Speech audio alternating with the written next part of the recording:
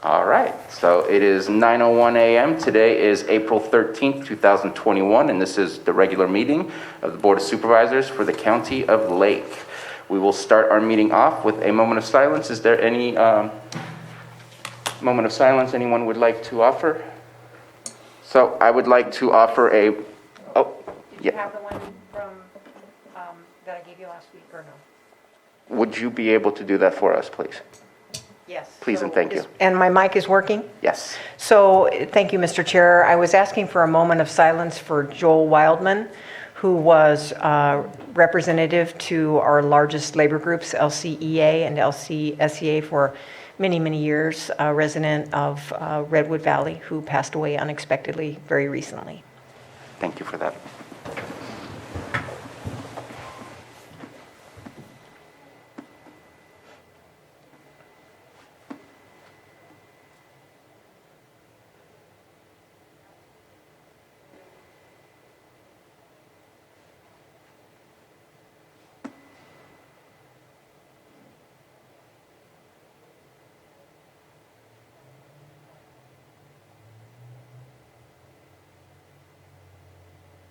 Supervisor Pyska, would you please lead us in the Pledge of Allegiance? Sure. I pledge allegiance to the flag of the United States of America, and and to the republic for which it stands, one nation, under God, indivisible, with liberty and justice for all.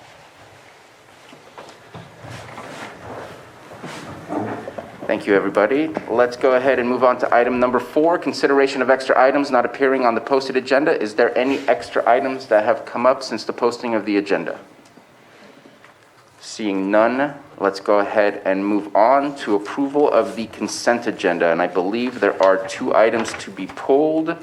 If the supervisors who wish to pull the items want to go ahead and let me know which ones again. I believe I remember which ones. I believe it was 5.11. 5.11, please. Correct. And then also wanted to pull item number 5.2 for further clarification as well. And so looking if we can take action on is there anyone else that wishes to pull an item? Let's go ahead and open it up to the public. Please, if you're in the Zoom room, click the button on the bottom of your screen to raise your hand. If you're on the phone, go ahead and dial *9. Or obviously, if you're here in the boardroom, raise your hand and let me know if you wish to pull an item.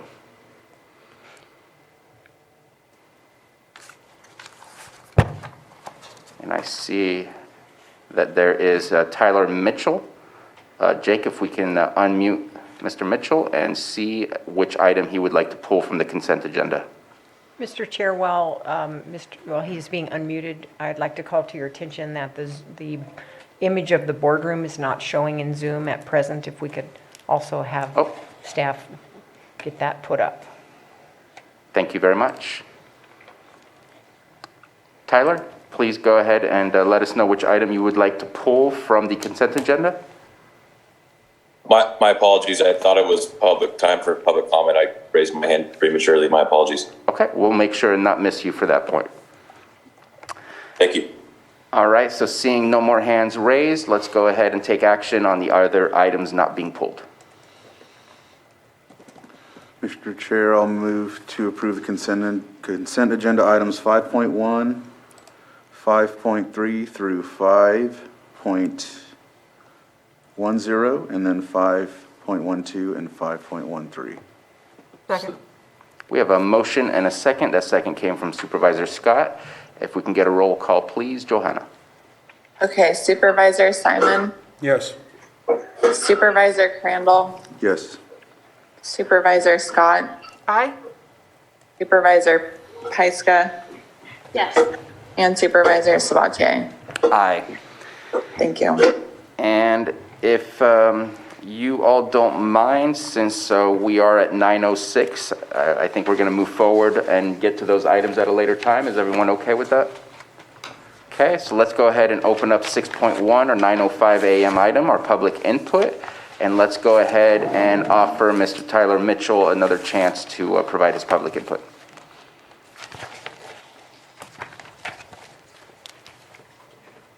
And And again, this is on items that are not on the agenda for today. If it is on the agenda, then we'll get to public comment on those when we get to those items. Great. Is my microphone on? We can hear you. If you could provide us your full name, please. Yes, my name is Tyler Mitchell, and I'd like to thank you for your time and the opportunity to share a few sentiments with your board this morning. My wife and I live here in Kelseyville, and I wanted to share a recent experience that with you guys that I had. It's actually with a recent experience I had with the planning department in another county, and the reason I wanted to share that is in order to be able to compare how much of a blessing it has been to have such an incredible planning department here in Lake County. I understand that land use entitlements can prove to be slightly more challenging than, say, a lot line adjustment. And the planning department here in Lake County is by far the friendliest, easiest to talk to, and overall most respectful planning department that I've experienced throughout California. To try and wrap up as best I can, my last 5 years dealing with land use entitlement projects outside of Lake County, basically I can say that it's been a terrible experience dealing with other planning departments throughout the state. And in fact, it's the other counties have been such a disgrace to small business. Planning departments are nearly impossible to get a hold of, and more often than not, just completely disrespectful of time and money that is put into trying to start a small business. Communication with planning departments outside of Lake County have been similar to pulling teeth. In fact, specifically for the past 3 years, working on a project in San Luis Obispo, I've been unable to reach the planning director, the deputy director, or even the planning commissioner in my district down there. It's been 3 years of non-communication, and even staff was extremely difficult to reach at times. Not once did I ever feel like I was getting helpful answers to my questions, and nor did I feel like my time and money was being respected. From that perspective, the planning department here in Lake County has been an absolute blessing since day one. Friendly staff every single time I visit the counter. My questions in the form of all shapes and sizes answered immediately or shortly thereafter. And overall communication has been nearly impeccable. So I just want to say thank you for such a great planning department. The leadership in the planning department has been something to admire. To go 3 years in another county without the ability to communicate really puts things into perspective for my wife and I while we're now working on a project here in Lake County. Out of the 850 calls that I've made to the planning department in the last 2.5 weeks, 2.5 weeks, I'm being a little facetious there. I've only been sent a voicemail maybe twice, and at any level throughout planning, whether it's the front counter, the back office, the management, my calls are always answered with respect and kindness. And it truly is incredible to work with your planning department here. And I just want to say thank you again for allowing me the time to share this with you. Thank you so much. Appreciate the positive comments, and I hope that we had enough staff listening to make sure that it goes through the entire department. But if not, I'll make sure that those comments are heard by that department. Appreciate that. Is there any other public comment? Again, if you're on the Zoom room, raise your hand. We do have one here in the board chamber, so we'll start there, but go ahead and raise your hand if you do have a public comment. Go ahead, Joan.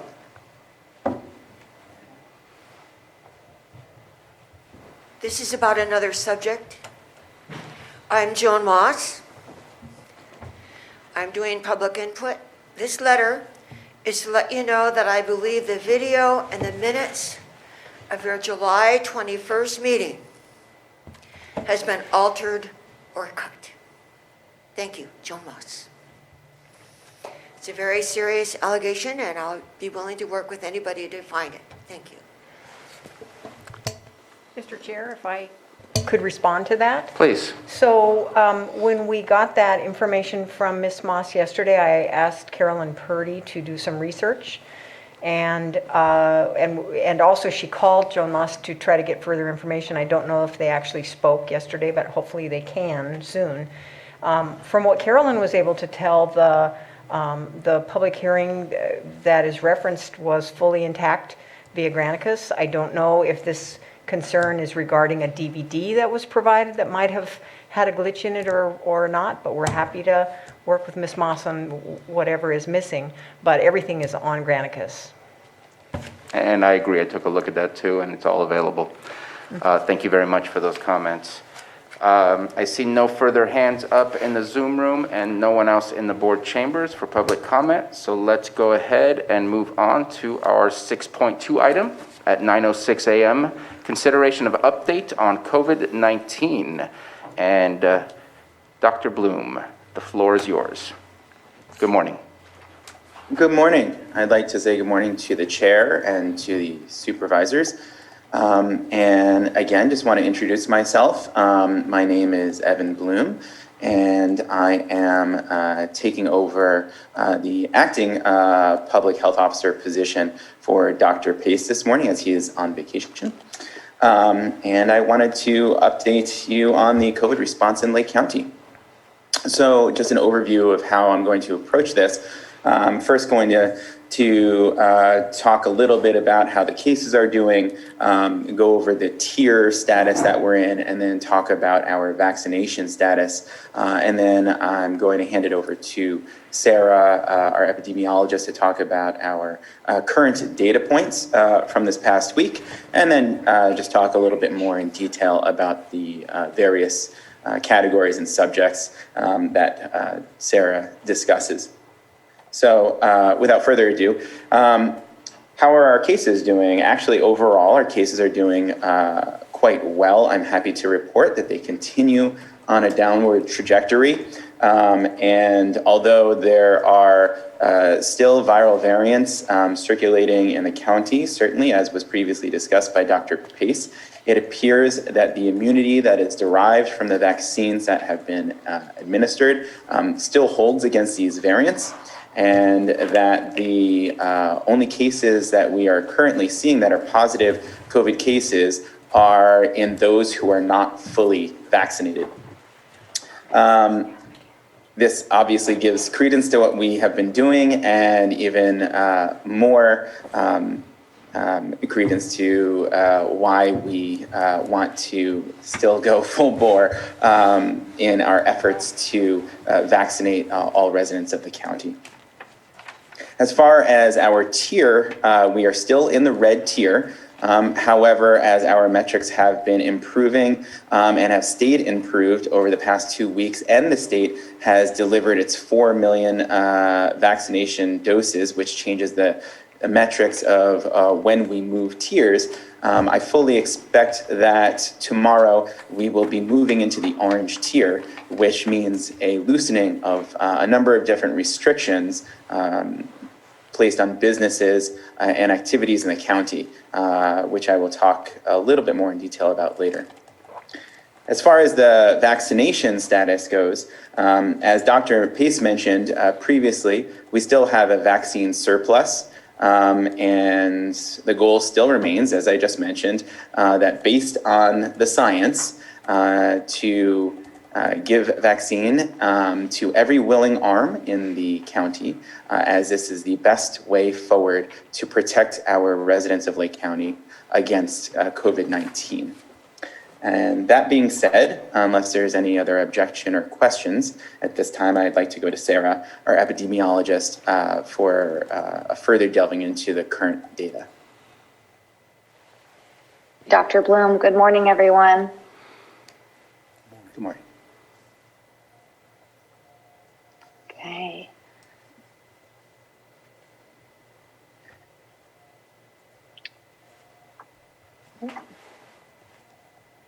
Is my screen loading for you all? It says loading. There it is. Oh, there. Okay. Let me apologize. It's not picking up in the right spot, but I'll get started as I pull it up. Like Dr. Bloom said, cases have continued to decline statewide, and we're at an all-time low in Lake County from what we've seen over the last year. And let me try one more time to get these slides up so you can see them. Okay, there we go. So on the left, we're looking at testing statewide. Testing statewide has decreased over the last couple months that we've discussed previously, and it plateaued for a couple weeks. But in the last week, we did see it continue to decline at the state level and in Lake County as well. The great news is that we continue to see very low and declining testing positivity at 1.5% statewide. That's a 7-day average. That's the lowest that we've ever seen or reported. This is great news. Obviously, testing is down, but as long as this continues to stay down, that's a good indicator.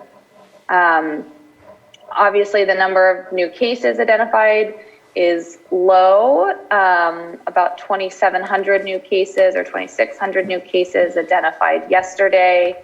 The daily case rate that the state is reporting as of yesterday was 4.7 cases per 100,000, the lowest that it has been in a very long time. And sadly, we are approaching 60,000 confirmed COVID deaths in the state of California since the beginning of the pandemic. Like Dr. Bloom said, it was a week ago, just after the Board of Supervisors meeting, that the state announced that it had reached its goal of administering 4 million doses in the Healthy Places Index Quartile 1, or in communities with some of the least healthy community conditions. So that goal was reached a week ago, and so the new thresholds for the daily case rates, which inform our tier, took effect. And I'll show those to you, but I wanted to highlight progress throughout the state in vaccinating people in the 4 different HPI quartiles. That you'll see in HPI 1 here, nearly 40% of eligible people, who are people 16 years of age or older, have received at least 1 dose. And about 58% of people here in HPI 4 have received at least 1 dose. So we'll continue to track this and report this over time to see progress in all our different communities statewide. Here are the new thresholds because the state has reached its goal, 4 million doses. Essentially, where it really has impact is that previously this moderate tier, or the orange tier, previously was 2.0 to 3.9 daily new cases per 100,000. And now that we have more people protected through the vaccine, they've increased this to 5.9 to move into the orange tier. And in Lake County, that means we can't have more than 27 cases in a given week. So like Dr. Bloom said, we expect, due to improving metrics, and I'm providing the latest metrics here for the week of March 28th to April 3rd, we expect the state to announce around noon today that Lake County will be moving into the orange tier effective tomorrow at 12:01 a.m. tomorrow. And we expect this map, which is from last week, to see more orange counties and maybe a few more counties in the yellow, indicating minimal transmission. So really positive news statewide. I'm really pleased to see that improvement hasn't just been in certain regions or certain counties, but we're seeing improvements in nearly all counties and certainly all regions throughout the state. So just going to say that again, we expect the state announcement to be around noon today to be effectively in the orange tier tomorrow. And here's the epi curve. And here where we can show you the 3 weeks here that we had been in the red tier. The week of March 28th right here is what makes up our tier metrics that will be announced today. We identified 21 cases during this week, which puts us solidly in the with orange tier metrics. And then for the week that just finished, the week of April 4th, so looking ahead, this week we've identified 14 new cases for this week. Now, data will still come in over this week as we get test results back, but this is a promising sign that hopefully, hopefully we see that this is pretty stable when we report this week. Next week, I'm hoping that it won't be more than 20 to 25 cases in this week. Just keep us solidly in the orange tier. So lastly, just a couple slides on really great progress in terms of vaccination coverage in the county. So about 43% of Lake County residents 16 years of age and older are at least partially vaccinated, and that's more than 22,000 people in Lake County. So I think that's really impressive. More than 22,000 people have received at least one dose as of yesterday. And I want to walk through the table because this is how I'm going to continue to report these data, because I don't believe that our tribal health data will be integrated into the California Immunization Registry. We're sort of hoping that would happen, and my sense right now is that's not going to happen. So I'm going to report them separately and show them here. So the limitation here is that the data aren't in all one system, so I can't pull them all at one time. So I'm using a number based on an older report from Tribal Health here. So this is actually a conservative number from Tribal Health. I actually believe that they've vaccinated more than the number I'm reporting here. And we'll continue to get updates so we can include those data in to help us understand total vaccination coverage in the county. So just to walk through this, from the California Immunization Registry, we know that about 6,700 people in Lake County are partially vaccinated, and that's about 13% of the eligible population. From the California Immunization Registry, or CARE, we know that about over 14,000 people, or almost 27%, more than 1 in 4 people in Lake County are fully vaccinated. And through Tribal Health, again, I believe this is a really conservative estimate, but at least 1,600 people are fully vaccinated for about 3.1%. So countywide, over 22,000 people have had at least one dose for about 43% of the eligible population. And so then I was looking by age, and obviously there's been changes in who's eligible and availability over the last couple weeks. I was really pleased to see that just in the last 7 days, more than 1,000 people, 55 to 64 years of age, received their first dose. So this was a 30% increase from the week prior.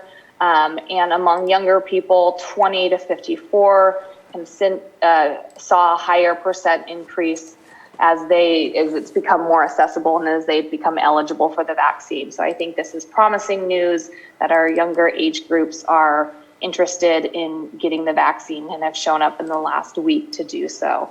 To focus on some of the older people in the county, I'm also pleased to highlight that 2 out of 3 people 65 years in age or older are at least partially vaccinated. And of course, this is important because age is a risk factor for severe illness, hospitalization, and death. So continue, though the progress is slowing, certainly among older people, continue to see slight improvements among some of our most vulnerable residents. And that's all that I have for today, and I'm happy to take any questions if there are any. Thank you very much. Do we have any questions for Sarah? Dr. Bloom, did you want to go ahead and close up the presentation, or how would you like to proceed? Absolutely. Unless there are any further questions for Sarah? No, the numbers look great. Yeah. So as just to reiterate what Sarah was saying, our cases Very, very happy and excited to see that our cases continue on this downward trajectory, which at least over the past couple of weeks have remained stable and actually are at their lowest point that we've reported. So great progress, and hopefully this will continue.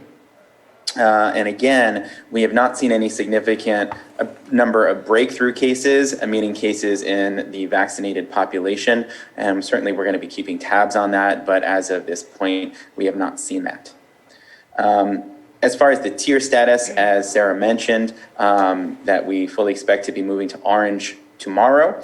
And some of there's an exhaustive list of the various changes from red to orange that we'll be seeing when it comes down to rules and regulations. However, I wouldn't expect it to be as stark as it was from purple to red, but still, just to give you an idea of some of the changes, restaurants will be able to move from 25% to 50% capacity. All retail will be able to be open indoors with modifications without a maximum capacity as they had in the red tier. Wineries will be able to be open to 25% of maximum capacity without reservations needed. Bars can be open outdoors with modifications. And gyms and fitness centers can increase to 25% of maximum capacity, up from the 10% that they were in the red tier. Outdoor gatherings have increased in the maximum number of people allowed from 25 to 50. And although indoor gatherings are still discouraged, and certainly if that's to take place, masks should still be worn, as there's still a high percentage of the population that is not vaccinated, but the number has increased to be allowed to 25 people or 25% capacity if you're in a capacity limited environment.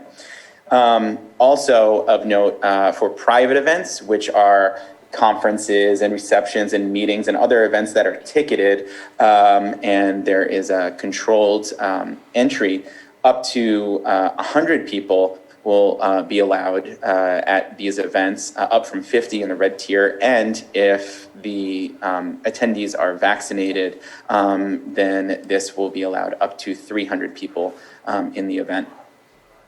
So just as a taste of the changes that we'll be seeing, for more information and a more exhaustive list, you can always go to the website covid19.ca.gov for more information. So just to talk a little bit more about the vaccine rollout, as Sarah mentioned, with the younger populations, that there does seem to be some ongoing interest, which is very good, from the younger populations in becoming vaccinated. And interest is, over the past 2 weeks, I know it was discussed before, that interest may have been waning a little bit. And for the first time, we had a vaccine surplus, which we still have. However, this past week, interest seemed to increase actually a little bit with the numbers that we were seeing signed up for vaccination clinics over the past week. Vaccine hesitancy is still an issue which we are working on, both with our partners throughout the county and with various programs ourselves.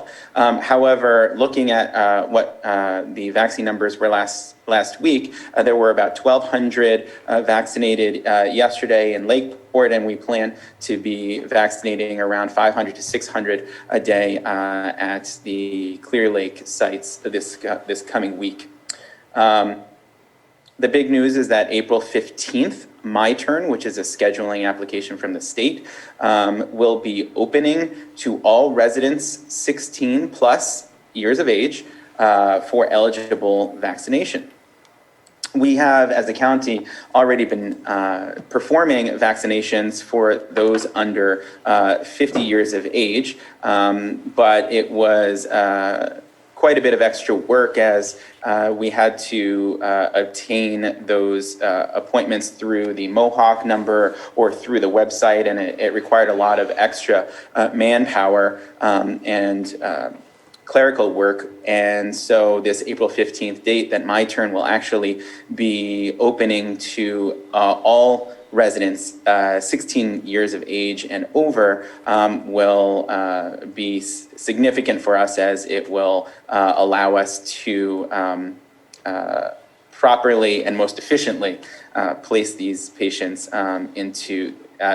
residents into vaccination slots. Finally, I just wanted to briefly mention a couple of issues that we had this past week. I did want to mention one particular issue that occurred. As you remember, we were provided a number of staff from the state a couple of weeks ago, which was quite a boon for us, as we were able to give a break to the hardworking staff that had been working all year long with not much break, and we're able to allow them to return to their regular job positions and to start to try to catch up on everything that they had to drop to help with the vaccination effort.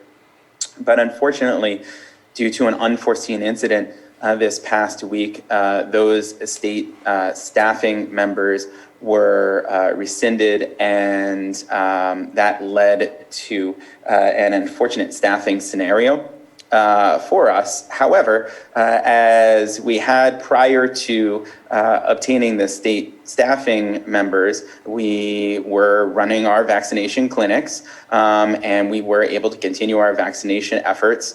As we did prior to the state staff, we will continue to do so and have been doing so over the past week. So for the short term, we are utilizing the staffing model that was previously used prior to the state assistance in staffing. And for the medium to long term, we are currently working towards creating a blended model of staffing utilizing local and state resources to adequately serve the needs of the county.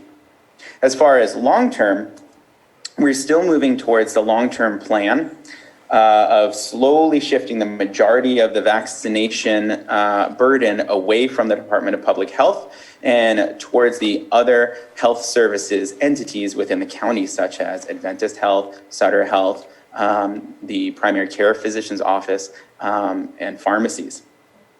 So in conclusion, our cases continue to decrease and have stabilized over the past couple of weeks, which has led us as a county to be able to move into a less restrictive tier from red to orange. And our vaccination rates continue to increase, as Sarah said, with about 43% of the county at least being partially vaccinated, and a much higher rate of vaccination in our advanced age vulnerable population.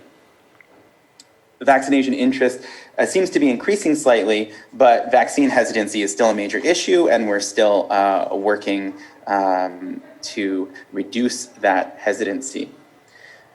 Vaccine access has been increasing significantly and will be increasing significantly in just a couple days on the 15th of April, with my turn opening to all of the residents over 16 plus in Lake County. And hopefully this will lead to even greater vaccination demand, as we do have a surplus and would like to use as much of that vaccine as possible. So please go to my turn starting on the 15th. And if you have not had a vaccine, please sign up to be vaccinated, as it is the best protection against COVID-19 that we can provide our county residents. Finally, staffing the vaccination sites has had a few bumps in the road this past week, but we are working toward a sustainable mixed model of local and state resources for sustainable future operations. And with that, I will stop talking and complete the report and open to any questions. Thank you. Thank you very much, Dr. Bloom, for your presentation, and to Sarah as well. Everything is looking very positive. This is good. Let's go ahead and open it up to board members. If you have any questions for Dr. Bloom, Supervisor Scott? I do have a question. Thank you, Dr. Bloom, for your report. It's really looking, as Supervisor Sabatier is saying, very promising for Lake County. I do have a question, and I don't know if you'll be able to answer this, but I know the CDC this morning came down wanting us to halt Johnson & Johnson vaccines, and I believe we were offering one of those clinics this week. So what is the plan for that? Do we know? So I was actually just in discussion just before the meeting this morning with our lead nurse. I'm still in discussion with our lead nurse, and I can get back to you about that. But I believe that we are looking at suspending just momentarily the Johnson & Johnson vaccine in light of the new questionable findings pending further guidance from the state. However, I'm more than happy to get back to you with that, as I don't have all the information as just yet, as I was just discussing it this morning prior to the meeting. Thank you. And it looks like Denise Pomeroy's hand went up, and so I'm guessing it has to do with this comment and this question. So Jake, if we can ensure that Denise Pomeroy, Director Pomeroy, has the ability to unmute.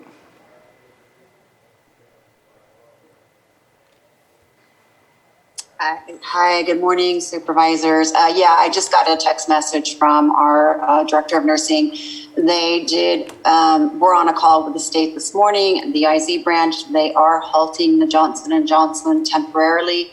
The clients the residents that have vaccines scheduled for tomorrow will be called today and offered the other vaccinations that we have, either Moderna or Pfizer. If they're willing to take those, they will still be able to keep their appointment. Anybody else will be rescheduled for another time. Thank you very much for that update. Any further questions or comments? I think I saw Supervisor Pyska's hand up. Well, thanks for clarifying that. I actually have my Johnson & Johnson appointment for tomorrow. So I was wondering how that was going to work with scheduling, but it's great news that we have a surplus to handle those appointments. Yes. And after reading the press release on Friday, I went on to my turn and it was opened up to myself. I'm 45. So I think that for our county, anybody should try to get an appointment as soon as they can. And I really encourage everybody to do that. It's wonderful news to see that we have such an increase in demand and that that our numbers for infections are low. So I'm really, really pleased to see that we're at this space, and encourage everybody to just try right now. I tried every day last week. I've been really, I've been waiting my turn, but when the opportunity comes, act on it, please. Thanks. Thank you. Any further comments, Supervisor Scott? Just want to comment on that. Last week I was actually in the pharmacy, and a woman there in line made a comment about not understanding how to get the vaccine, where to go. And I was impressed with our community. It wasn't only me, but there was 2 other people giving instructions and direction on how to get the vaccine. So it was really encouraging that our community is reaching out and making sure that people have the proper information. So just thank our community and keep up the good work on trying to help everybody get vaccinated. Thank you very much. Any further comments or questions? I did have, number one, I want to provide some gratitude. I know that the staff shortage was unexpected, and I want to share appreciation for the over-the-weekend work that certain staff members provided to try and resolve the issue. And there is a solution at hand. It's maybe not the easy solution, but the fact is the service of providing vaccines is too important to decrease that service. And so I know that there are some future calls coming up to try and get back on board with the state and make everything the same as it was, because our staff need that respite. They need to be able to go home and relax and enjoy themselves. They've been working hard throughout this whole process. And so I appreciate the fact that there was work done over the weekend to fix those things. I don't want that to go unacknowledged. Very happy that we're going in orange. However, I don't see any updates, and I haven't heard through my CSAT calls of any updates either of any loosening up for getting into yellow. Yellow is still the same threshold in order to get there, but I also know that June 15th is still the potential date when the tier system might disappear altogether. Just wondering if you've heard anything about that, Dr. Bloom, about loosening up the restrictions after we hit that 4 million mark. Is there going to be a 6 million mark or an 8 million mark, something of the kind? So I am not aware of the any sort of loosening of other type of restrictions based on volume of vaccination to HSI tiers. However, of course, I could be mistaken, and I could have missed a call. So let me just quickly ask Sarah. Sarah, have you heard of anything that I'm not aware of? No, I think that's accurate what you both shared. I haven't heard of any changes regarding, or any changes we should expect regarding the yellow tier. Echo what you said about June 15th, being the plan at this moment, given the positive trends. The only thing that I'll say it's not official yet, there has been some preliminary discussion about the rules essentially to move back into, so if we start to see an increase in cases and we would potentially have to move back into a more restrictive tier, they're actually making that, it's going to be harder to move back into, say, the red or the purple as we get more people vaccinated. So I think, so I haven't seen a change to yellow, but on the other end, I think they're making it more challenging that I expect we'll hopefully be able to stay in the orange tier.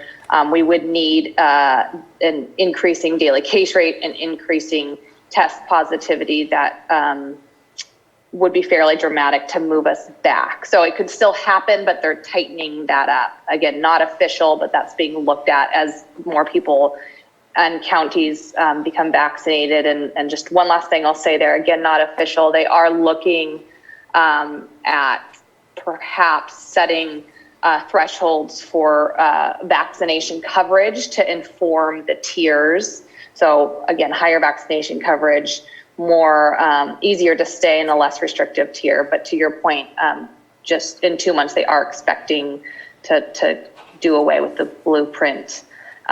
So we may only be discussing this for the next 2 months. Perfect. Thank you very much to the both of you. I think that I personally, on my CSAT calls, will be requesting a loosening of the yellow just because our businesses have been holding and waiting for a long time. And if our vaccination rates keep increasing, I see that as a safety net. And so far, we have not seen the loosening of the restrictions backfire and show that it's put us back into a position of rising cases or rising positivity rates. So I think that we can continue following that method and try to open up a little bit more before June 15th if possible. It would be nice to be in the yellow and be nice to be done with it all too. And those are all the questions that I have. Let me just check again real quick. Any further questions? All right, let's go ahead and open up to the public. We have a public member here in the chamber that has a question. Please come up to the microphone and ask your question. And then just to prepare for the rest, in the Zoom room, go ahead and click the raise hand or *9 if you're on the phone, and we will get to you once we're done here in the chamber.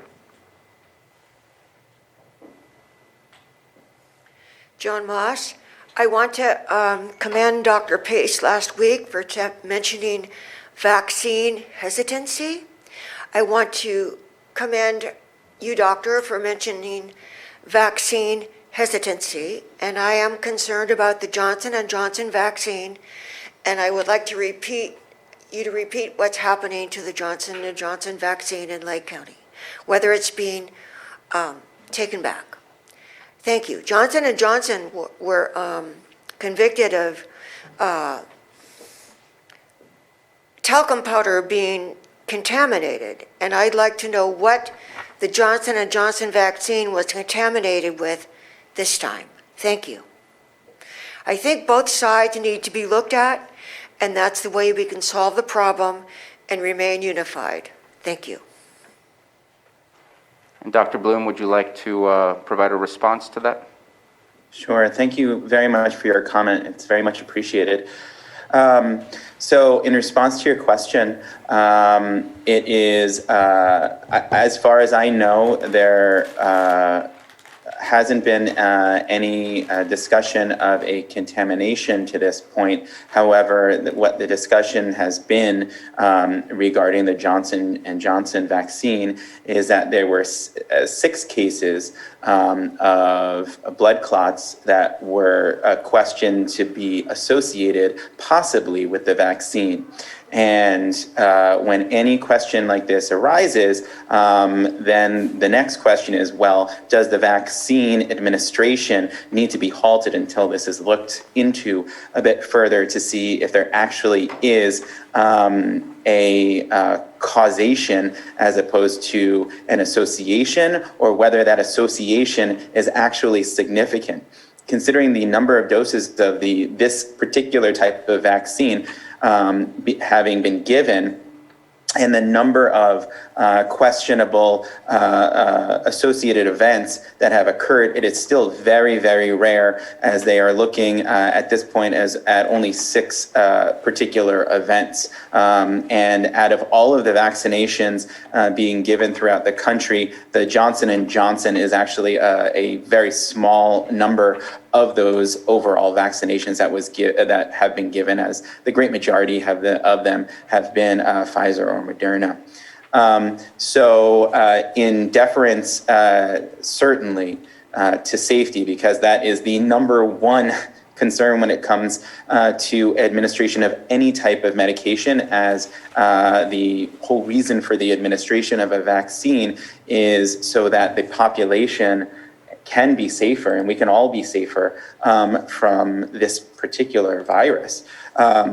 So when the concern comes down to whether or not there could be anything having to do with the safety of the vaccine, then the vaccine administration is generally halted until more information can be gathered and analyzed, which is where we are at this moment. So again, just want to repeat that it is a small number, very small number of what is I'm being told and have read about is blood clots that may possibly be associated, but there's not enough data at this time to say whether or not there is a causal effect, meaning that 1, the vaccine caused the blood clots, and 2, whether or not an association even actually exists. So that's where we're at the moment. Hopefully that answers your question. Thank you very much, Dr. Bloom. Yes, I think we've all been reading about it as of this morning, and I believe that the denominator was in the 4 million mark for the number of Johnson & Johnson vaccines, which makes 6 a very small number, but they're being cautious and they're reviewing it. And so right now we are on hold here in Lake County with the Johnson & Johnson. As was discussed earlier, we will be calling everybody who has made an appointment for the Johnson & Johnson on Wednesday to see if they're willing to move on over to the other vaccines that are available to them, as we put that on hold until further notice. Okay, and I see we have 2 hands up in the Zoom room. And so let me find those hands. Elaine Zacher? No, sorry. Yes, Elaine Zacher. Let's go ahead and unmute. And please provide your full name. Unmute. I'm Elaine Zacher, and I'd just like to say that I'm surprised that you're promoting the vaccine so strongly while the clinical trials are still ongoing, and there have been many adverse reactions, which are tracked by the Department of Health and Human Services at their website. You can find them at their website that's set up for this purpose. It's vaers.hhs.gov. And there you'll find a long list of adverse reactions, including death. These are the short-term reactions. Long-term reactions are unknown at this time. I think it would be better use of taxpayer dollars to spend them on health education. For example, clinical trials show that there is a direct correlation between levels of vitamin D and the severity of COVID symptoms.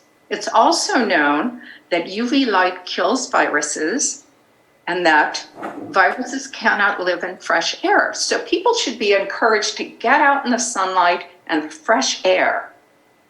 And it's also known that there are effective medications against COVID.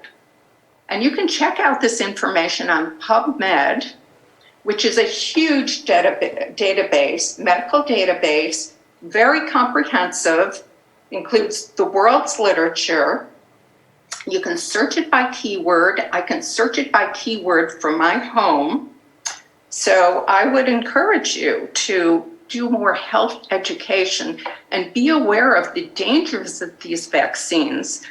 The long-term dangers will probably not be known until next flu season when people are low in vitamin D. And maybe I'd like to relay something my dentist told me. My dentist told me that now his patients have a lot more cavities, and that his patients who have never had cavities have cavities now because they're mouth breathing under the mask, and they're breathing in trapped bacteria, and it's deteriorating their mouths. And I imagine they're breathing it into their lungs, and it's having an adverse effect on their lungs. So people need to be educated about the problems with masks and to wear the proper kind of mask and not to mouth breathe under their mask. But that's all I have to say. Thank you. Thank you for your comments. Next, we have Will Tuttle. Let's go ahead and unmute Will Tuttle. Hello, hi. Yeah, this is Dr. Will Tuttle. I live in Hidden Valley Lake. And I sent an email to everybody, all the board members, urging you respectfully to consider adding Lake County to the Healthy Communities resolution, which has been already passed by 14 counties in the state of California: Yuba, Colusa, Butte, Del Norte, Glen, Modoc, San Luis Obispo, Orange, Shasta, El Dorado, Lassen, Placer, Siskiyou, and Center counties have already passed this, and it basically frees the counties from being under this California state colors and the different levels, orange and so forth. And the idea is that the counties themselves have enough wisdom and don't have to cater to and kowtow to whatever Sacramento tells us we have to do. It's really well known that California has probably among the most draconian, devastating economic lockdowns that are destroying people's health and economic health and breaking up families and just totally destructive to our society, and among the worst health outcomes. I mean, we have we have a higher rate. I mean, it's ridiculous that we are actually feeling like we have to abide by these technocratic rules that are being handed down by these bureaucrats. And the other thing is that I really like Elaine Zacher was saying. I really like what she was saying. She was saying that it's important. You are the representatives of us, of the people, and it's very important that you get educated.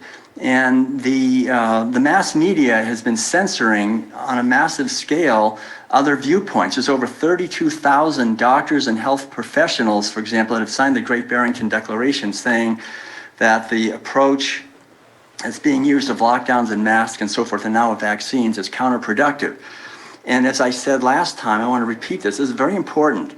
Mike Eden, who's he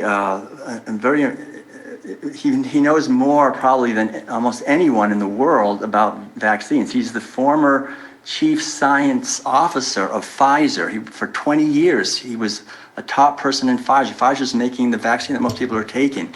He's resigned from there, and he is trying to warn the world about this vaccine. You have to understand, this vaccine has not been approved by the FDA, right? You know that. It has not been approved by the FDA. This vaccine has only been granted authorization for emergency use. Okay, it's never been tested. They've tried for 30 years to make coronavirus vaccines on animals. It always killed the animals. It always looked great in the beginning. They made the proteins, it made the antigens and all that stuff. And Dr. But then, Tuttle, your the time animals all is up. died. They were all Dr. killed. Tuttle? And so what Mike Eden is saying very clearly here, he said, it Dr. is now Tuttle. too late to save any person who has been injected with any COVID-19 vaccine. Here it is those who have not yet been injected with a deadly compound to fight for the continuation of humans. Dr. Tuttle, if you could please get to your final point. You've passed your 3 minutes. Okay, thanks. So the point is, this guy knows that Pfizer and these other companies are criminal. They've been fined millions of dollars for criminal behavior over the years. Why are we trusting them? He says billions are already condemned to certain unchangeable and agonizing deaths. Each person who has received the injection will certainly die prematurely, and 3 years is a generous estimate for how long they can expect to remain alive. These are not safe and effective vaccines, and they will be killing people, and you're responsible if you're promoting this. That's really an important thing, essential. This is critical. This is a genocide. We really have to understand that. And Dr. Tuttle, I need you to Thank you very much. close up. Thank you. Everybody's getting the same amount of time. We're trying to do the best we can to be fair. I see we have Kay Toy, if we can unmute, and then provide your full name, please. Hi, this is Kathy Toy. Yeah, I really want to, at this point, just as a community member, lend my support for both vaccination and the continued use of masks. I don't recall the gal's name who was talking about checking in with her dentist and him telling her that mouth breathing, quote unquote, under the mask was causing cavities. I would ask people to consider the hundreds of thousands of healthcare workers that for decades have always worn masks in their field of work. It's something that medicine has been doing for a long time. So I would consider that's the truth of that statement. And I just would like to be in support of being community-oriented as opposed to self-oriented. And that's just what I want to say. We need to work as a community to create immunity and to move forward so that we can get on with our lives. Thanks. Thank you. Next, if we can unmute Melissa Fulton. And even though I did provide your full name, if you can provide your full name. Yes, of course. Melissa Fulton, CEO of the Lake County Chamber of Commerce. I'd like to go back to the comment. I was making some notes about the changes from red to orange. And in particular, as far as events, public events, with, I believe the statement was controlled numbers of people. And if the statement had to do with it's 100 or you can do 300 if they are vaccinated. So that puts anyone who wants to do an event, this is a question, in the position of having an entrance gate and asking people if they've been vaccinated. Is that a correct understanding in order to move from 100 attending to the 300 period, or the 300 limit? I believe, and I'll let Dr. Bloom correct me if I'm wrong, that this had to do with conferences and through invites rather than just public venues and public events. But I'll let Dr. Bloom say the final word on that. As far as I understand it, and again, I'm going to defer to the state document on this, as it's a bit more in detail. But as just mentioned, to my understanding, that this is in regards to specific invited guests. So that would be meetings, for example, or conferences where there is a controlled invite list, and that it's not an open to the public event or any other open to the general public scenario. As far as the proof of vaccination, that statement, again, I will have to defer to the state guidance, which should be able to be found at covid19.ca.gov, and also through the CDPH, the California Department of Public Health, excuse me, I don't want to make an incorrect statement regarding what that statement means, meaning whether or not that is just checking at the gate and what that checking entails, or whether that means a more advanced and robust confirmation of vaccine status. All right, I appreciate that response. And that was the one point I missed, the fact that this is an invitation-only type of event. So I think what the real message here is that any of us who are planning outside public events need to check at the official website for clarification at the level we're going into. Would that be a correct statement? All right. Thank you very much for your time. I certainly appreciate all of the information that is shared on our Lake County position for COVID-19 each and every week. So my appreciation to our public health department and to the supervisors for making sure that we have this opportunity to hear for ourselves and also ask the questions. So thank you again. Thank you.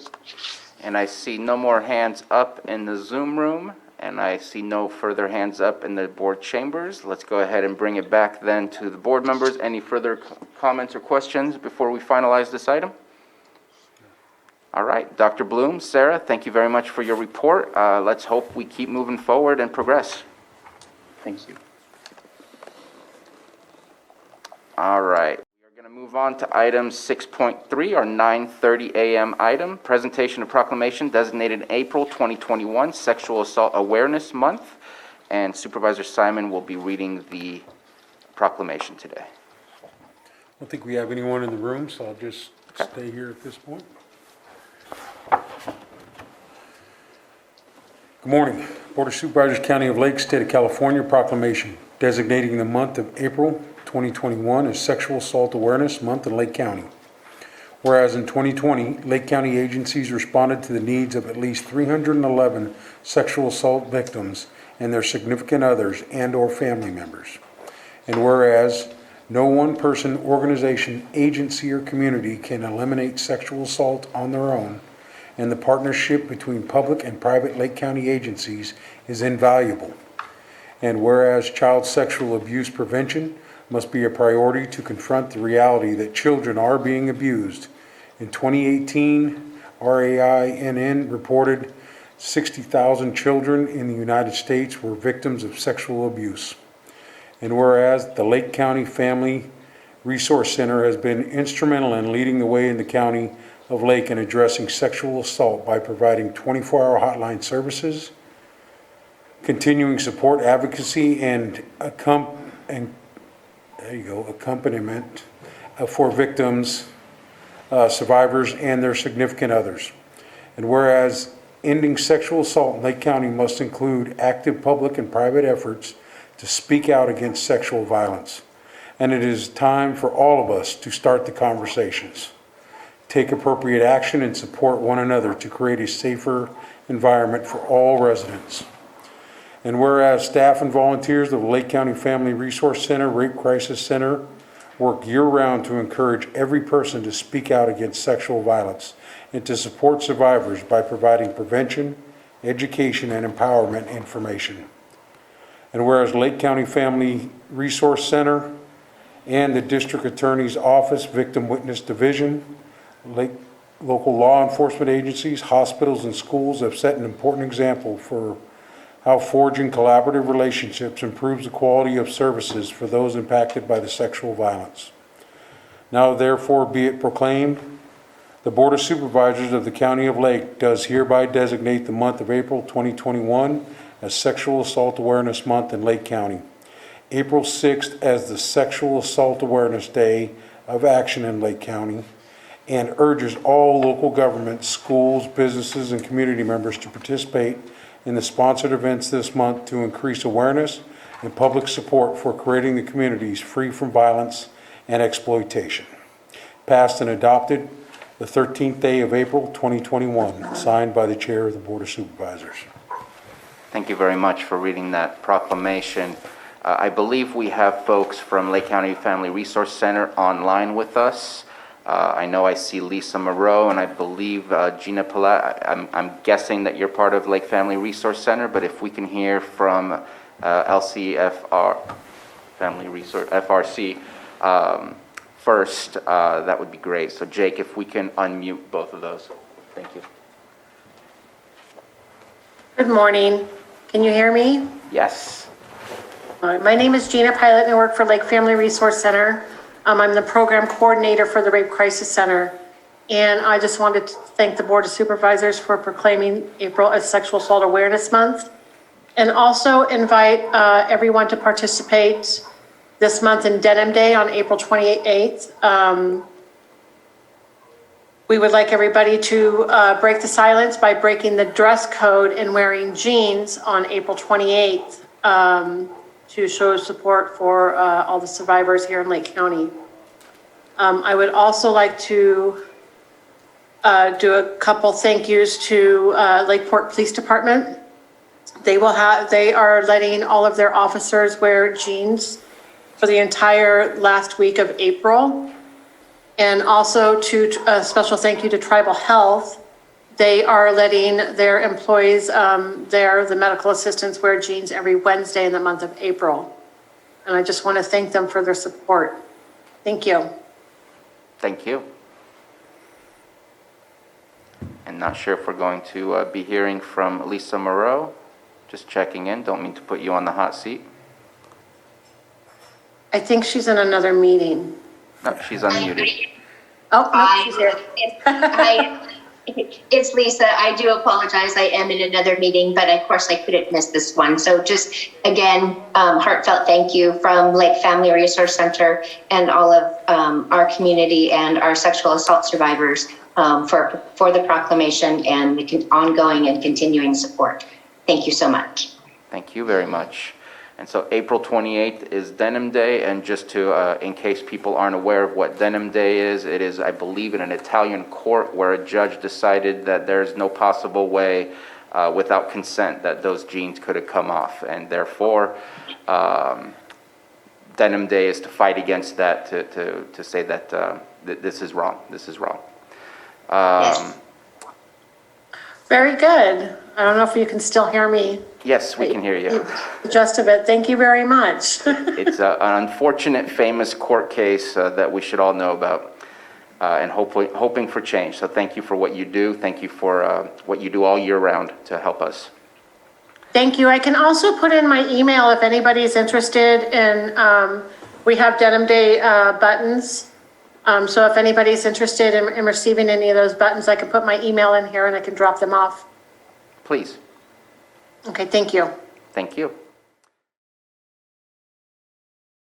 Okay, we are going to move on to our 9:35 a.m. item, presentation of proclamation designating the week of April 11th through 17th, 2021 as National Public Safety Dispatchers Week in Lake County. And I see that we have Sheriff Martin with us. Oh, we can see your lips move, but can't hear you. How's about now? It sounds great. Okay. Is somebody from the board going to be reading the proclamation, or? I saw that you were on here and was wondering if you were planning to read it, or else we have Vice Chair Crandall ready to read it as well. It's up to you. Let's have Vice Chair Crandall read it, but I do have some comments once he's done. Perfect. All right. Well, here we go. Thank you, Sheriff Martin. I'll go ahead and read the proclamation that the board's designating the week of April 11th through 17th, 2021 as National Public Safety Dispatchers Week.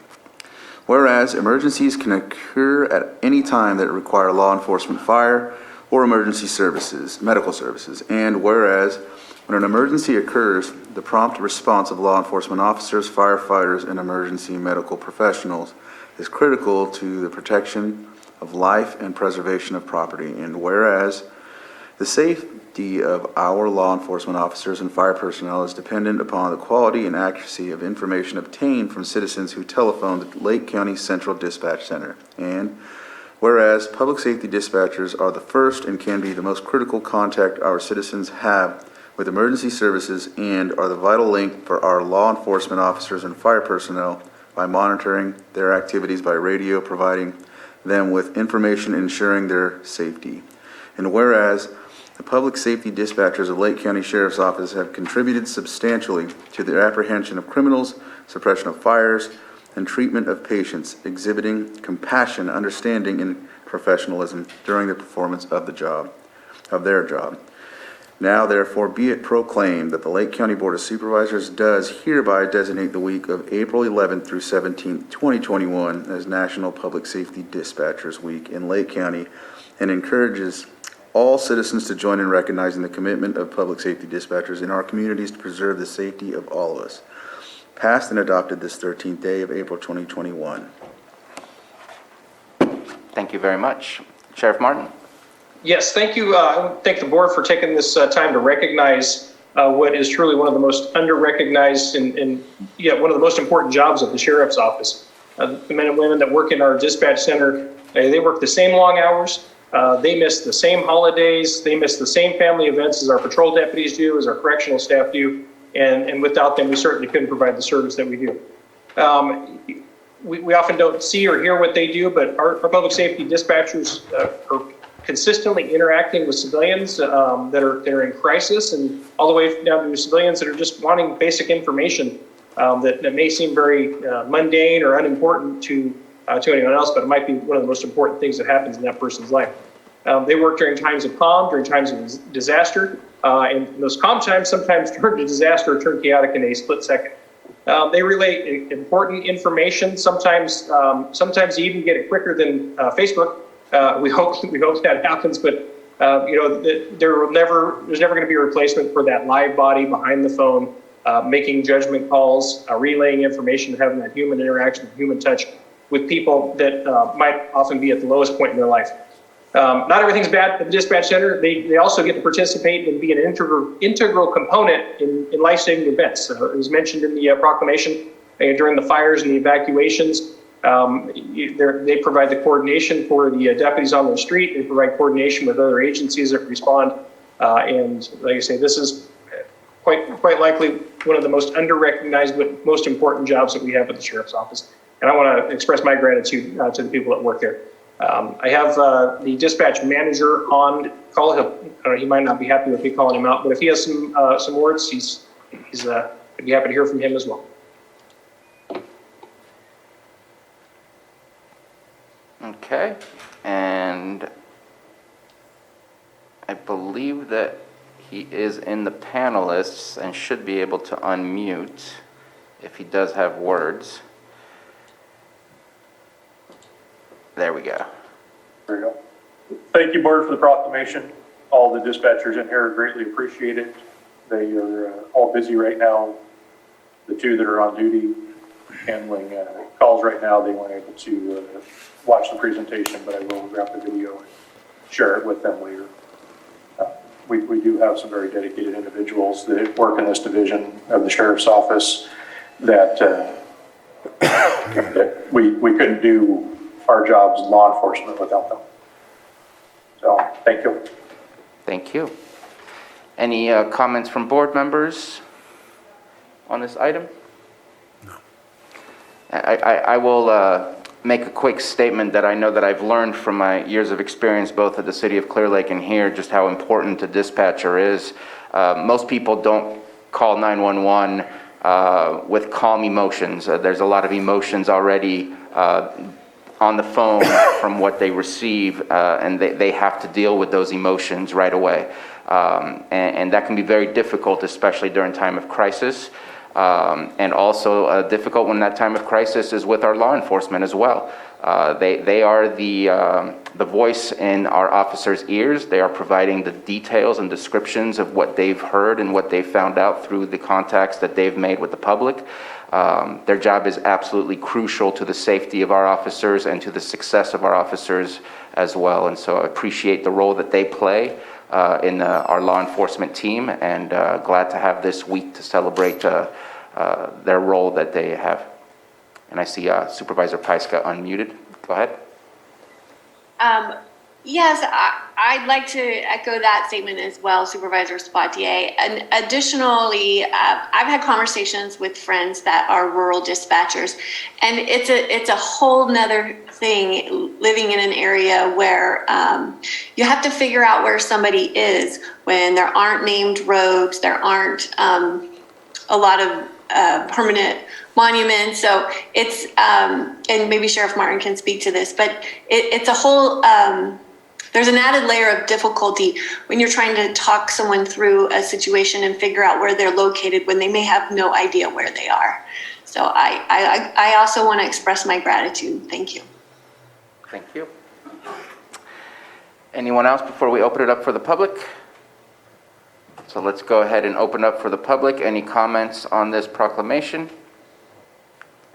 Again, click the button at the bottom of your screen that says raise hand, or if you called via phone, dial *9. And then also looking in our chamber to see if anybody has a comment on this.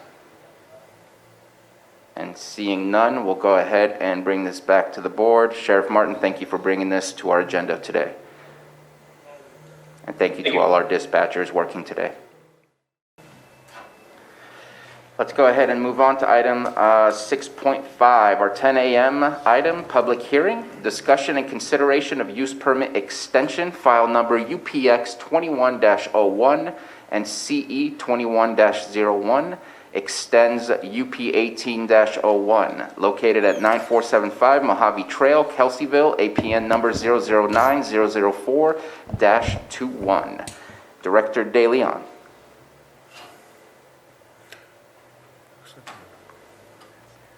Good morning, Board. I'm actually going to turn this presentation over to our Associate Planner, Eric Porter, and he will be making the presentation this morning. Thank you very much. Thank you. Thanks, Scott. Good morning, Supervisors. Can you hear me? Yes, we can. Good morning. Good morning. What we have before you today is a request for a one-year extension for an 85-foot monopole that resembles a fairly large tree. This is fairly controversial when it came through. It was approved originally on January 24th of 2019, approved by the Planning Commission, and then subsequently appealed to the Board of Supervisors, who heard the appeal on April 23rd, 2019, and denied the appeal, upheld the tower, leaving a 2-year window of opportunity for the tower people to construct the tower. Due to COVID and due to the Mendo Complex fire, the tower providers were unable to construct the tower, and so they have come before us in a timely manner requesting a 1-year extension. The code allows for up to a 1-year extension by the approval board per section 60.1 subsection C of our zoning code, which indicates that prior to the expiration of a permit, if the applicant files for application for extension, the period within which substantial physical construction or use commenced may be extended by 1 year by order of the planning director, zoning administrator, etc., or board of supervisors. And since the board ultimately approved the tower, we felt at staff level that it was appropriate to bring this back to the board for consideration and our recommendation to approve the 1-year extension.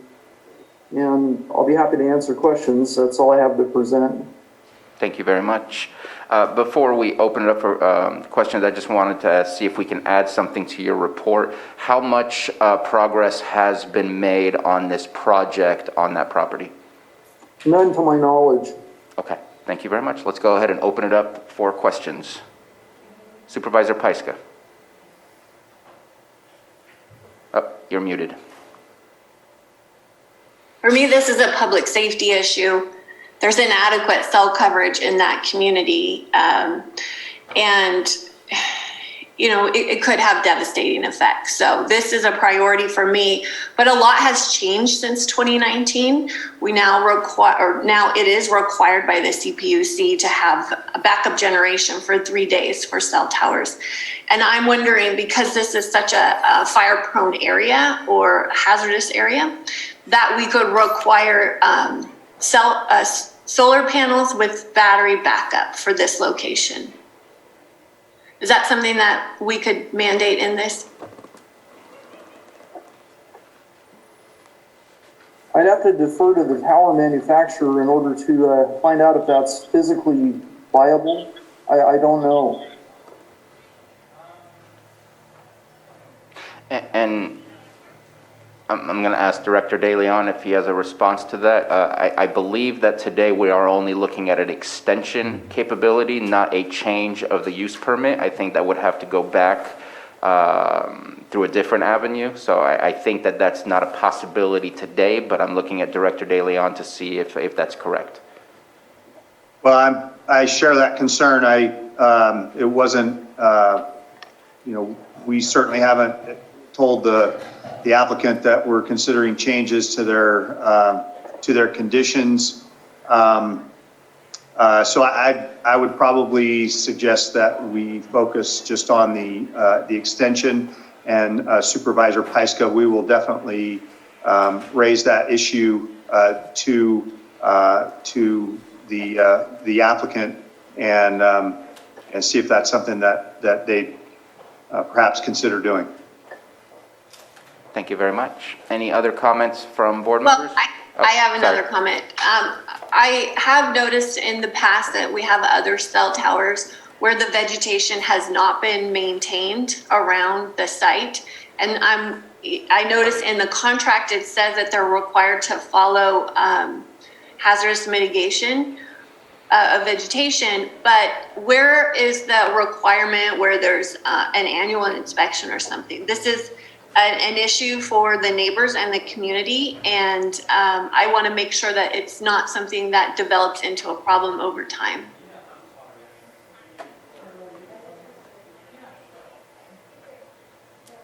And is that something that's already in the conditions of approval? I know those were provided to us. I'm seeing a nod from Director DeLeon. Well, I was going to defer. I don't have the conditions of approval in front of me, and I'm looking at Eric, and it appears he's going through the conditions. So hopefully there's something in the conditions that require that they maintain the site. It's in the conditions. I'm just, you know, where. Yeah. So if it's in the conditions, Supervisor Pyska, and let's assume for the discussion that they weren't following the conditions and they allowed the vegetation to overgrow there. With a complaint from a neighbor, we're going to go do an inspection on that. So that'll be a complaint-driven thing, and so we would rely on the neighbors to help us make sure that they're following the rules, and we can certainly make an inspection and deal with the applicant if we find that they aren't following the rules. We can certainly do that. And I just want to quickly requires hazardous vegetation to be mitigated. I'm not seeing anything in here that mandates annual inspections, but that's fairly typical for any use permit. And I just want to remind, complaint-driven. I just want to remind again that we are discussing the extension, and I think we're getting into the, no pun, into the weeds of the discussion of the use permit itself, and I think that the inspections and the maintenance of the use permit activity is separate from the discussion that's before us here today, which is just the extension. Well, I understand that, but there have been significant changes since 2019. So that's why I'm bringing these up. Okay. Do you have any further comments, Supervisor? Any? Well, I know that there's some public comments, so I'm looking forward to hearing that. Right. Any other comments from board members before we open it up for the public? So I do have a question for Ms. Grant, and I apologize if this is opening up a can of worms. I know that there's FCC guidelines on towers. Those guidelines don't pertain to this specific conversation because the guidelines that we discussed last time was for the approval of the use permit because there was an appeal process that was brought to our board. We approved it, and we were looking at the guidelines stating that there's some sort of right to having access to these things. Therefore, if they've done due diligence, they should be afforded the right to be able to erect these towers. That is not what we're discussing today. This is a discussion of following local authorization to get or not receive an extension, which would not backfire with using that FCC law, because this is more of a, did you do your due diligence with the use permit we gave you, not, do you see where I'm going with that? I think so, sir. I think what you're asking is that because the FCC, and I wouldn't call them guidelines considering the stringent requirements they attach, and the fact that they very much tie the hands of local jurisdictions, which increases every time they issue a rule or an order. Here today, you're looking, as you have said, as to whether the circumstances justify the extension, which the reasons given have been fires and COVID.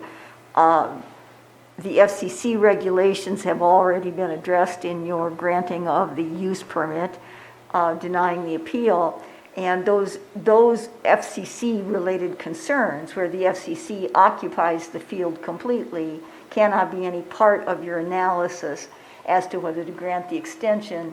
It's the grounds that are provided.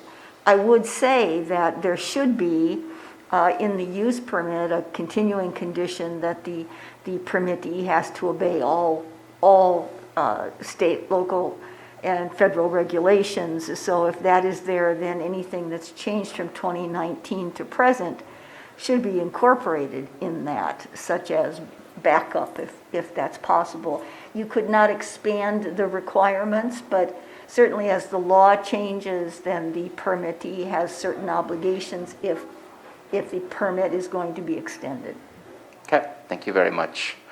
So with that, I just want to ask again if any board members have any further comments or questions before we open it up for the public. Supervisor Simon. One last comment, and maybe I missed it in here. I just want to check with Eric and Scott that the fee to ask for the extension, was that paid? Yes. Okay. Okay, thank you. Thank you. And seeing no further question, let's go ahead and open it up to the public. I have a feeling we have some folks here in the board chamber that want to make a comment, so let's go ahead and start in the chamber. But if you're on the Zoom room, please click the raise hand at the bottom of your screen, or if you're calling via phone, dial *9 and we will get to you momentarily. Let's go ahead and get started on public comment. Please state your full name. Aurelia Johnson. I live in the Riviera. And if it's possible, would you be able to keep your mask on? We can hear you with the microphone. So that you could talk. we can hear you with the microphone. Okay. Just like you can hear us. All right. Thank you. Anyways, we started this 2 years ago and we've appealed it. This year has changed, considering in over 150 years it's the driest that our area has been. We haven't had any water. Our issue back then, when we were going through all this, the fires were going on when we were going to court for the appeal. And we'd asked you guys to make sure that the guy cleared 100 feet out, do his property fire back or whatever it is, and he still hasn't done it. I have pictures you can see in my backyard. It's just covered with stuff.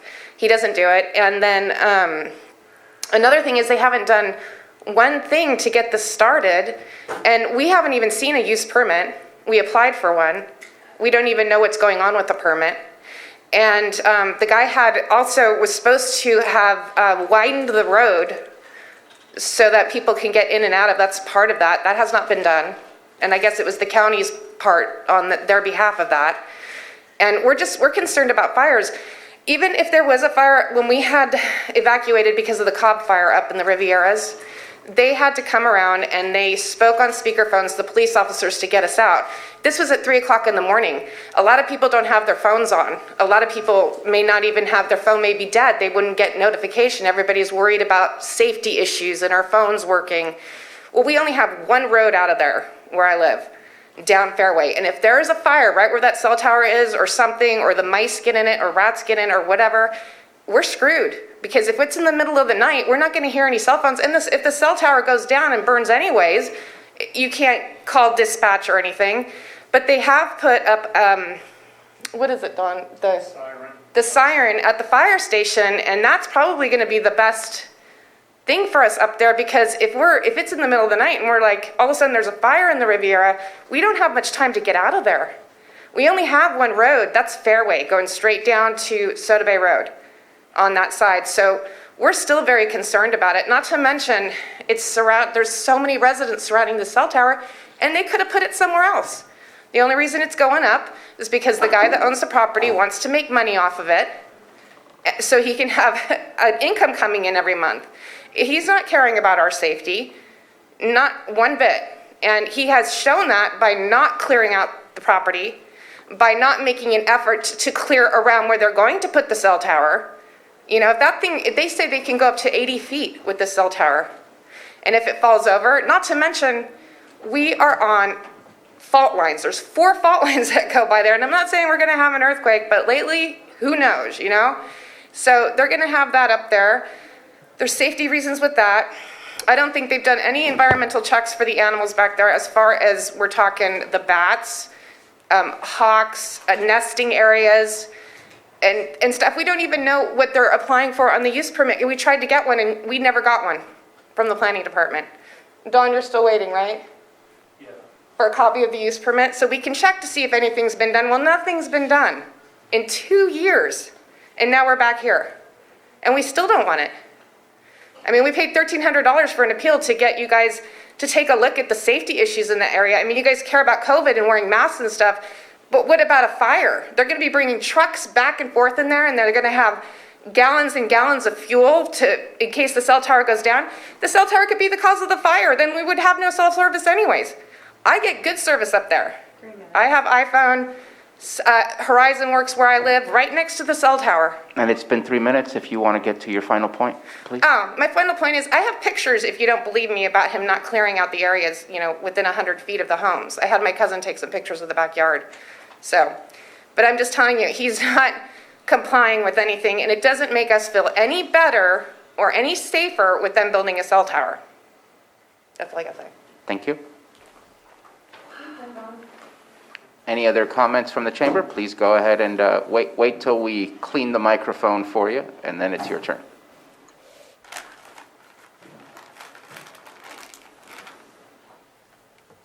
Thank you, Sam.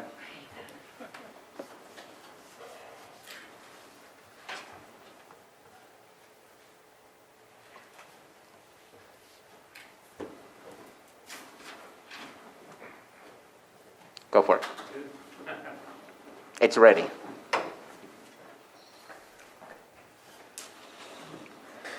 Morning, everybody. Hi, Dina. My name's Don Green. I was here for the appeal.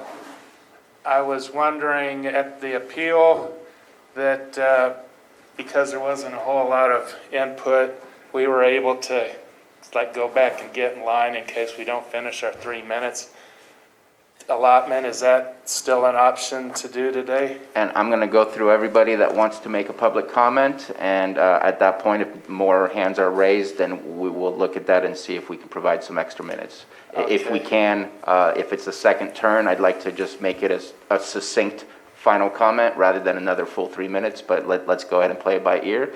You have 3 minutes, so let's go ahead and get started. Okay. One thing I would like to ask somebody here, maybe the legal lady. County counsel? Counsel, yeah. So was there a 30-day requirement of notification of this hearing? Is there supposed to be a 30-day notification for this?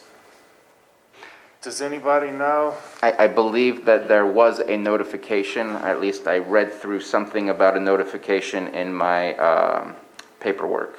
There was a notification,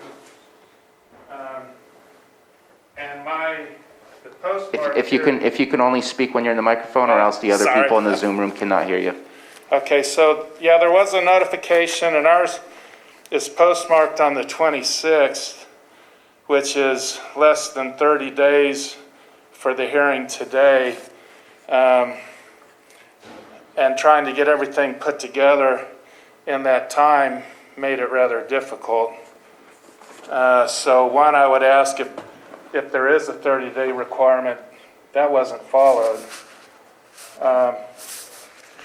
Next, I was wondering, at the hearing, that the appeal we had, afterwards, I talked with Rob Brown before he retired, that there was a hearing on increasing the setbacks requirement for the cell towers. Was anything done on that? I wasn't able to find out anything on that. Oh, man, that's, without homework, I can't remember the specifics. Yes, we did have those conversations. I do not remember if we increased the setback or if it remained the same. I would have to go back to Director De Leon and his planners to see if they have that information. Let's go ahead and finish your questions so we can try to answer all your questions. So I was wondering about the setback then.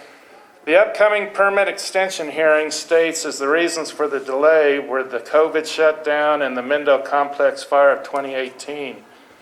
And as chaotic as the COVID pandemic has been, my place of employment in the Geysers has been doing project construction for over 6 months now through all this COVID. And the Mendo fire was in July and August of 2018, which is over 3 years ago. So I find it hard to believe that either of those two incidents would be responsible for totally holding this project back. Project hasn't even got started in the 2 years the permit was valid. Nothing's been done. And Article 60, subtitle Section 1C, states that the permit may be extended during the period within which substantial physical construction or use commenced. Again, there's been no progress in getting it moving, so I find it hard to believe that the extension should be approved. And Mr. Green, you've reached your 3 minutes. If you want to get to your final statement, again, we can get back to you once we go through all the other comments. I'll come back. Okay. So wonder if Director De Leon or Mr. Porter can respond to the notification process for this, as well as if setbacks had been changed on that follow-up meeting that we had. I believe that was later in 2019 regarding cell towers. So I can't speak to the change of the setbacks, and perhaps Mr. Porter can, but with regard to notification, the Article 57 of County Zoning Ordinance requires a 10-day notification by mail. And according to the staff report that I read, and those were dated March 26th. So that provided at least 10 days of advance notice. So notice-wise, I believe we're okay. Eric, if you have any information that you can add regarding any modifications to the setbacks, I'd appreciate that. Sure. Yeah, just for the record, we sent out over 430 notices to residents in the Riviera. 4 of us literally stuffed envelopes for several hours in order to get the notices out. That did occur on March 26th, over 10 days from the hearing. Changes to the setbacks, there is no mention of any new ordinance in Article 71 of our zoning ordinance pertaining to setbacks. Current setback is 100 feet from any property line that abuts a residential zone and 50 feet from any other zoning designation. And so I don't think that part of the code was ever updated recently. or if it was, there's no ordinance citation within Article 71 about setbacks. Okay. Let's go ahead and go to the next public comment. Does not appear to be any more in the chamber, so let's go ahead and unmute, apologize if I butcher the name, but Greg Garazi.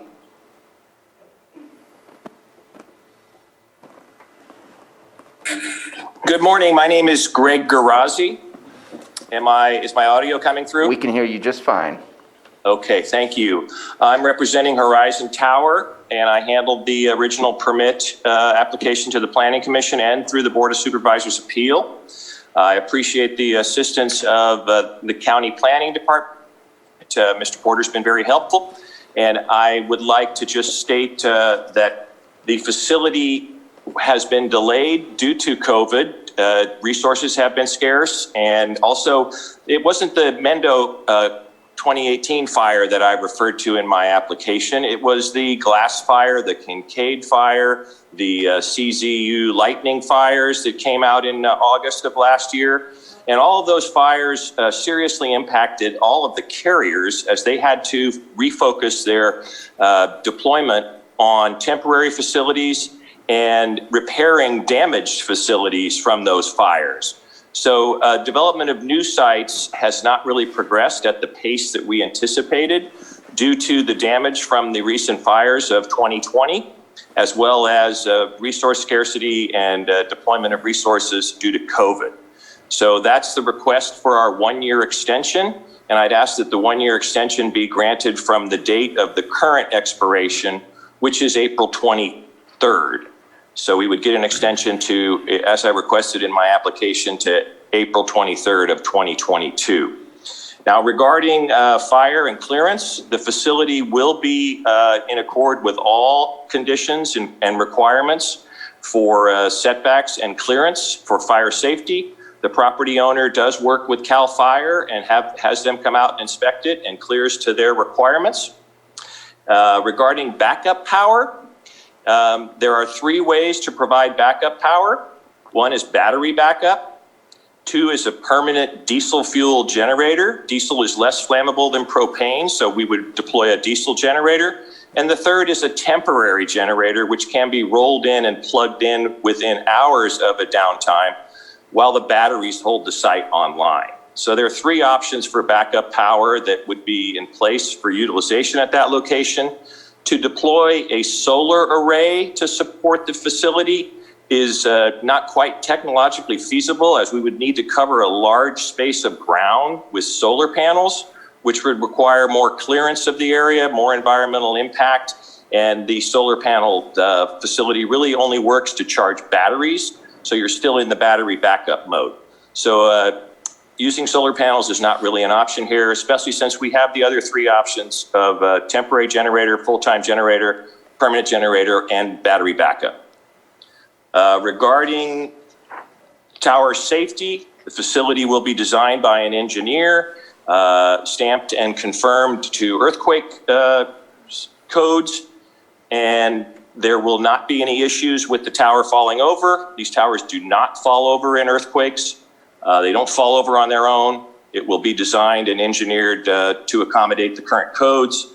Regarding the road widening that was mentioned, we will accommodate those requirements when the building permit is put together, and the plans will show those, and that work will be done in concert with development of the facility.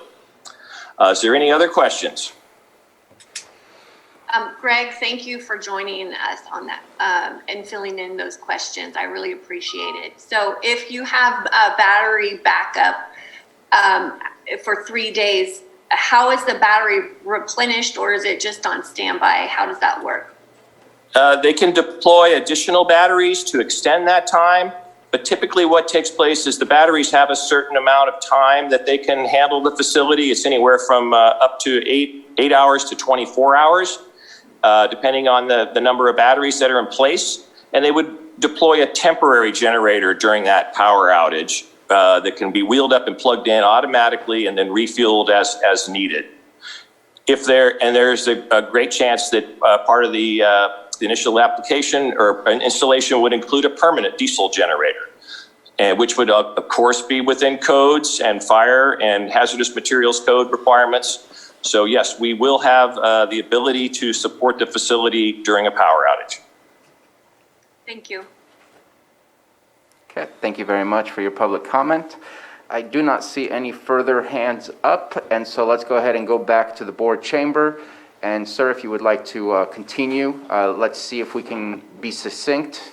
And I'd like to say one more thing after we've done too. and we're going to go with Joan after Mr. Green. No, I'm sorry. She raised her hand after I called on you, so I'm not going to change. We're all going to get a chance. Okay, so picking up where I left off, Don Green. So Section 71.10 on reporting requirements states that if any changes occur, they need to be submitted within 60 days. And Horizon states that as of now, when the application was first approved, that there was no emergency power generator proposed at that time. But now I'm told that it's mandated that there has to be a 3-day power backup source at the tower, which is going to be, like the man said, batteries is only a temporary thing. They take a lot of ground for the bigger capacity. This tower can incorporate up to 4 cell tower antenna companies. That means 4 different sources of generator power, 4 different sources of fuel.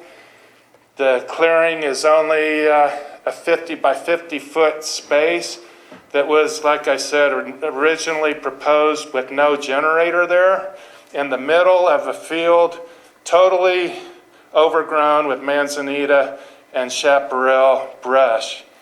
Can I ask how many people have been out to the site to take a look at where this is going? I have not specifically been to the site other than looking at it on GIS mapping. I've been to the site. Hi, Jessica. We talked on the phone the other night. Yeah. Okay, so back to my... And I have not been to the site, so. Yeah. Good, yeah. Go check it out. So, let me see. I apologize for rambling here, but I had to sort of throw this together. So now we're looking at, sources of generators and fuel stored at the site. So, being as how this is what I would interpret as a change in the original permit, I think that opens this application up for discussion.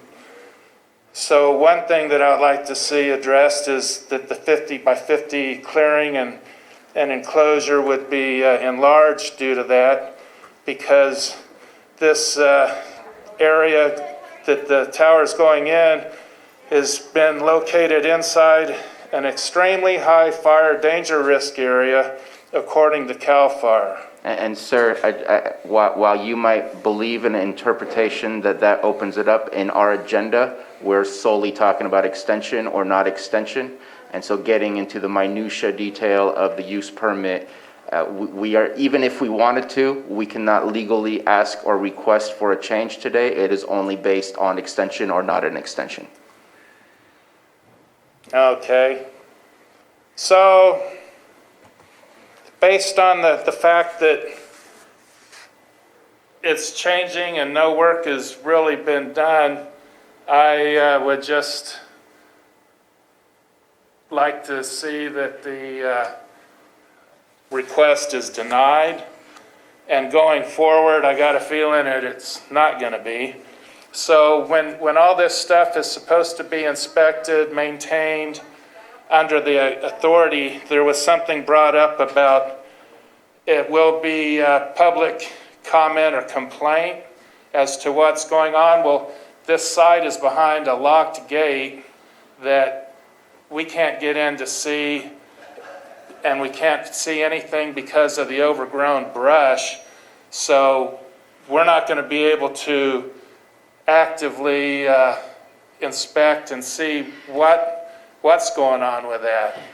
So where can you point me as to who we talk to as far as getting copies of permits and who is maintaining the, who's the watchdog over all of this going forward? And I would say go up to the Community Development Department and ask that request. And I would say also communicate with your supervisor to assist you in getting those documents. Okay. And we're gonna close down your public comment at this moment. If you have anything else, let me know, but we need to go to the next people who also raised their hands. Okay. Joan, it's your turn. Wait, we need to do a quick musical microphone.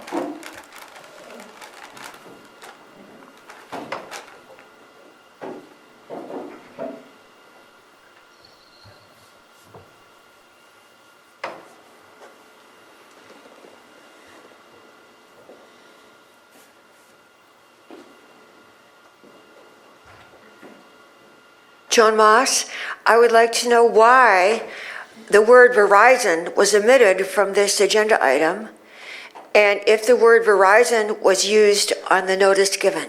Thank you, because I had no idea what it was until I heard the word Verizon. And what are the requirements of notifying the neighbors and the public that it is Verizon instead of just what it looks like? Thank you. Thank you. Because that is not who the applicant is. The applicant is Horizon Tower Limited, LLC. And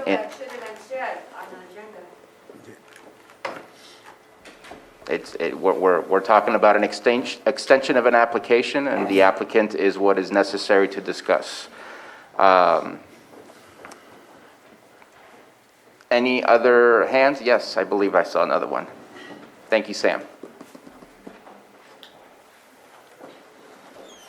Aurelia Johnson, I just want to say, yeah, definitely, if you guys can go up there and check it out. I mean, maybe we should call CAL FIRE and have him go down and look at it again, but he's not cleaning anything. And I've lived there 28 years, and that property's been there. It'll be, 28 years this April. And he never cleans it up. I mean, he's gone around a little bit here and there, like maybe the lot next to me is about 100 feet cleared.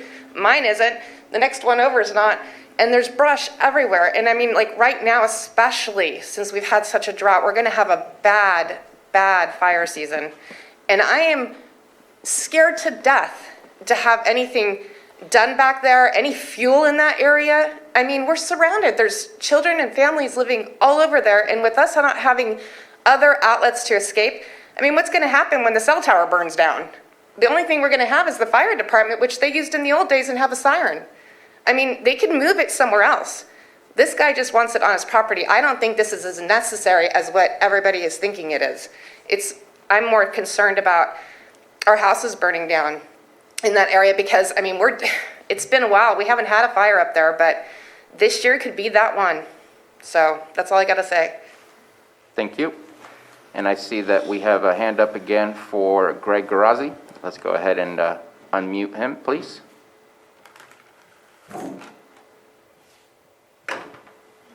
Yes, thank you. I wanted to address a couple of those comments. There would not be 4 sources of fuel and 4 sources of backup power. It'd be one shared backup power system.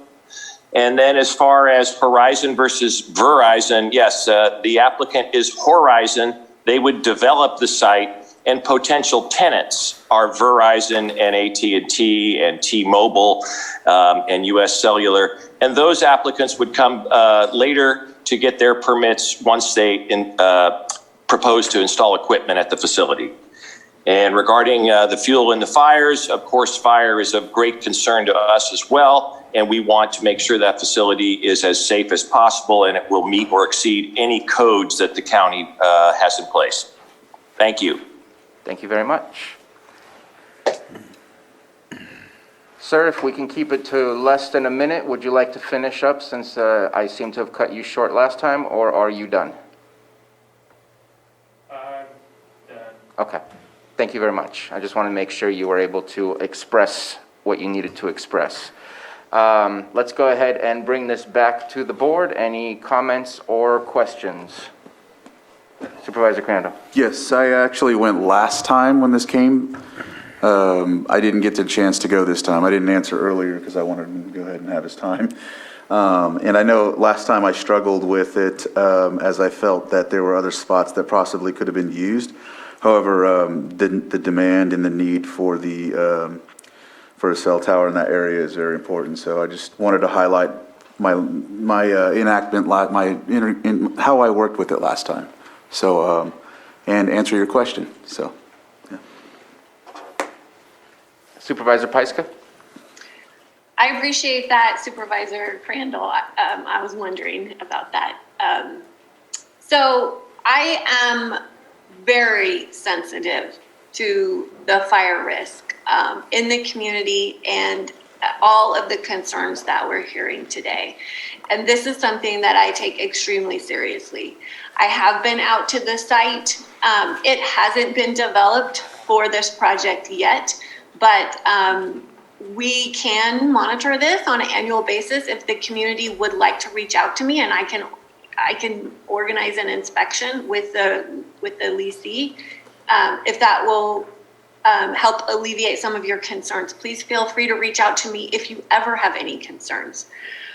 It sounds like there may be some other issues that could be solved through the Hazardous Vegetation Abatement Ordinance, which is a different discussion, but that has to do with the property lines and setbacks from the lots.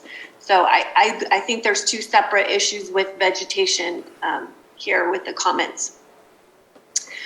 As I mentioned before, public safety is my biggest concern with this. And while some of the residents immediately around this proposed tower have adequate coverage, other residents in this neighborhood don't have any. And that includes the school. The school is virtually in a blackout area. You can have a little bit of coverage on one side of the campus, and by the time you get to the parking lot, you have no service. And this is safety for a lot of reasons. We can keep going back to fire, we can keep going back to evacuation, but I have heard a lot of concerns from the staff that when they're practicing lockdown drills, or if there's any other kind of emergency where they need to communicate with each other or with families, they are not able to. So this area has inadequate coverage in a lot of areas. I'm hoping that this tower will provide some additional coverage to our highways, which are also lacking. I just want to share a couple instances before during the Kincaid fire, I was personally at home in a advisory evacuation notice area, and the cell towers went down, and we were in a PSPS, and we had absolutely no communication, and that is a terrifying place to be in. And since then, the CPUC, with the help of Senator McGuire, has put these laws into place that require backup generation for cell towers so that doesn't happen again. And this community needs redundancy. It needs coverage. If one tower goes down, then there is the redundancy in place where people can still have connectivity. So I hear the concerns. I'm very, very sensitive, and I'll follow up with you, and I will be with you to support you through this to alleviate those concerns. But my stance is firm on this. We have to have coverage in our vulnerable areas. This area is very fire prone, and the woman that gave the comments is correct. This is going to be a dangerous year. So we have to do everything that we can to prepare our community so that we don't have a catastrophic outcome. Thank you very much, Supervisor. I have a question for you, Supervisor Pyska. The siren that's been discussed, what's the proximity of that siren, and is that siren on a pole? The siren is not yet connected. So there are some issues that are going on with that. And when the Illumination Technologies gave our presentation, they wanted to add additional sirens to the area. So that siren system is not up and running. But would it be on a pole similar to the pole that we're discussing today? Not that high. It's not that high. It's not 85 feet high. And when you're dealing with terrain, the fire chiefs can tell you that you can be very close to a siren, but if you're above it or below it, you won't hear it. And we experience that in the Cobb area when we do our monthly siren testing. So if you want to build out a robust siren system, which I am completely in support of and working on, that's another layer of communication, but you can't call somebody and get help from a siren. So we have to have multi-layers. Okay. The direction that I'm going with my questions is not just to find out further information about a topic that doesn't seem relevant to this one, but the original reason for my vote on the appeal was the fact that we were trapped, and if we didn't have any other options for where there was a tower, that we couldn't really say no to where they wanted to position the tower. Now, if there is potentially another place for a tower, and potentially with working with companies such as the Illumination that's working with our fire districts to provide further towers, that there may be some other options. I'm not seeing any progress being made here on this use permit. It's been 2 years since we discussed it. It was controversial when we discussed it, but felt that we were trapped by the FCC rules in order to be pushed in a specific direction of what we needed to do. But I feel that today I'm not being pushed in that direction, and that it is a different situation.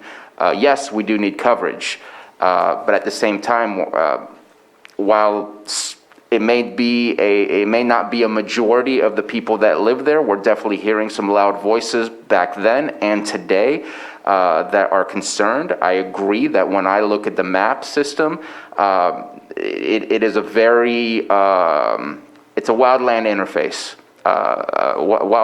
wildland urban interface situation where there is, it's an area that we're all concerned about in that area of the Riviera and Canocti. And so I think that this is an opportunity to maybe hit the reset button and say, now we have some other options for you of where there are potential towers to use. And that's, I think, the effort has not been made to meet what I believe are the guidelines of what an extension requires. Yes, COVID-19 happened. Yes, other fires happened, even though those fires were not specific to a large impact to our communities here, especially the Rivieras. And I get it that this is a company or agency that is more so than just doing work in Lake County. They're doing work outside. I would like to, I'm aiming for denial of the extension for the fact that I don't think that they've done their part. And in my opinion, COVID-19 is unfortunately the usual excuse that we're hearing these days for why things are happening. And I think we all need to learn how to move forward despite what is happening around us. It's been over a year. There's been nothing done to accomplish it. And then I want to pull some key words that I hear. The tower will be designed, so it's not been designed yet, and then they will obtain permits, meaning they have not even obtained permits to get started. Within the year extension, is that all possible with everything that's happening in community development to go through the design, approve the design, to provide the permits? I don't see the effort being made. The design has nothing to do with the fires. That could be designed by somebody even working remotely from home. So I'm not seeing the efforts made to meet the criteria needed in order to get an extension. So I'm leaning for denial, even though I do agree coverage is necessary, but it shouldn't be so necessary that it places a nuisance or a potential security threat to those that are surrounded by it. Any further comments from the board or questions? Mr. Chair? Yes. If I may. Please. Thank you. The memorandum itself lays out some basic facts, but I don't think that the department anticipated this level of concern. I do think that there are also some additional legal issues that your board might do well to be briefed on, which I'm happy to do if you would agree to just continue it briefly in order for me to do that before you make your final decision? Are you requesting some sort of recess and coming back, or postpone decision on this until further in the day? To be able to do this adequately in an hour, I don't think would do the county or your board justice. So a week, I know you have a busy 20th, so maybe that's not possible, but again, it's not going to be anything belabored, but I think your board would benefit from having all that information as well. And as I said, I don't think it was anticipated in this item today, or I'm certain it would already be in front of your board. Well, I definitely don't want to step in any legal situation. The fact that their permit expires on April 23rd, and I guess I'm asking Director De Leon, if we meet on the 27th to make a decision on that, is that still available for them to get an extension? Or if we pass that date, it's past the date and it's over? I just want to make sure we don't accidentally... I believe it's, I believe the date is the date. I would encourage us to make a decision before the expiration date of the current permit. Okay. Let's, yes, Supervisor Simon. Yeah, well, appreciate the conversation, but, I guess I'll give my point of view on, it seems like we were rehashing the same conversations that we went over with the approval before. Our Supervisor Pyska talked about it, obviously, our definitely concerns about fire and our drought that we're having this year are things, but I think they've met the requirements, and, I'm prepared to move forward today with the one-year extension for this opportunity. So I just wanted to make that clear before we go down the path of pushing this thing off if somebody may not be ready to make a motion, but I am. Okay. And if the board is ready to entertain a motion, then I'd say let's hear it, or else I think postponing without bypassing the 4/23 deadline would be the other way to go. So Supervisor Crandall? And either way, the other thing that I'm willing to do is if we need to meet briefly on it, if we need to be briefed, I'm willing to meet specially just about this issue. But if we move forward today, we move forward today as well. Okay. Supervisor Scott? And then for myself, I was ready to move forward today, but after County Council spoke up, I think it would be best to wait to get further information and willing to have a special meeting if necessary to meet on this. I agree with all of that. I think we should move forward without getting our counsel. Okay. And so I think that we will discuss that in our agenda review to see what's possible, but we will make sure that we do not bypass that April 23rd date. And so, again, unless a supervisor wishes to put a motion on the floor, Supervisor Simon? Yep, I'm prepared to make a motion. Go for it. Let's see what happens here.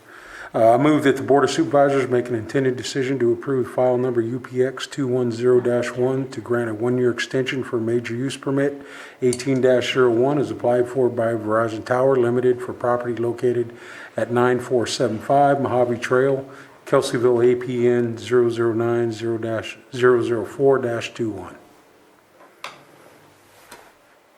We have a motion on the floor. Is there a second?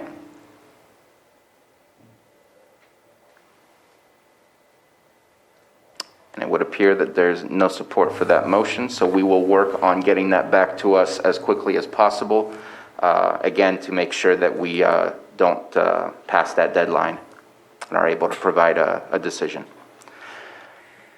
Okay, thank you, everybody, for your comments, and Supervisor Simon for your efforts to try to make a decision on this, but we will bring that back again and make a final decision at that time. I believe we are continuing the public hearing. We are not closing the public hearing. I'm looking at Ms. Grant to make sure I'm wording that correctly. It would be good for you to then select a date.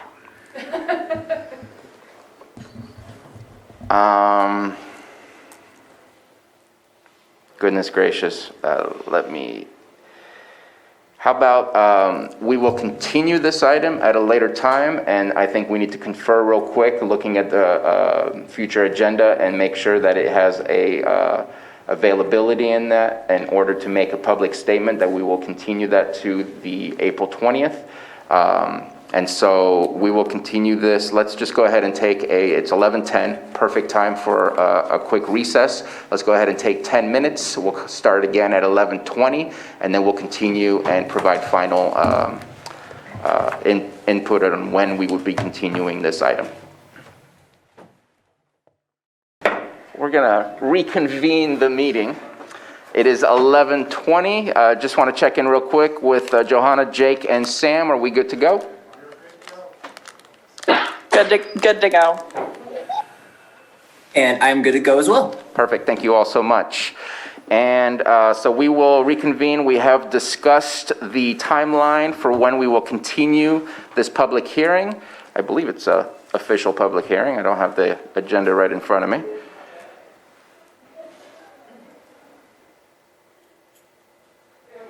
Sorry, okay, yes. We will reconvene and continue this on April 20th at 9:06 a.m. Very specific. We have found a way to sneak it into our very large day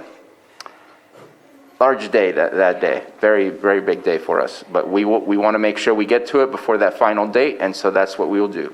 So until then, we will go ahead and move on, and we will continue this on April 20th at 9:06. Do we need a motion to that, or just asking county council? No? A motion would be actually better. Perfect. Thank you for saying that. Mr. Chair, I will move to continue this hearing until 9:06, April 20th, the Lake County Board of Supervisors meeting. Second. We have a motion and a second. Johanna, if we can get a roll call, please. Okay, Supervisor Simon, Yes. Supervisor Crandall, Aye. Supervisor Scott, Aye. Supervisor Pyska, Yes.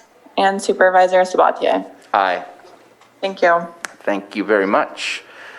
Okay, moving on to our 10:30 a.m. item. Thank you for waiting patiently for us. We have a presentation of annual report by the Lake County PEG TV, and we both have Chairperson Lustelo and no longer public member, but Ed Roby, who has been a long-time public member and will be sharing information on this past year's report.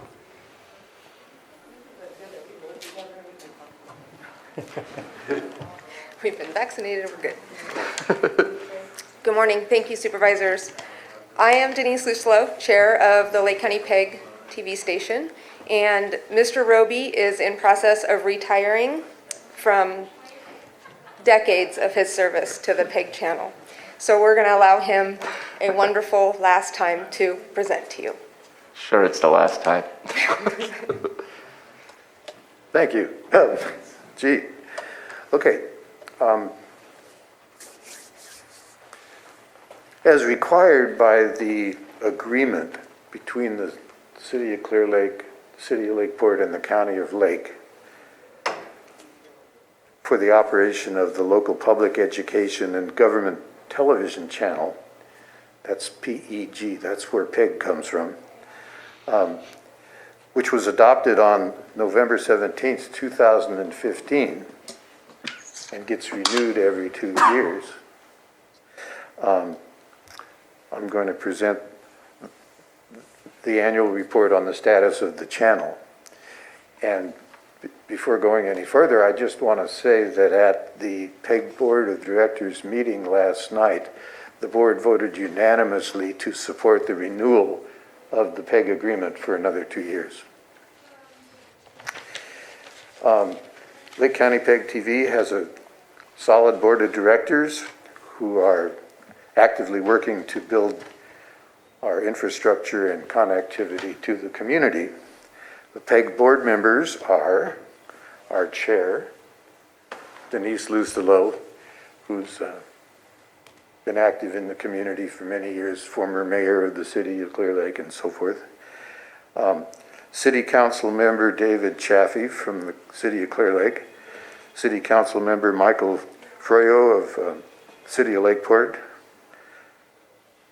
Our public member from the education sector is County Superintendent of Schools, Brock Falkenberg.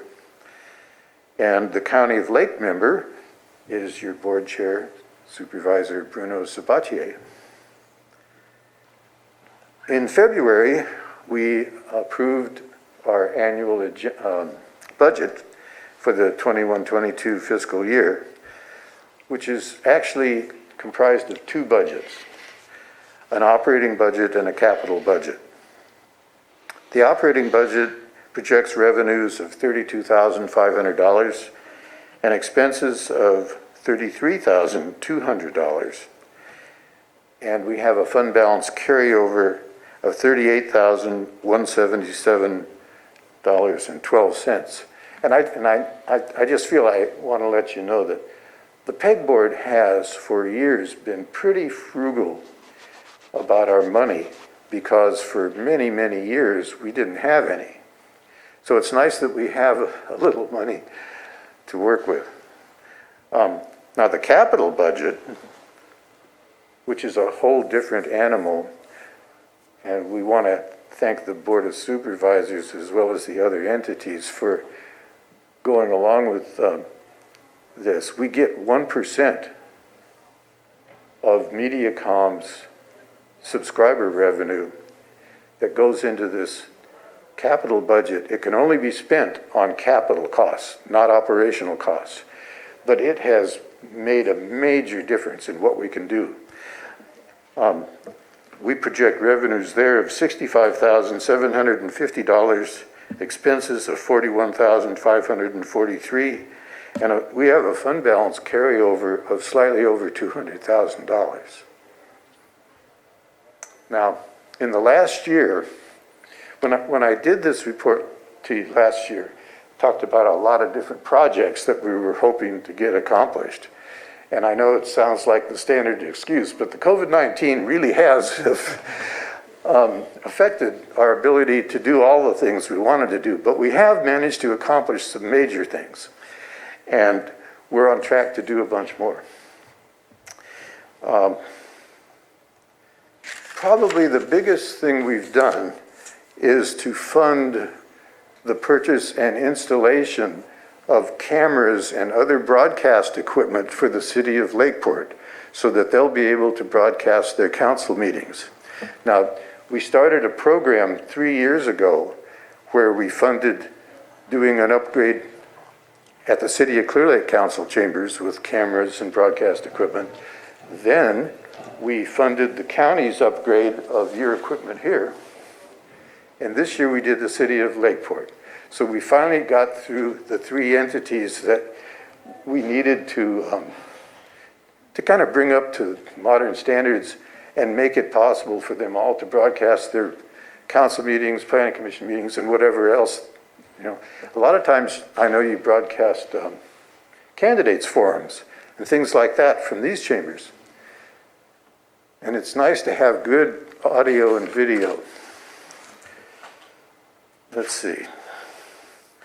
We've started producing some local programming, and we are hoping to do more and to encourage other people in the county to do more.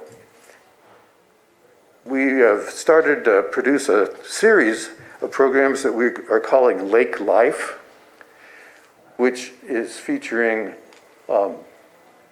local events around the county as well as local personalities who are doing interesting things. And this is being produced by our own staff, primarily our station manager, Thomas DeWalt. We've been broadcasting, of course, all the community forums that were done on the COVID-19 virus. We've got two public service announcements we recently created with Fire Chief Cepeda on fire awareness and a fire safety checklist. In addition to broadcasting on Channel 8, we've also started using a YouTube channel. And if you wanted to check it out, you could go to The YouTube channel is called Lake County PEG, and we've got a interview up there right now. Actually, we've got both of those segments I just talked about with Fire Chief Cepeda, but we're working on another one. It's a fire mitigation video. We're working with Lake County Fire Protection District and CAL FIRE, and that should be completed in a couple of weeks. Well, that's really about it. Although, I just want to say, even though I'm retiring, I'm going to be 75 in August. Yeah, I can't believe it. I still think I'm 40, but it's not working that way. I just want to say that I've spent a lot of time with PEG, and it's had its ups and downs, but I really think it's a valuable community resource. And I think that with the board we have and the funding that we finally have, that this is going to grow into something we can all really be proud of. So I hope you will all continue your support of it. Thank you. Thank you very much. I want to make sure that you also, you missed a fairly large item that we just discussed yesterday, which was the sound system, which would be available for the entire county, I believe. And so I think that's an important one to discuss. Right. We invested in a sound system that'll be portable, and it's a big sound system. It's designed for outdoor concerts. And the thing is, I didn't mention it because we're not quite ready. We bought it. It's a modern, sophisticated system, and it's going to require some training to use it properly. We had a sound engineer come up just last Saturday, 3 days ago, we plugged everything in, turned it on, and it worked. And of course, but we're just learning how to hook this thing up. So I didn't want to get a whole lot of excitement going about it until we were ready. We're hoping that not only will we be able to use it for local events anywhere around the county, but you can't use it if you don't have people that know how to use it. It's going to require a bit of road crew to move the stuff and set it up. And it's going to require a sound engineer or somebody that knows how to use it, because it's all modern, high-tech, computerized stuff. So thank you for bringing that up. And we'll be making a big announcement when it's ready, I'm sure. But don't want to get out there too far ahead. In other words, I don't want to have a bunch of people calling us up wanting to use it before we're ready. Yeah, exactly. But if you happen to be a sound engineer, we'd love to hear from you. Yeah, anyone listening. Right. Okay. Anything else for us on your presentation today? No, there is a signed copy for the clerk. Yeah. Do you have I wanted to give this to the county clerk, or whoever's taking things like this. I'm used to having someone sitting there. So Well, I'm the clerk of the board, so I'll be happy to give it to you, take it. Thank you. And so today on our agenda is simply a presentation. I'm sure that in the following weeks to come, we'll go ahead and see that agreement come up to extend another further 2 years and see if what decision we make on that. Do appreciate the presentation you provided. Is there any questions or comments for our PEG board members? No, just thank you and enjoy your retirement, but I'm sure you're not going to be leaving us anytime soon. Oh, I hope not. I'd just like to mention one more thing. The county's person that's been the liaison with the PEG station is a fellow named Matthew Rothstein. He's great. You've got a real prize there. That guy is really good to work with. He's all business and he doesn't mess around, but he's on top of things, and he's great. So I just wanted to give him a shout out. Appreciate the kudos. We'll make sure he gets the message if he's not watching or listening right now. I do have a quick question, seeing as I don't see anything else from other board members. Have we seen, I know that there's this migration of going from cable to mostly using internet video streaming. Are we seeing a decrease in the 1%? Does that 1% cover only cable bills? Does it cover all potential services that Mediacom offers, such as internet? What is the status in that? Okay, that's an excellent question. The revenues from that source have gone down. They went down big time when we had the fires because a lot of subscribers lost their homes, and therefore they weren't subscribing to the cable anymore. The other thing you mentioned, though, is that a lot of people are using the internet instead of cable TV. The current franchise agreement, which is actually with the state, is just for cable TV, but it's up for renewal either this year or next year. And if you get a chance to lobby your state representatives about this, make sure when they renew that franchise agreement that it doesn't say cable, that it says digital media or something like that, so that it covers all of the internet as well as just strictly cable TV. Because cable TV is going the way of 8-track tapes. It's the upgrade. It's the upgrade. Yeah, and we actually purchased equipment and have begun streaming, and we'll be doing more, streaming on the internet. Awesome. Thank you very much. And if there's no further comments, Supervisor Simon, sorry. Just want to thank you for the presentation today, and obviously, I truly believe PEG is incremental too, as you said, as a good public service and moving forward. So I'll definitely continue that support, and I know you'll be working on other committees. I know that I sat on with Ed, so we'll be seeing you. So just want to say thank you very much, and I know throughout the committee, it's just great to hear about the Lake County Fire Protection District and CAL FIRE.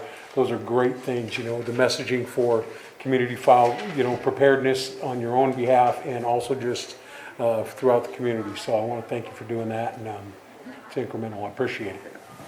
Thank you. Thank you. Let's go ahead and open it up to the public for any comments. Nothing here in the chamber. Yep, go ahead and come on up. And if you're in the Zoom room, again, please press the button that says raise hand at the bottom of your screen, or if you called via phone, dial *9 to raise your hand for public comment.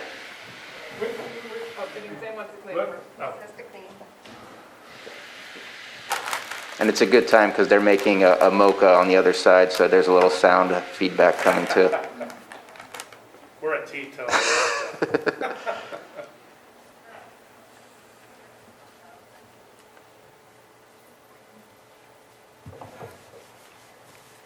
Thank you, Sam. I believe the microphone is ready for you. Okay. So I was obviously here for another thing, but first off, I'd like to say congratulations on 75, man. You're doing good. And second, the support for the public radio, TV is, or PEG? Yeah, for PEG TV. That's what we call it. So really worthwhile. I think that's what I was listening to when we had the Mendo Complex fires going around here. All the regular radio stations and everything was off. And I believe you're speaking about KPFZ Community is that Radio. A different thing? This is only on Channel 8 if you have Mediacom or online. Oh, well then I'm in the wrong neighborhood here, but. Same department though. It's Is public it? access, yes. Okay, it's good to have things that are centrally located, operated, and maintained, and hope you guys keep supporting that because those things are a worthwhile project. We agree with you on that. Thank you. And I do not see any hands up in the Zoom room, unless I'm mistaken. And I see no further comments in the board chamber. Any further comments from board members? Thank you for the Yes. Thank you for the presentation, and I appreciate everything you do. And we'll see that agreement coming in a future agenda. Wait, I have something. Oh, I'm so sorry. I didn't see, I have too many things I'm looking at. I'm trying Apologize. to pay attention. I'm delighted to hear about the fire awareness programming that you're doing. Supervisor Simon and I are working on a virtual town hall event that's going to be on the evening of the 29th. And I so hope that we can also stream it on PEG. Contact Peg and let's see if we could make that happen. We'll make it happen. Thank you. Thank you very much. Thank you both. Okay, that will leave us to our 6.7 item, 10:50 a.m. Consideration of report from PG&E representatives regarding PG&E's outlook for public safety power shutoffs, also known as PSPS, and overall wildfire safety efforts. And I believe that we had Melinda Rivera here with us, and so the floor is yours if we can get her unmuted. Hi, good morning, Chairman Sabat and members of the Board of Supervisors, County Administrator Hutchinson. Can you see my video and can you hear me okay? We can definitely hear you and see you. Okay, great. I am going to share my screen, I hope. Can you see a PG&E screen. PowerPoint on the screen? We see a big blue screen, yes. Okay, great. All right. So I am going to try to go through this PowerPoint presentation and advance the slides manually at the same time. So we'll see how this goes. Thank you again for taking the time to meet with us this morning. My name is Melinda Rivera. I work in local government relations and local public affairs for PG&E for the area of Lake County and Sonoma County. Joining me this morning for the presentation is John Stallman, who is our principal lead for microgrid strategies for PG&E. We want to talk today about what we are doing as a company to reduce the threat of wildfire locally and the opportunities for PG&E to work with Lake County to improve the public safety power shutoff program for 2021. Just taking a brief moment to discuss safety to make sure that everyone is safe and aware of their surroundings. In the event of an earthquake, please drop, cover, and hold. We would also like to encourage everyone to take all necessary COVID-19 safety precautions.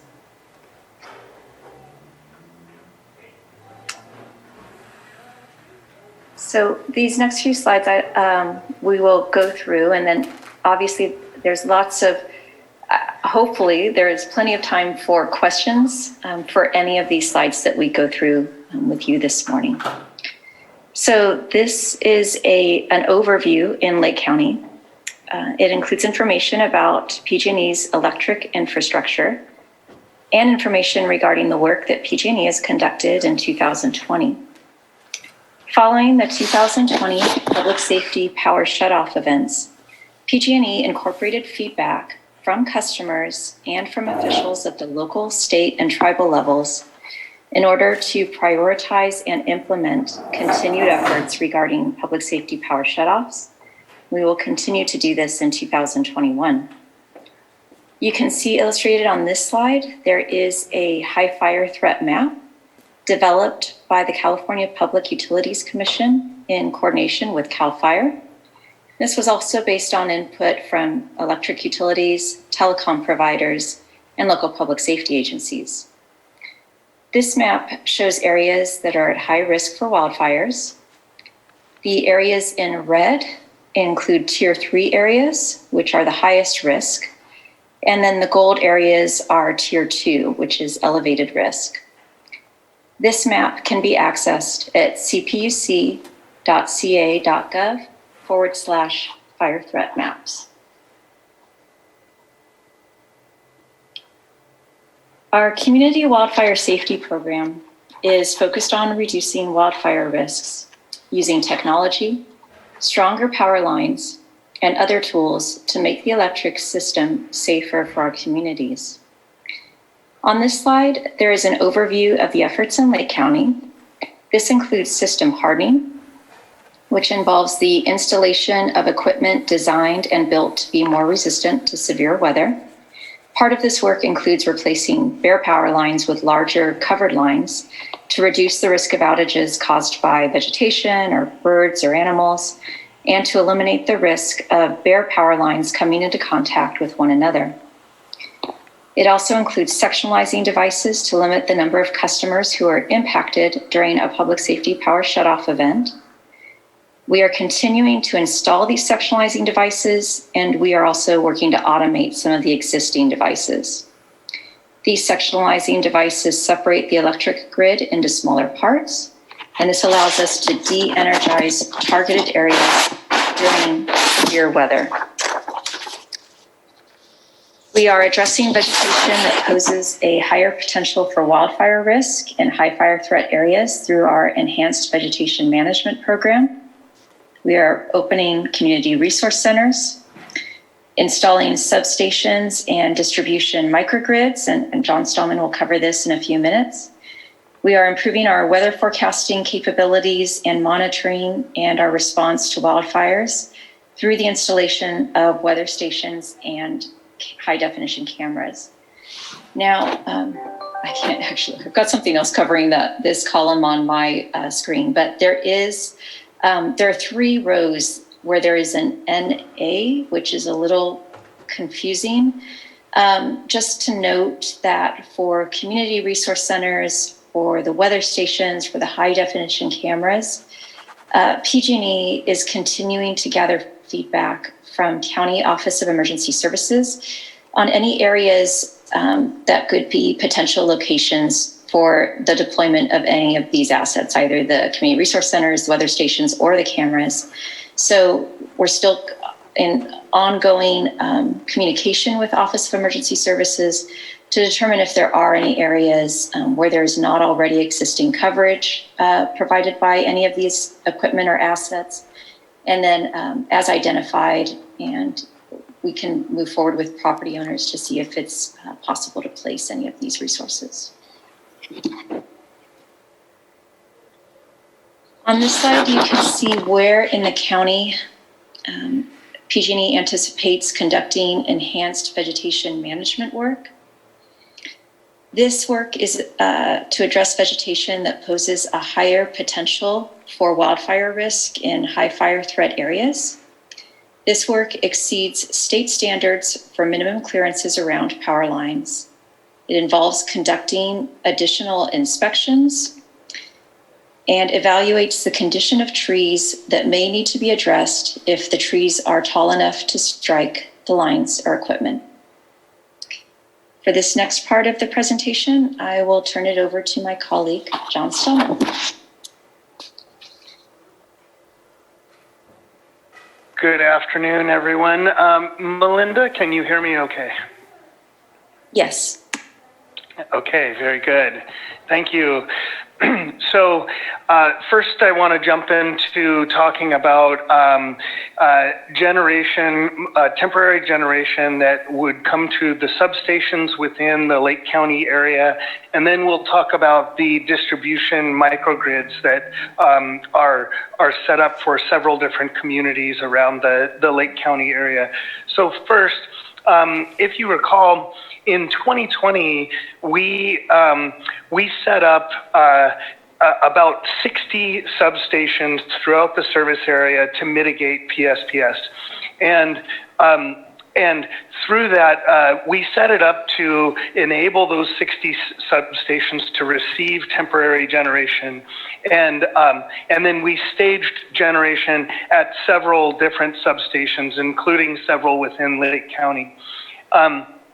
Last year, though, we made really dramatic improvements to our weather modeling, our grid operations, and our overall resiliency with the system. We made the PSPS events smaller through these technologies, and And so when we went to go operate all of those substations, enabled those substations, we found that we energized 3 of those substations during last year. So our meteorology and our modeling and all the work that we did really helped us reduce the impacts, and therefore the number of substations that we were able to operate was really amounted to 3. So given that our experience was, we prepared, we built an insurance plan, we used 3 out of all of those substations, that we're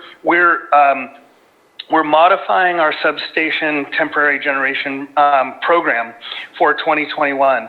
And we're going to pre-interconnect and test 10 different substations throughout this service area. And several of those are in your service area. Pardon me, I'll turn my camera on just a minute. There you go. So we set up, we have submitted for 10 substations throughout the service area. And so we're also, along with those 10, we are developing the energization plans for 3 additional substation microgrids through the area. So understanding that there are 10 that we have submitted to the CPUC, and we're waiting for confirmation on that. Those 10 are substations that we're going to set up with generation, and then we're preparing an additional 3 to give us the kind of flexibility during an event, depending on where the weather shows up and where we need to deploy generation to. So along with that, we are when we set up substation generation in your area, a key factor is that the distribution system needs to also be safe to energize. So understanding that if we're going to have generation at the substation, that replaces the transmission line and the source. And then we're able to energize the distribution system, and we energize the distribution system out to the tier 2, tier 3, and weather areas that form. The 3 substations in your area that we're preparing to provide generation to are Clear Lake Sub, Hartley Sub, and Canocti Sub. And right now, as I mentioned, if you focus your attention on the center of these time bars or these progress bars, you'll notice a green area that says regulatory approval. And so right now we're at the point where we've done all the scoping, we've done all the substation preparation, all the design and engineering, and basically PG&E has done everything we can do up to this point to be ready to enable those substations. And the very last part of this before we can install the generation at the substations is to get regulatory approval. So that's the position that we're at with substation microgrids. We can go ahead and go to the next slide. Okay, so for distribution microgrids, so these types of microgrids are areas where there's tier 2, tier 3, and we cannot use generation out of the substation. So even if we were to have a source into a substation, we would not be able to energize the distribution out of the substation when that extreme weather is over the area. So we create these microgrids called distribution microgrids, which is where we isolate a small portion of the distribution grid that is safe to energize. Typically, that's the main street areas of downtown corridors that are underground.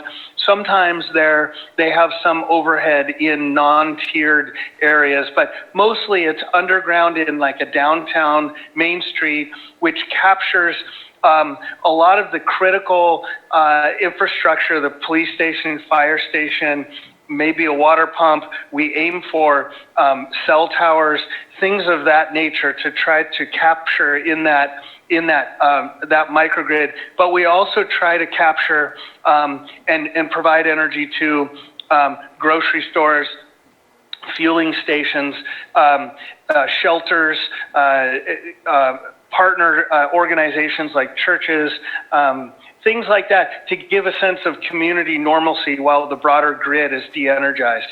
So again, these are Main Street. We provide a generator and it connects directly onto the distribution system. And in many of these cases, the technology that we're using there is something called a pre-installed interconnection hub.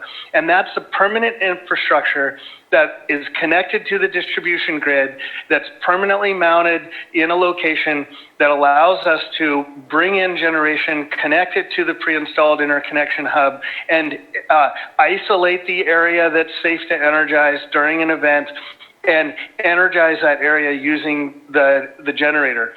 And in Lake County, Middletown, Lucerne, Clear Lake North, and Clear Lake South. These are the areas, pardon me, I'm feeling a little under the weather today. So Middletown, Lucerne, Clear Lake North, and Clear Lake South. Those are the 4 locations that are being energized in Lake County. And just to be clear, Clear Lake North and Clear Lake South, they are ready as it stands today through a temporary connection, and we're making that into a more permanent connection. So we're installing more permanent facilities there that will look a lot like Middletown and Lucerne, but all 4 of these are aimed to be ready and enabled for this year. Starting from the top, Middletown, and if you track your way over to the green bar, that's where we're at. And I got some photos as of yesterday of the Middletown pre-installed interconnection hub, and it is complete. And we're working on the switches to isolate the downtown area, and that should be happening very soon in April. Lucerne, we're on track. We've gotten through to the point of permits, and we're getting into the construction and civil design. That one is going to land a little bit later in the season, and if all things continue to go in the right order, we'll have that ready by Q4. And again, for Clear Lake North, that is fully functional now using a temporary connection at the PG&E Service Center, and that covers a pretty large area of Clear Lake, the downtown area of Clear Lake, including the waterfront, the police station, and over to Adventist Health medical facilities on Lakeshore Drive. And that one, we're installing permanent equipment as well to make it faster and easier for us to connect during an event. And that permanent equipment is aimed to be complete by Q4, but it is operational as it stands today. And then Clear Lake South is the area where the hospital is, with the community college and the courthouse and a couple of other facilities down in that area. And that one is functional as it stands, but we have just started into getting approval for the land, and we've finalized the land, and we're moving into permits, and that one should be ready by Q4 if the construction progress continues as it is. Mr. Stallman, can I ask a clarifying question real quick? Q4, is that fiscal year Q4, meaning the last months before July, or Q4 on the calendar? Q4 meaning going to land in the fiscal calendar, not quite the fiscal calendar that you may be thinking of. So it should be there, what is that, October? Right there. So it's the permanent equipment is going to be ready by that October timeframe, which is right at the edge of where the peak of the PSPS season is. We understand. Okay. Thank you for that clarification. You bet. I'm happy to take any other questions, or we can continue through the rest of the presentation, and then I'm happy to answer questions from there. There does not appear to be further questions, so let's go ahead and continue. Okay, thank you. All right. Thank you, John. So customer preparedness and resources. This year, we are providing additional resources to help customers during public shut-off events. We are partnering with community-based organizations. This includes work with Disability Action Center, Disability Services and Leadership, and the Foundation of Resources for Equality and Employment for the Disabled. We are also expanding our language offerings so that we are offering resources in 16 different languages. We are partnering with food banks, and we are entering into contract agreements with local food banks to provide food replacement packages during a public safety power shutoff event. In addition to these food replacement partnerships, we are also working with Meals on Wheels programs to provide an additional meal for seniors who are impacted by a public safety power shutoff event. We are collaborating with the California Foundation for Independent Living Centers to enable qualifying customers who use electrical medical devices to access backup portable batteries either through a grant or a lease-to-own arrangement or a financial loan application. We are also piloting additional resources through this program, including accessible transportation resources, hotel vouchers, food stipends following a public safety power shutoff event, emergency preparedness outreach and education, and additional enrollment outreach for the medical baseline program.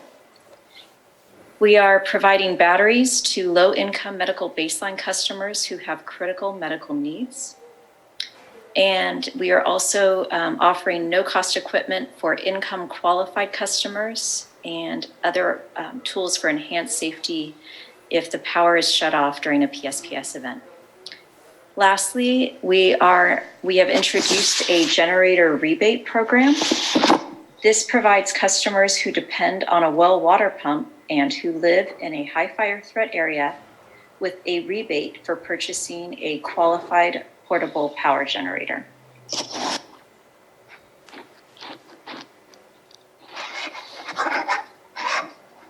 During public safety power shutoff events, we are opening community resource centers. On this slide, you can see the location that we had contracted and ready to operate for public safety power shutoff events in 2020. At these community resource centers, customers can find basic supplies and charge their medical devices or electronic devices. We aim to set up and open our community resource center locations as soon as possible after the start of a public safety power shutoff event that is forecasted to last longer than 24 hours. All of these locations follow appropriate COVID-19 health considerations.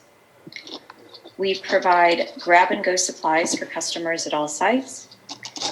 And we are also offering micro community resource centers, which are smaller open-air tents, and mobile community resource centers, which are vans, in order to supplement the indoor locations for these community resource centers.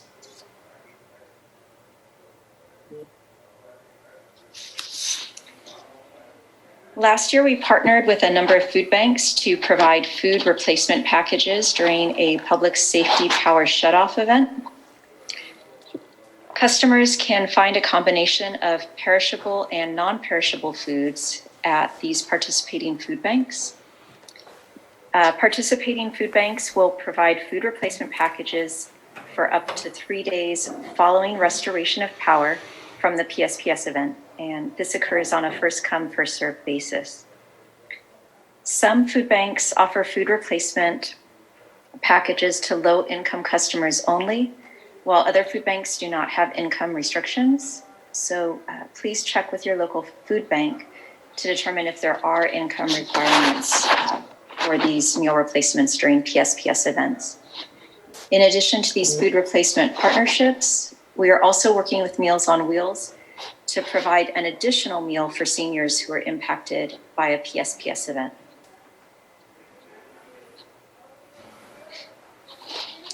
As the COVID-19 pandemic continues to impact our communities, we are continuing to offer financial assistance programs to our customers.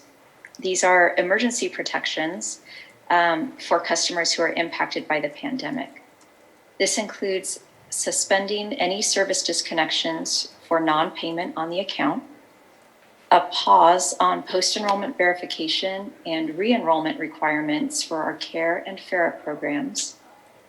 We are waiving security deposits for small commercial customers, and we are allowing medical baseline customers to self-certify their eligibility. Please note that these emergency protections are currently set to expire on June 30th of this year. For more information about our assistance programs, please visit pge.com/COVID-19.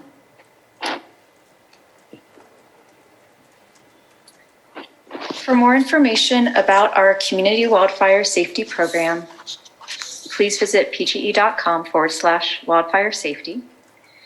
We've also made additional wildfire preparedness tools available online. This includes a weather and PSPS forecasting webpage, a backup power webpage, Safety Action Center, a Prepare for Power Down website, and additional online resources for our medical baseline program. To make sure customers receive notification regarding any potential safety outages, we are encouraging customers to update the contact information that PG&E has on file. Tenants and non-account holders can sign up to receive public safety power shutoff notifications for any address where they do not have a PG&E account by visiting pge.com/PSPS alerts.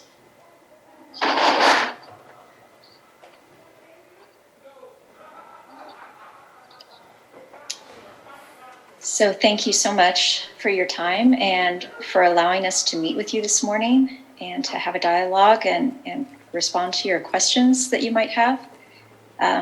Anyone who has additional questions that aren't answered today, please call us at 1-866-743-6589. You can also email any questions to us at wildfiresafety@pge.com. I am happy to answer any questions at this time. All right, let's go ahead and take down your shared screen so we can all see each other. Thank you so much, Ms. Rivera, Mr. Stallman, for your presentation. Any comments or questions from the board? Supervisor Crandall. Yes, I'm glad to see the resource center, the mobile resource center. That's going to be a very big benefit in this situation. I just, and I don't think I think it's probably more of coordination that needs to happen on this end. I noticed you mentioned an extra meal to people that may need it, working with those folks that deliver the Meals on Wheels programs. But I'm thinking also of reaching out to them on my end about working with someone who can go with those folks to check on people during that situation. I know there's a lot of talk in different forums of town halls and whatnot about elders and seniors not having any type of checkup when it comes to that. There's no one really, if there's no family members to check on them, that's the best way to check on them is when you bring them a meal because they're the most needy. So I need to figure out a way to coordinate someone that can do that, you know, because I don't know if they can, and that may be my way to reach out to the place that delivers the meals. So just bringing that up also to stimulate conversation around it. Thank you very much. Any other comments or question from the board? Supervisor Pyska. Hi, Melinda. I just want to say how grateful I am for the new CRCs that were put in place last year. It was really helpful to have that support for the communities. And I also want to thank you for your support during the storms and the support that PG&E brought up to those people that were without power for several days. That was greatly appreciated by everyone. I occasionally get calls from people about vegetation that they're concerned about. And I reach out to you and then you send someone out to go and check on their concerns. And that is that the way that you would prefer people to register a concern about trees in their neighborhood, on power lines, or would you like it to continue in this way? So that is a very good question, and I think that vegetation management will continue to be an area for discussion, likely this year and next. So thank you for asking that. And we definitely encourage customers to contact the wildfire safety phone number or to even call the 1-800-743-5000 number. That's kind of the general number where they can get a case number and get this information logged. Getting a case number is really the best way to track an individual customer's concern. And my understanding is that our vegetation management team, they do receive their concerns and they are able to follow up. And I think all of the county supervisors are aware if a constituent has not received a timely response.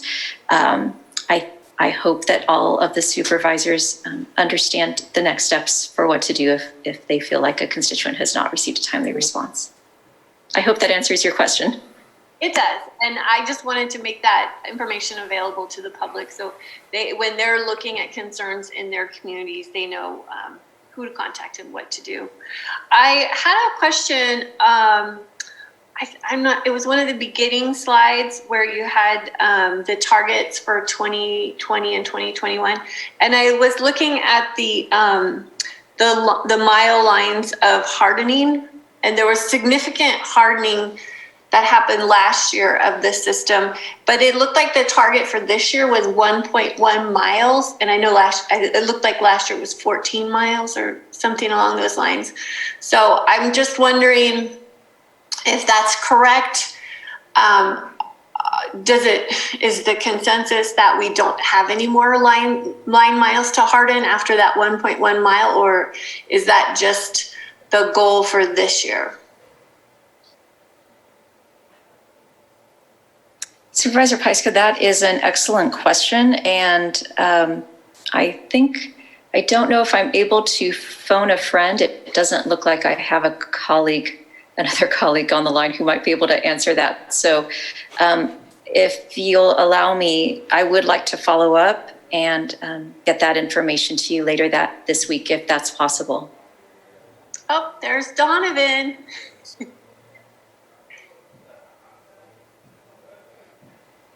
Donovan, we cannot hear you. I'm not sure if you're trying to speak to us or not.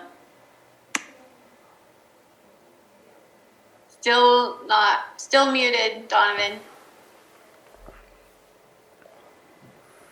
Donovan, it looks like you're unmuted on Zoom, but you might have a hardware mute on your side. Maybe your microphone or something like that.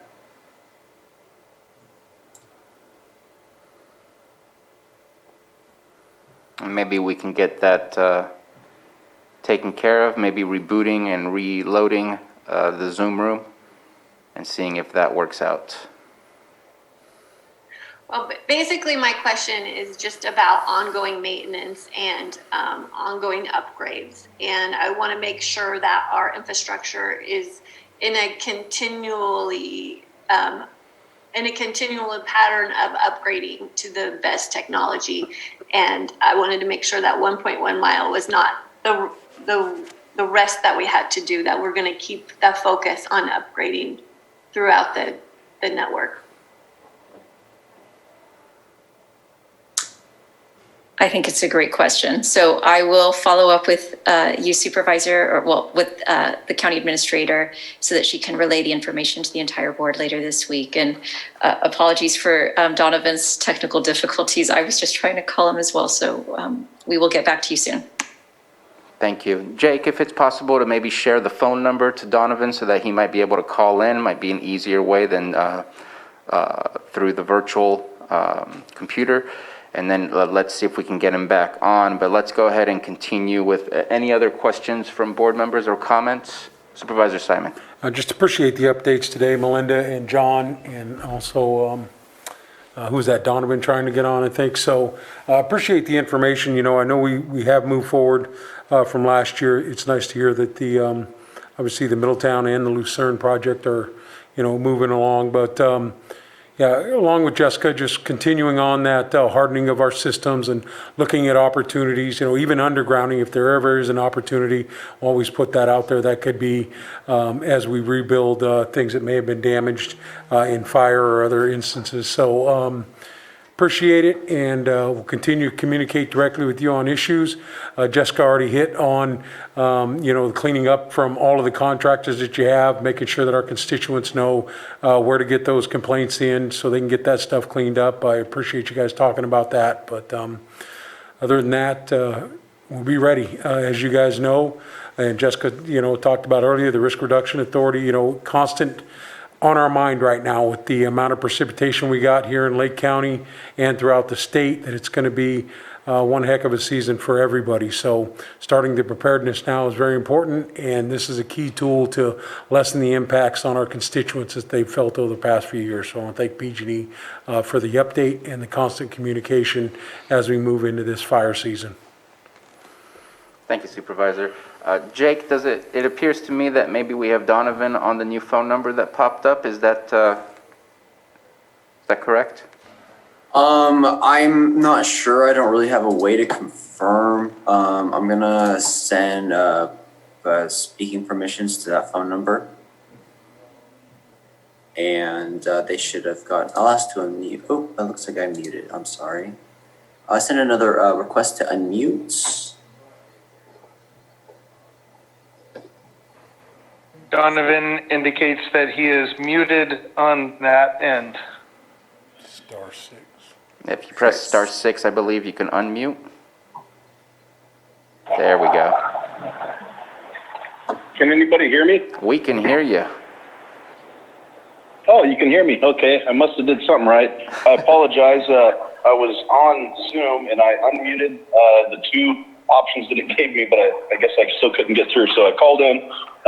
Your question regarding the reduction in targeted miles for 2021. I know what I was told is using the new Techno Silva firing model and system, which takes into account, the last 25 years of fire history, fire frequency. They use that artificial intelligence to project where fires might start. And so because they did that, and they did it across all of PG&E territory, this modeling system determined the highest priority areas for 2021. So there was a shift in what was originally planned to what's planned for 2020. Also, I think the reason that you see such a large number in 2020 was originally I believe the targeted number was much less than what we actually accomplished. So I think because that's what we set as a target at this time based on that modeling system, I think that we might actually see a much larger number as we progress through 2021. Did that answer your question, Jessica? And I could follow up with some of the slides and some of the talking points information that the company's given me regarding that, because I had that same question, why the big reduction? But I don't have it in front of me at this time, but I'm out in the field. But I can get that, and I can get it to Melinda so she can send it to you.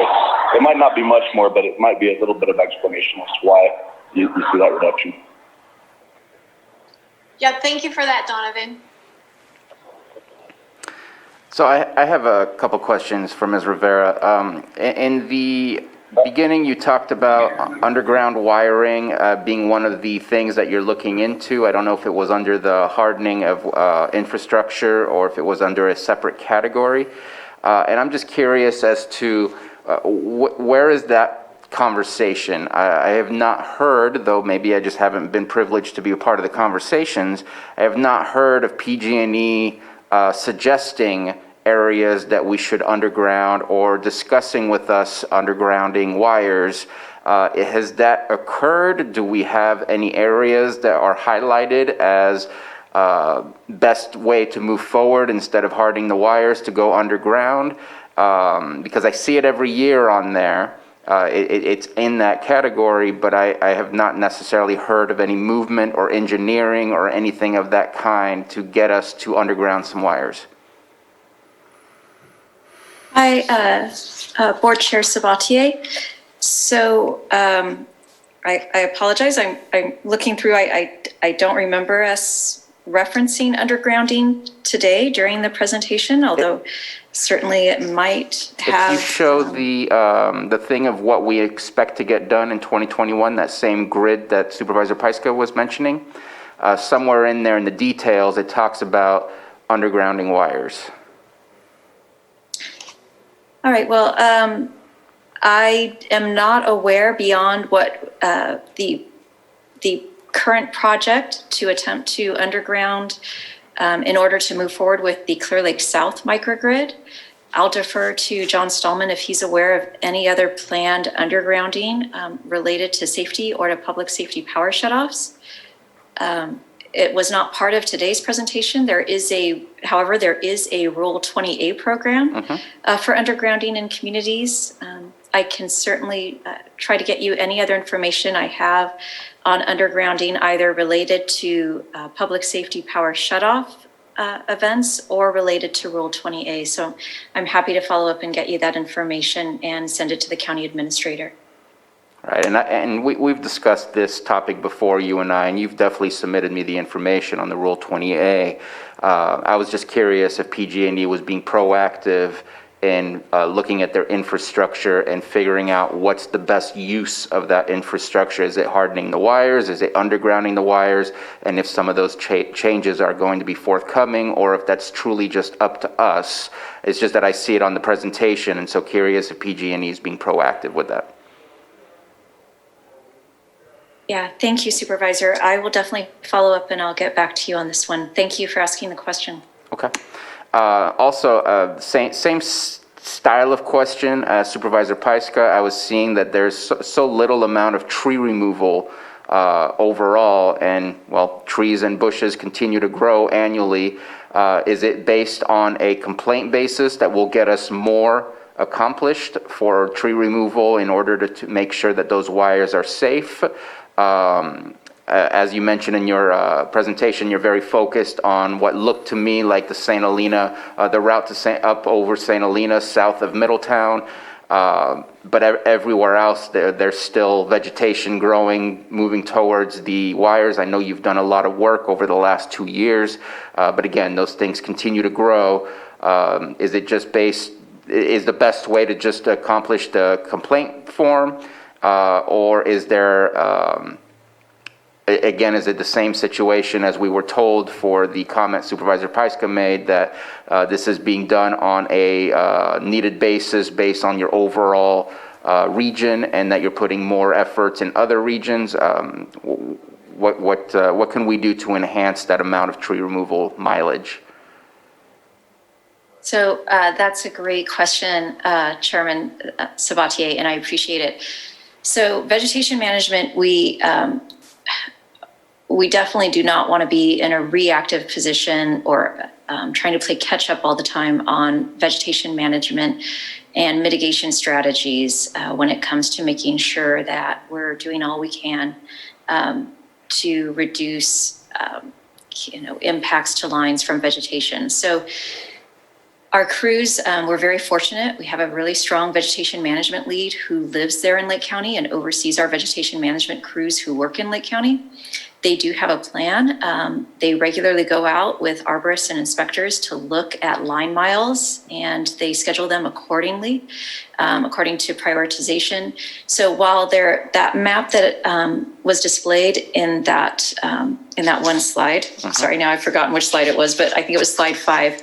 While it does show just what looks like a very small circuit area, that's for enhanced vegetation management.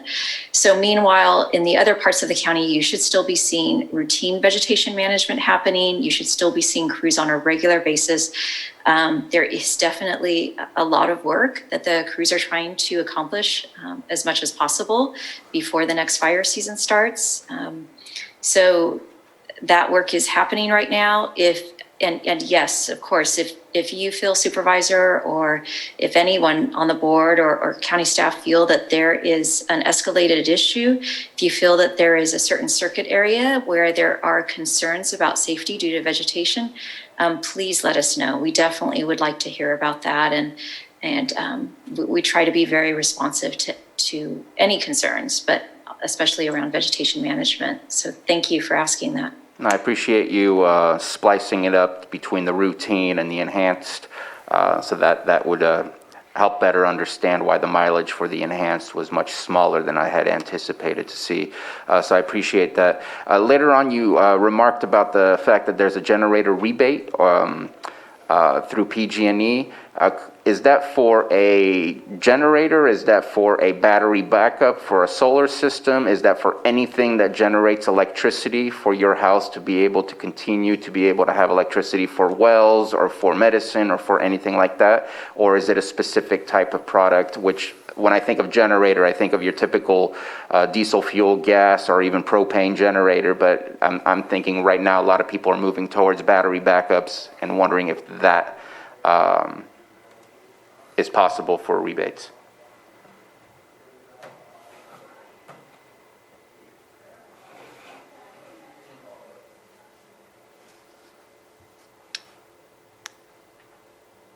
Oh, you remuted yourself. Sorry. Okay, here, technology. So that is an excellent question, Supervisor. I am going to see if I can share my screen one more time. This is a new program. So this just got launched a few months ago. So I am still learning about this as we go along too. So I will send this slide. This was kind of an appendix as needed slide. I'll send this over to Administrator Hutchinson as well. So those are really good questions. So this is specifically for customers who are in high fire threat districts who depend on a well water pump. So it offers a $300 rebate for eligible customers. And if the customers are also in the CARE or FARA program, then those customers are eligible for a $500 rebate. So if the customer has an active electric PG&E account, resides in a tier 2 or tier 3 area, and relies on well water pumping for their water needs, then they would be eligible for this rebate. So I wish I had more detail to provide about this. I do have a link here to go to pge.com/backup power. But yeah, I'm really excited to share this information with the board. This is a newer offering this year, or just in the last few months. So hoping that I can have more information for you. I will look into it and see what other information I can find out for you. Okay, I appreciate that. And then lastly, you showed a list of collaborations that you have, and on that list I saw that there was Wine Country Radio, there was some other news stations as well, most likely in the Bay Area. Wondering if there's a way to connect you with our local community radio. We were just discussing our PEG TV, which is our community station on Channel 8 through Mediacom. And then there's also KPFZ. I just wanted to make sure that if you have not had the opportunity to connect with those, since those are very lake-centric broadcasts, that we connect you with those so that we can make sure to provide that collaboration. Yes, thank you so much, Supervisor Sabatier. Yes, we are.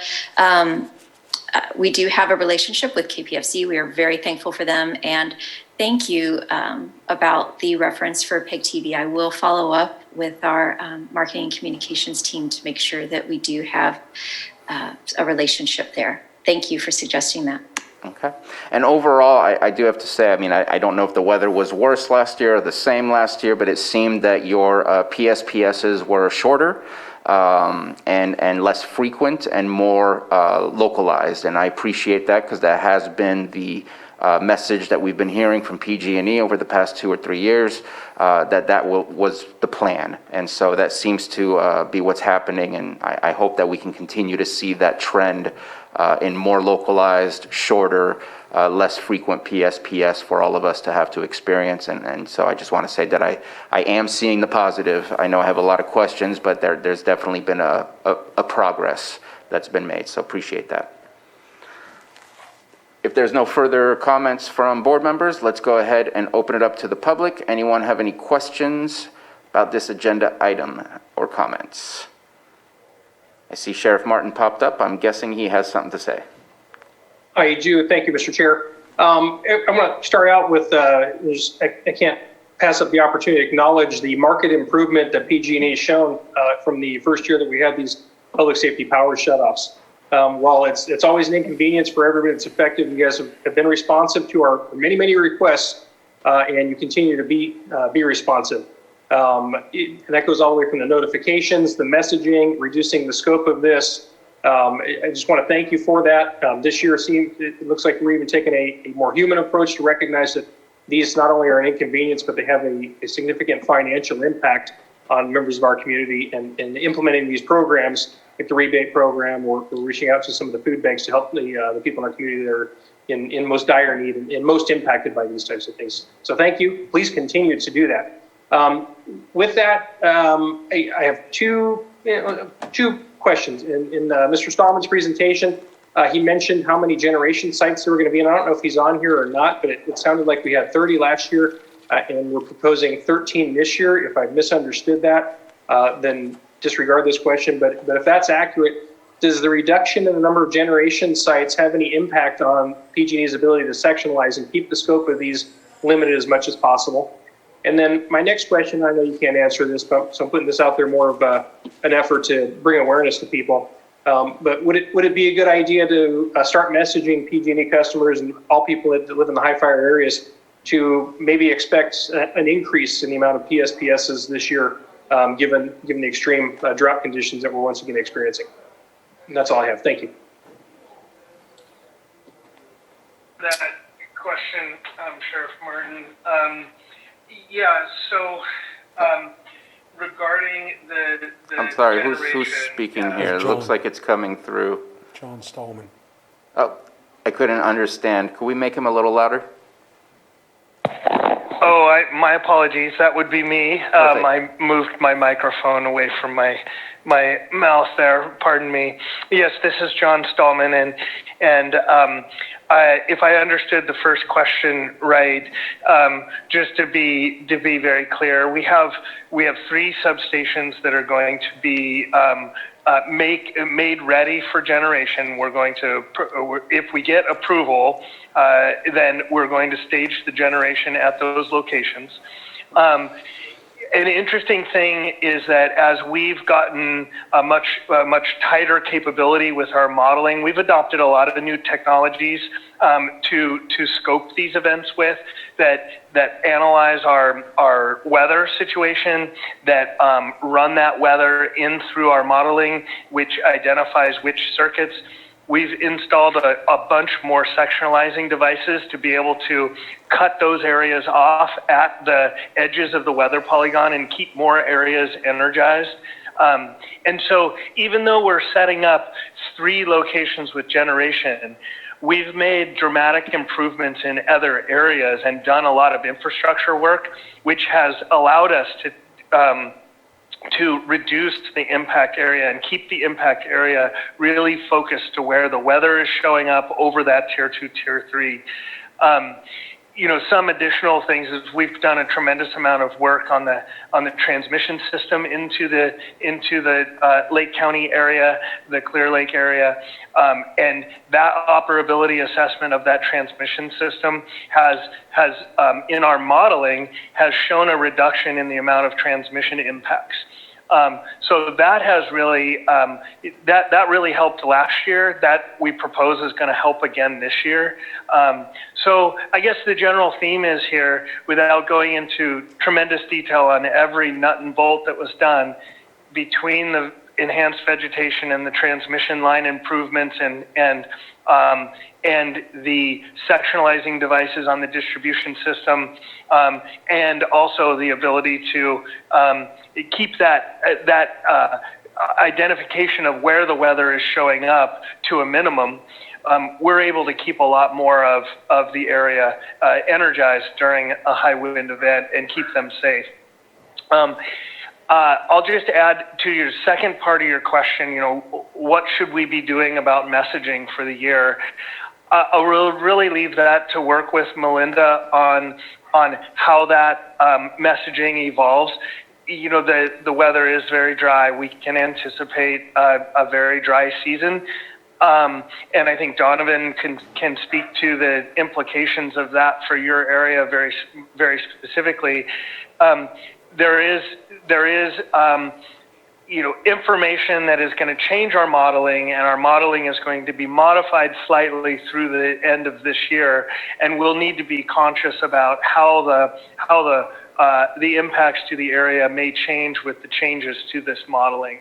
And that'll be a constant conversation that we'll continue to have with you as we move towards the more solid PSPS season, which generally speaking is the late summer, early fall. This year, did we get a great benefit last year of a mild season? Well, we don't really think it was a mild season. We think that it was an average season. Would we be moving into a more aggressive season this year that causes us more impacts? We can't ever predict the winds that are going to come, but certainly the dry fuels don't make that any easier, and will move us in that portion of the metric of what determines our impacts. That definitely incrementally makes things more challenging. I don't know if Donovan or Melinda, you want to comment on that. Thanks, John, and thank you, Sheriff Martin, for asking these questions. And the short answer is yes, we definitely want to work with our county and work with our partners, our county partners and our nonprofit partners in the county as well, to make sure that we are messaging early and often as we head into the next public safety power shutoff season. And as John mentioned, it is difficult to forecast what the weather might bring us this year. However, we definitely want to make sure that people are prepared for whatever the season might bring. So thank you for asking that. And Donovan will most likely be following up. Thank you, Linda. I believe that Donovan is no longer on the line. I could be wrong, but I do not see him. Just want to make sure Sheriff Martin was done with his questions and comments on this. I am done, thank you. All right, thank you very much. Jake, let's go ahead and allow phone 7257 to unmute. If you can please provide your full name when you are unmuted.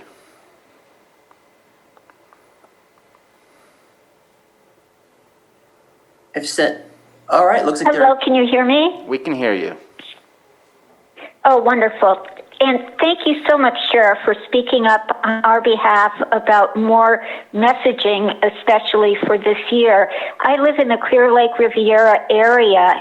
We are an extreme fire danger area that I believe is underserved in the PSPS events in terms of resource centers and availability of generators for important things like our water company to assure us of water available to fight fires should they start during a PSPS event. And I'd also like to ask if our county is going to be continuing the PSPS County Committee, and could there be, please, enhanced information to the public, because as we all know, when we get into the fire season, then we find out, usually then, what things like Q4 means, which is it won't be ready till October. So we suffer from what isn't ready for our fire season the most, and we need that information.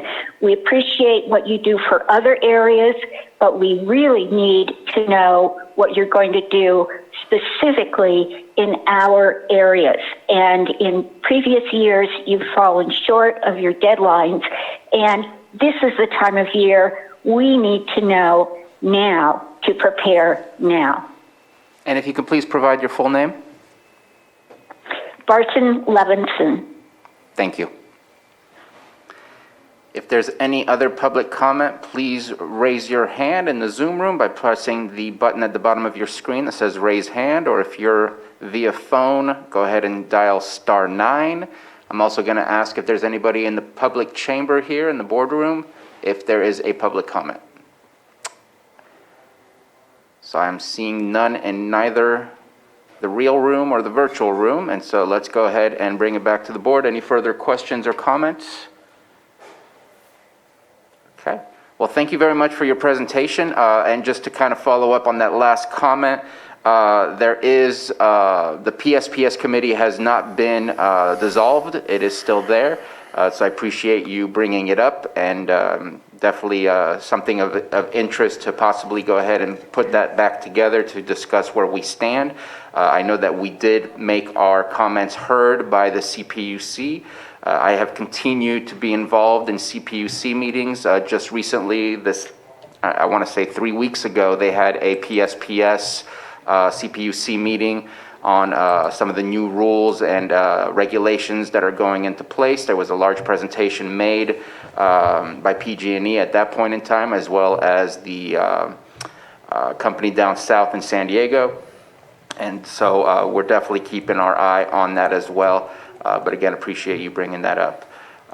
And Ms. Rivera and Mr. Stallman, thank you very much for your presentations today. If you have any last words, now's the time, or else it looks to me like we are done with our item.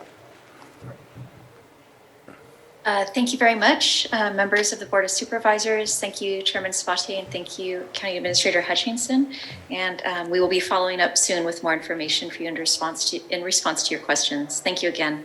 Thank you. Thank you very much. Have a great day. Thank you. You the same. So it is 12:40. We are done with our timed items.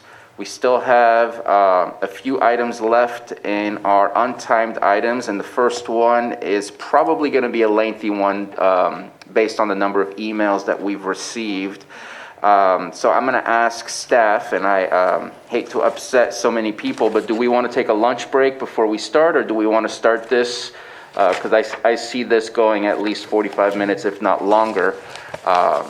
Or do we want to take up some of the items that we've already pushed to the side? I would prefer we take a lunch and get to this as quickly as possible, since people are waiting for this item, and then get to the rest of the items after that. Is that appropriate for everyone? Okay, so let's go ahead and take a lunch break, and we will return at 1:30 p.m. Thank you, everyone. So I know that the next item that we would like to take up is regarding community development.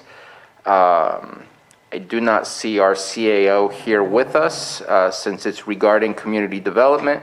Do we move forward? Do we hold for a few more minutes? Kind of trying to get the pulse of the board here. I think we got enough board members. Okay. And we got county council. That's what I was thinking myself. Is everybody okay with moving forward? Yes. Okay. Yep. Thank you very much. Okay, so let's reconvene. It is 1:35. Thank you for your patience. We are going to continue with item 7.2.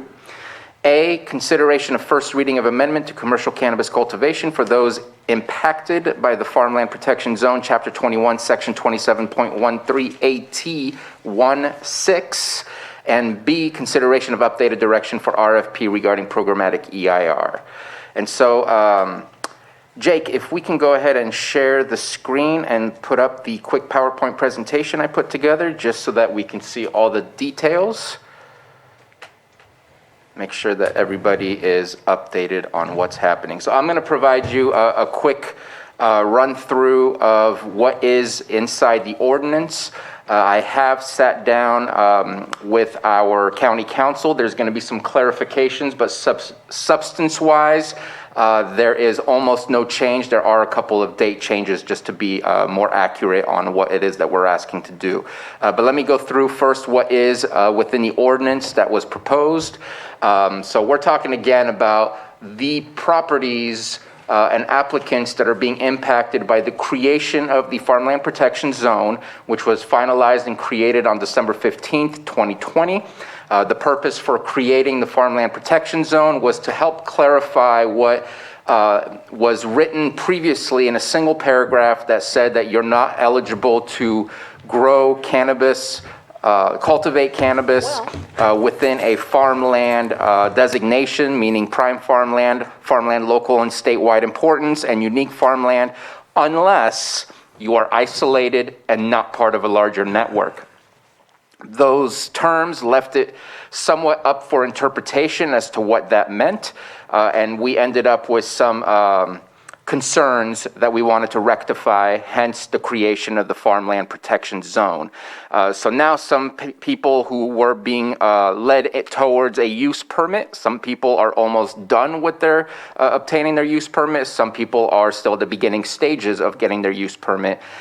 We wanted to provide some sort of transition to help people meet the new guidelines that are set by the new Farmland Protection Zone. So here is what is inside the ordinance, that we would provide a 3-year transition expiring on April 21st, 2024. You must have application deemed complete as of December 15th, 2020. Must be in good standing, which means no violations with state and local laws and all taxes paid.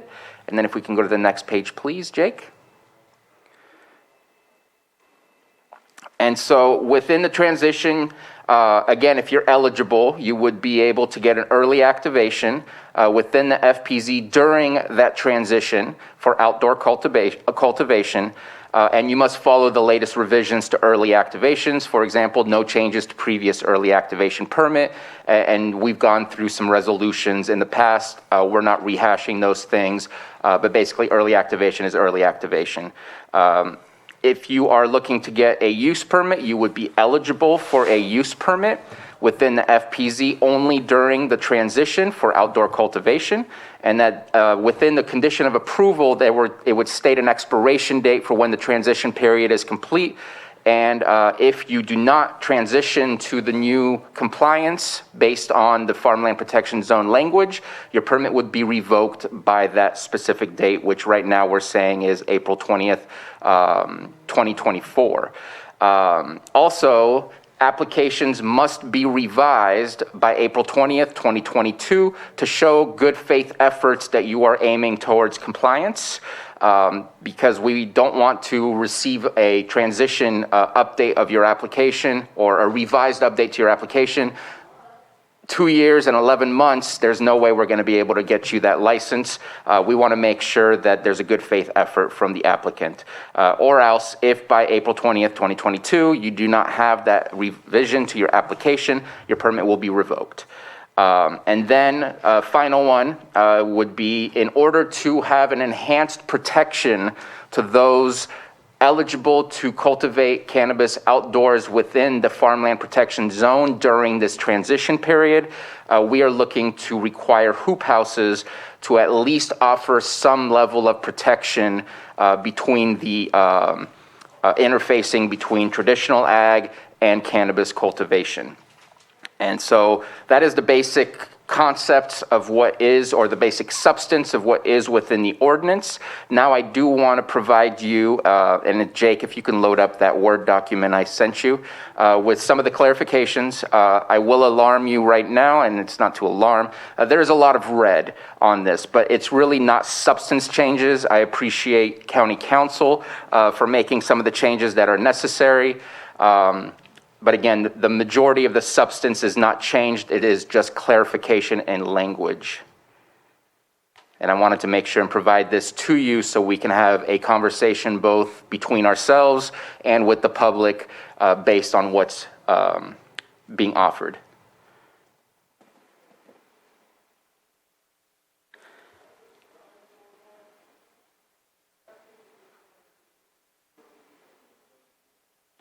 Oh, okay, I'm trying to continue the screen share here. It seems to be paused.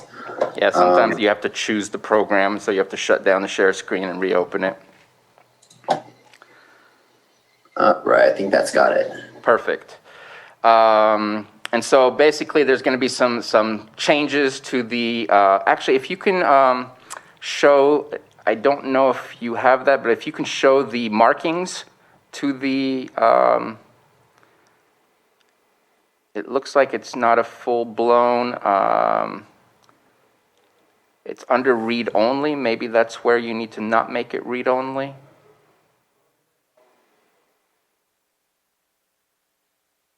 Go to review.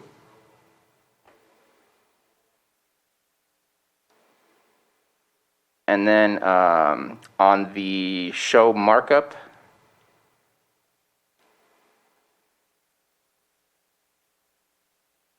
or maybe you have to click on the red stuff on the left-hand side of the screen. I'm not sure. There we go. Perfect. Thank you so much. So again, just the title has been changed to be more specific to what it is that we are doing. We got rid and added some whereas. Unfortunately, some of this was created as a under the template of a resolution, so we need to just fix that. That's why the now therefore be it resolved. It's not a resolution, so that's all gone. But the main substance, there's no change. If we can go scroll down, the beginning of the Lake County farmland protection stuff on item 6.1, nothing changes until we get to section D, which is the transition that we are offering to discuss. And so we changed it to applicants shall be allowed a transition period of up to 3 years or no later than May 21st, 2024, because this ordinance would not be approved until May 20th because of the 30-day wait that occurs after the approval. So we're not going to start the timeline as of when we approve it, but when it actually goes into effect. And from the effective date of this ordinance or no later than May 21st, 2024, if the following requirements are met. A, application has been deemed complete. All documents required by the department and applicable to the application have been submitted to the department other than CEQA documents no later than December 15th, 2020. And that was based on our conversation from the board that we wanted to have the application itself has been deemed complete, not CEQA has been completed. The applicant has not been and is not currently in violation of applicable state and local laws. That way it's not just the past, it's also current. Let's go ahead and keep scrolling down, please.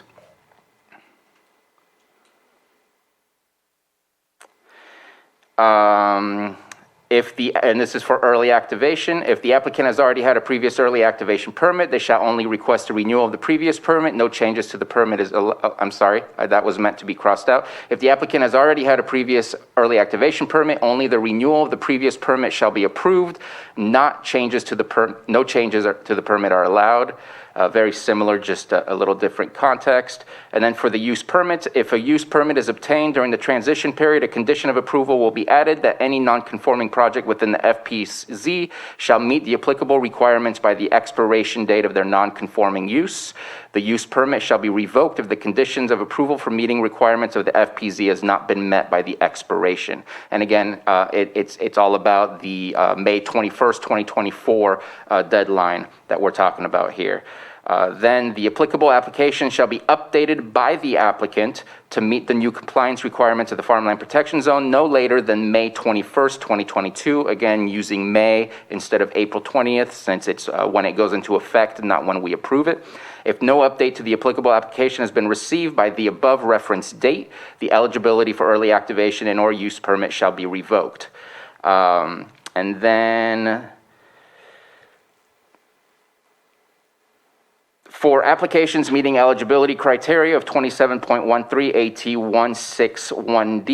AT161DI, those projects shall require the use of a hoop house to minimize any and all impacts. And hoop house is defined in section 21-68 of our zoning ordinance. And I will provide a paraphrase that basically no mechanical, no electrical, it's got to be just piping and some sort of, I believe it says translucent fabric on top. And what I will do is I will go and find that specific definition so that I don't just provide a paraphrase, so that our discussion is complete here. But I believe that is the gist of the clarifications. Again, no substance change other than a date change, a couple date changes just to be more specific about when it goes into effect versus when we just approve. And if you can just bear with me for one more second, I will get you that definition. Hoop house, an unheated outdoor enclosure used for the purpose of growing and or for protecting seedlings and plants from cold weather, but not containing any mechanical or electrical systems or storage of any items.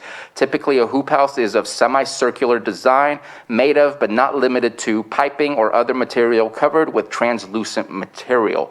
We did have a conversation with both the Ag Department, the Farm Bureau, and CDD that a hoop house is an eligible component of outdoor cultivation.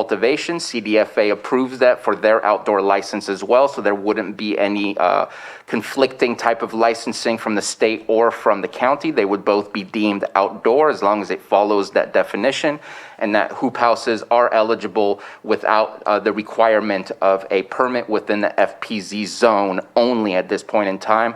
That requirement has not been placed on other areas outside of the FPZ. Again, it's for that enhanced protection. And so this is where I am done with my presentation. Jake, if we can go ahead and close that down, it's available to reopen if anyone needs it, and looking for board discussion on how this looks to them and where we stand on moving forward. And I know we've received a lot of comments. This is obviously a difficult conversation to have and to figure out exactly what is the most fair way to move forward and the fair way to resolve our issue that we're dealing with in our main agricultural zones. Any board member have a comment or question? Supervisor Simon? I'd just like to hear from the public at this point. I know we got a lot of public comment. I want to get to that and then Correct. follow up the discussion. So definitely a lot of public comment. Any other board member have a comment on this? Supervisor Pyska? So we did receive a lot of comments, and one of the comments that has stuck with me is that I would like to know, and I sent a message to Deputy Director Takara just a little while ago, and I apologize I didn't do it sooner. But with the open permits that we have and that we're considering for this, how many are in the areas where a greenhouse is a new requirement versus how many applicants are in areas where greenhouse has been required for quite some time? And I can actually respond to that because that was part of our conversation, and I'll let Deputy Director Thomas also fill in any gaps that I might leave open. There are a total of 28 applications, 6 of which are pretty much ready to go. Their CEQA has been completed. They're very close to being submitted over to the Planning Commission. They've been on hold due to the fact that they are now being impacted by this FPZ, or by the clarification of the FPZ. I'll let her discuss more of those specific 6, but of the 22 left over of the 28, 13 of them are on farmland designation within the farmland protection zone. And so had we interpreted it in a different way, we would have probably said that that was not possible for them to grow in those locations. Of the leftover, there's 9, because 13 and 9 make 22. Those 9 are being impacted by a new regulation by the farmland protection zone. Some of them may be where they have a portion of their land is on farmland designation, and another portion was maybe grazing land or other land.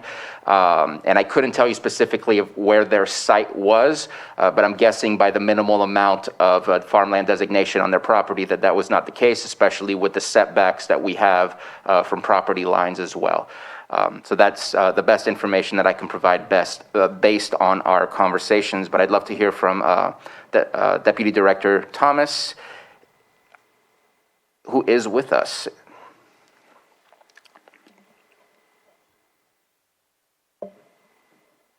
There she is. Hello, can you hear me? Yes. Hello, I'm Takara Thomas, Deputy Director, Community Development. I think you answered it pretty much, Chair Sabatier.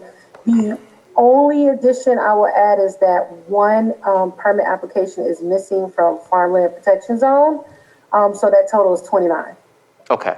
And of those 6 that are ready to go to Planning Commission, do you have a breakdown? Because I know I didn't request that list of the 6. Do you have a breakdown of which ones were in farmland designation inside the FPZ, or if they were not in farmland designation and are in the FPZ? All right, give me 1 second, open up my spreadsheet now.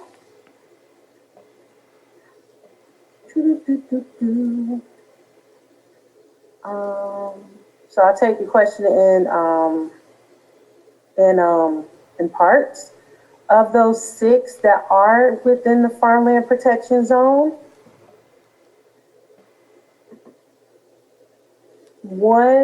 at least one is ready for the PC, and that actually went before the PC in January and got continued. The rest are either waiting us to pull the trigger or their CEQA is circulating at the CEQA.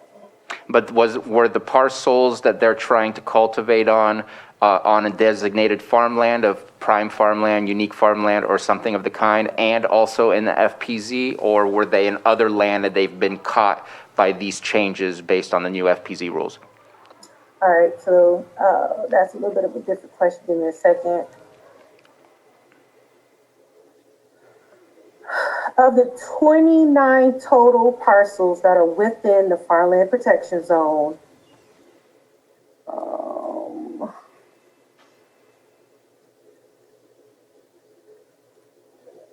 18 of them have some kind of farmland designation, either local, prime, or unique designation. So it would appear to me, since I said 13 and you're saying 18, that 5 out of the 6 were on farmland designation. Is that a correct assumption? It's a different question. And also part of it too is my spreadsheet got updated between yesterday and today. So that's a little bit of the difference that you're seeing. Okay. And for the ones that are, so if they're in farmland protection zone and they have a farmland designation and their CEQA is complete, that's 5 projects. Okay. Perfect. So 5 out of the 6, which would make a total of 18 of the 29, are inside the farmland protection zone, obviously, since that's our discussion, but also on farmland designation as well. Any further questions from the board? And so before we open it up to the public, I will say that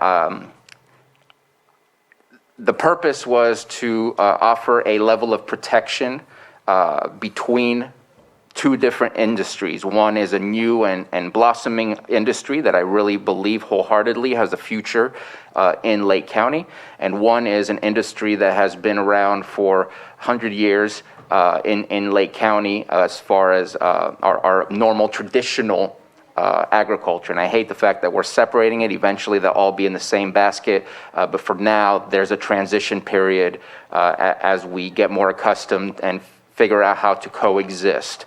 And so I would like to at least put on the table the option of looking at 2 years for the transition. I know that CDD has been working hard to put together some components of the process which allow for applicants to do their own CEQA and submit that to the department.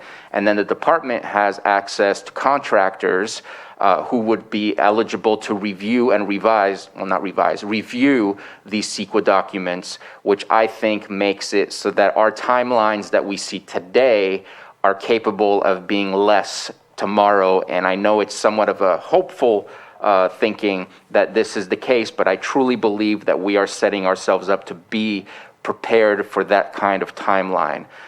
Open for that discussion. Just wanted to make sure it was out there before we started discussing it after the public comments came in. Any further comments from board members?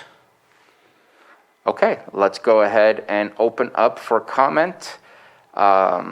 Any further comments before opening up for the public from CDD? Deputy Director Thomas, do you have anything further to add? And I know Director De Leon is also here with us as well. Not at this time. Not for me. Thank you. I think the only thing I would add would be the additional information from the conversation about the hoop houses and recognizing some of the reluctance about those, and the discussion we had about requiring conditions that they be disassembled, at the completion of a growing season, and that they're not allowed to just be allowed to just remain out there and fall apart due to weather. They are temporary, and they should be there should be some conditions that address that. And we talked about that in our discussion yesterday, and I just want to make sure that everyone is aware that that is something that we would likely require. Okay, appreciate you bringing that up. That was part of our conversation, so happy that you brought that up. Also would like to provide an opening for our Ag Commissioner in case he has any comments now, again, before we open it up for the public.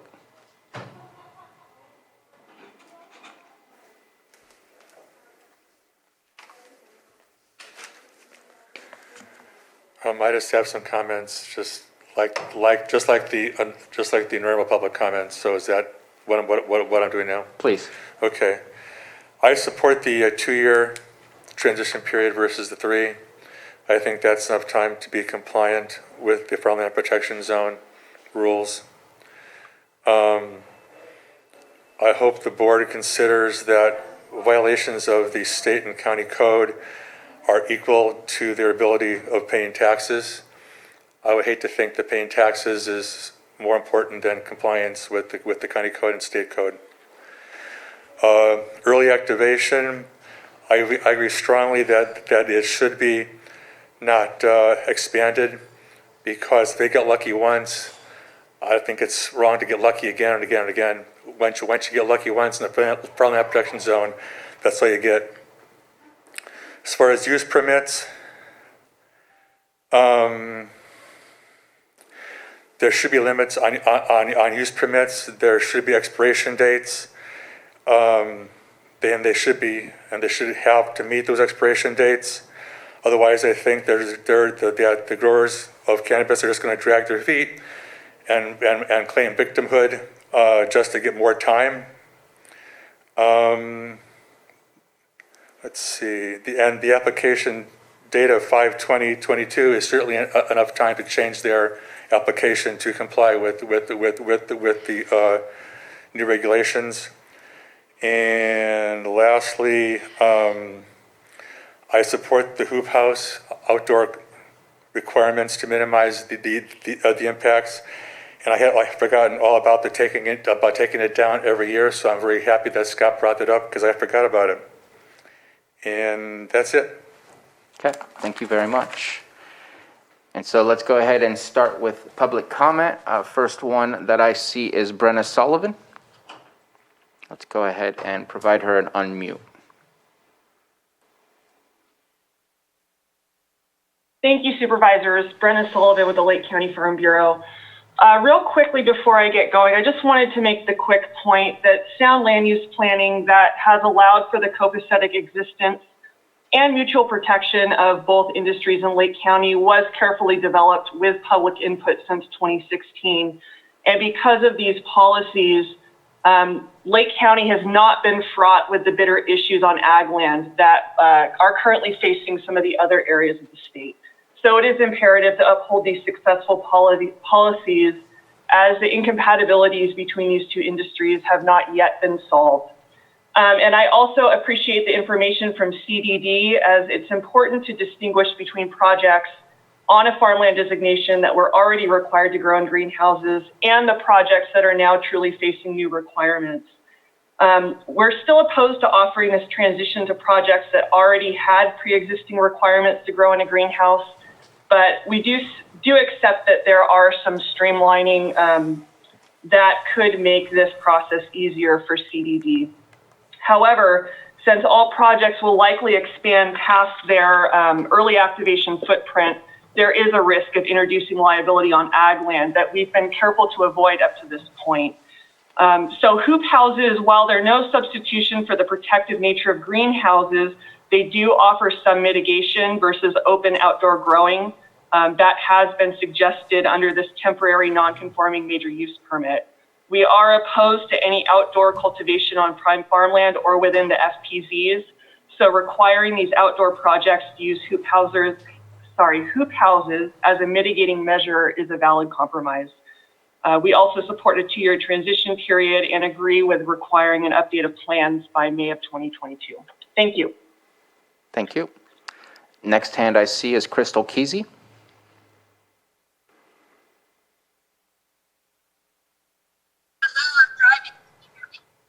Oh, try again. I'm driving. Can you hear me? We could barely hear you. Is there any way that we can help with the volume? It doesn't look like we can. Yeah, let me try. Just a second. Let me try. I can try and change that. No, I think if you keep the phone where it is now, I think we can hear you. Let's give it a shot.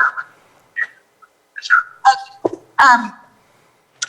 Couple things. One is I looked up the California Food and Ag Code, and pesticide drift is a misdemeanor. So putting the burden of protecting traditional agriculture, you're protecting the people who are committing a misdemeanor. And so I just can't wrap my brain around why the burden of the protection between traditional agriculture and cannabis, the economic and land use burden is placed on the people who are going to be experiencing the effects of pesticide drift. And so that's never been answered when I've asked that question. It's just, and so that's something that I think probably needs to be discussed, probably not today. I would urge you to approve something today, because if you don't, then these farms that are affected basically lose their season. I would also, if you're gonna have requirements for hoop houses, this is April 13th, and there's no information about specific requirements for hoop houses, so you're gonna be introducing new requirements about 2 weeks before where everyone is supposed to plant their farms. So I don't know about the timing of imposing even additional requirements, but I do support the ordinance as it is written, not a 2-year transition. Speaking as an applicant who's been in the application process for 2.5 years, I don't have confidence that the occur in 2 years' time for all of these projects, unless they're giving some kind of concierge service through the planning department. Experience and the timeframes that we've witnessed over the last 2 to 3 years. So again, the California Food and Ag Code, pesticide drift is a misdemeanor. So why are we passing laws that protect the people who commit misdemeanors? Thank you. Thank you for your comments. Next hand I see is Sasha Racine.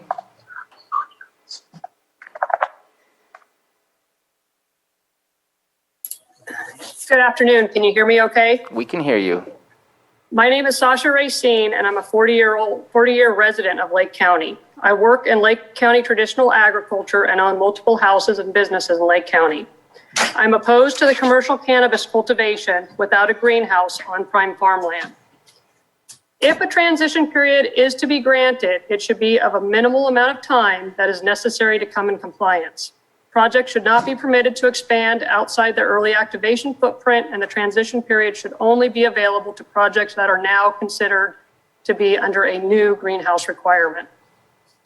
I support the requirement of the hoop house, if this is what we're going to do. And finally, any projects that were clearly not operating in a gray area, any project that was clearly not operating in a gray area and were operating outside the ordinance should not be rewarded with eligibility for this transition period. Thank you for your consideration. Thank you for your comments. Next, we have Annette Hopkins. Okay, I believe I've unmuted myself. You can all hear me? We can all hear you. Okay. Good afternoon, supervisors, and especially to Moke and Tina and Jessica. I know you're all Ag Venture graduates from our California Women for Agriculture program. And so you know what kinds of regulations and rules farmers are up against that are constantly being thrown at them, and sometimes brand new every year, and they adapt. They sometimes ask for a variance, or they sometimes ask for, can you hang with me till I can fix it? But farmers are used to adapting. And I believe that if people would like to grow cannabis, they need to understand that there is an adaptation kind of a mindset that has to go along with farming. And then also the person who just spoke about pesticide drift, truly, I do not know what is in the code, but I do know this, that even within what is considered traditional agriculture, conventional and organic farmers have these issues between themselves. So pesticide drift is just something everyone has to deal with, and it has to be respected. I agree that since everyone knew about this for years, why we're having this conversation is sort of beyond me, but I get it. I believe that 2 years is more than generous. Hoop houses, okay, if we have to make a compromise, and updating plans. Everybody needs to get on board and do this the right way, and they need to do it in a fashion that is respectful and responsible. So thank you for taking my comments, and I appreciate that you're working hard for a solution. Thank you for your comments. Next, we have Sarah Bodner.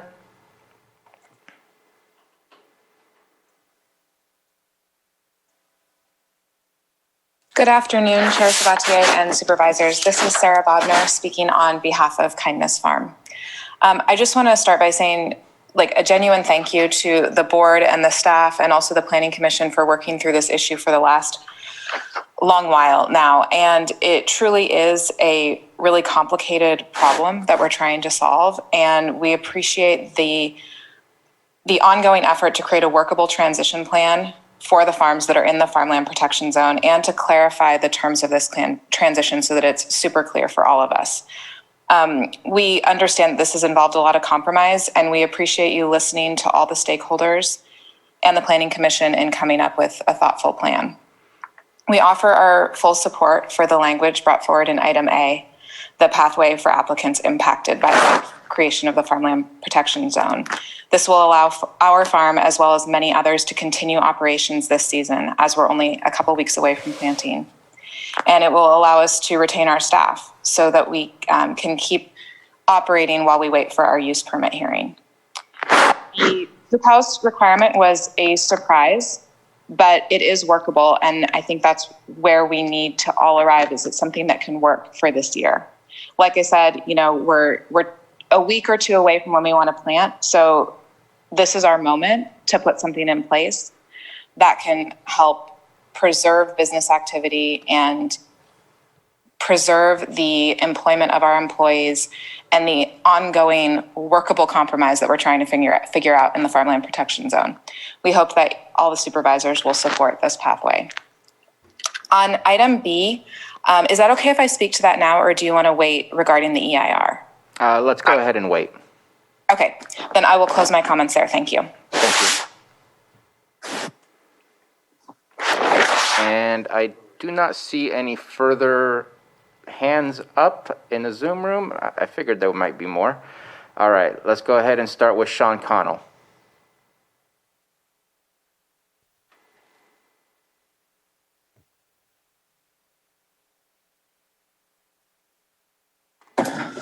Sean Connell, I see that your mic is unmuted, but I'm not hearing any audio. Will you please check for a hardware mute?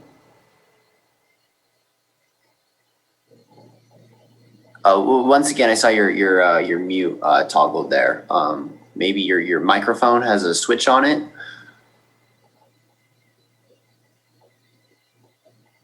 Third time's the charm. Can you hear me? Yes, there we go. Third time was a charm. All right, perfect.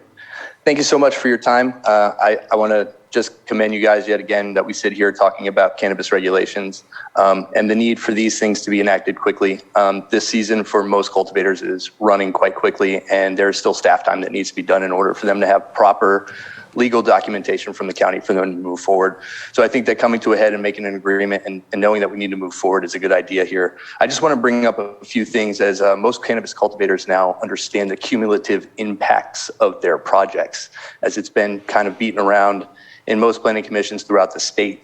And one thing that hasn't been discussed here is what will be required when these greenhouses actually get approved under state building code requirements, all of those buildings have to be provided with California access, meaning Chapter 11B of the California Building Code. Not only that, all those plans need to be engineered, reviewed, and signed off by the building department.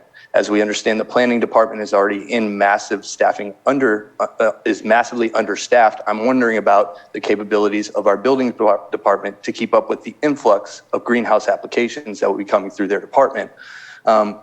Additionally, that puts into other questions like the loads on public power, road access, administrative access, things of that nature.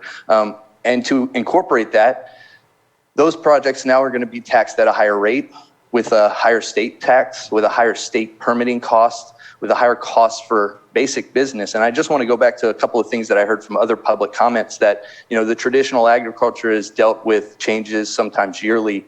I think cannabis cultivators are dealing with it monthly at this point. This is our moment where the cannabis cultivators are saying, hey, can you help me out a little bit? Well, it sounds like the board and the county has come to that point where they're saying, hoop houses are your transition. This is our help you out a little bit to get into compliance with what we have to do to protect and preserve the culture and county of Lake. So with that, I do want to end my questions, and I just want to make sure that we do kind of go back and look at how many changes have been done to cannabis cultivation ordinances and making sure that those changes are available not only to public staff, but to the public as well. Because as I look at it right now, if I were to have to convert my cultivation to meet this, I have an acre outdoor permit that is now going to be reduced down to 22,000 square feet and taxed twice as much as my outdoor permit in process. And so I think that should be looked at and talked about and definitely expanded upon in the future. And I thank you for your time. Thank you for your comment, and we're going to go ahead and finish the public comment, but wanted to at least state that we do need to just bring up the conversation of the workload of getting approvals for this, so that comment will not be forgotten. So let's go ahead and go to the next hand, Julia Jacobson.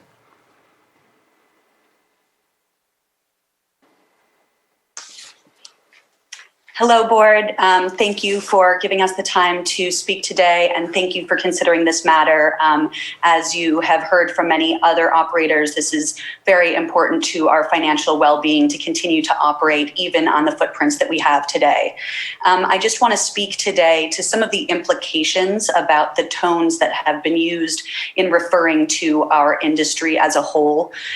There has been a lot of tones used that portray us as bad actors in general.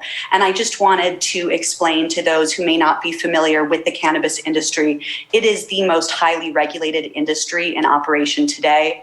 As owners, our fingerprints are in the DOJ and FBI systems. All of our employees are required to go through fingerprinting and live scanning with the local sheriff's departments. All of our products are in a track and trace system. We have surprise inspections from over 3 different agencies on a regular basis. And like Sean said just before this, we are used to changing regulations on a monthly basis, not on an annual basis. So we really appreciate you hearing us in this please help us now moment and help us transition. As I will reiterate what others have said, the transition period allows us to generate revenue in a lower cost operational way with outdoor, while we're able to then use that revenue and turn it back into the costs that are required to build out the infrastructure that you are requiring us to have. So thank you for consideration today. And I just wanted to give a little insight into how regulated we are and that we truly are good actors with good intentions. Thank you. Thank you very much for your comments. Any further comments from the public in the Zoom room? I do not see any more hands up.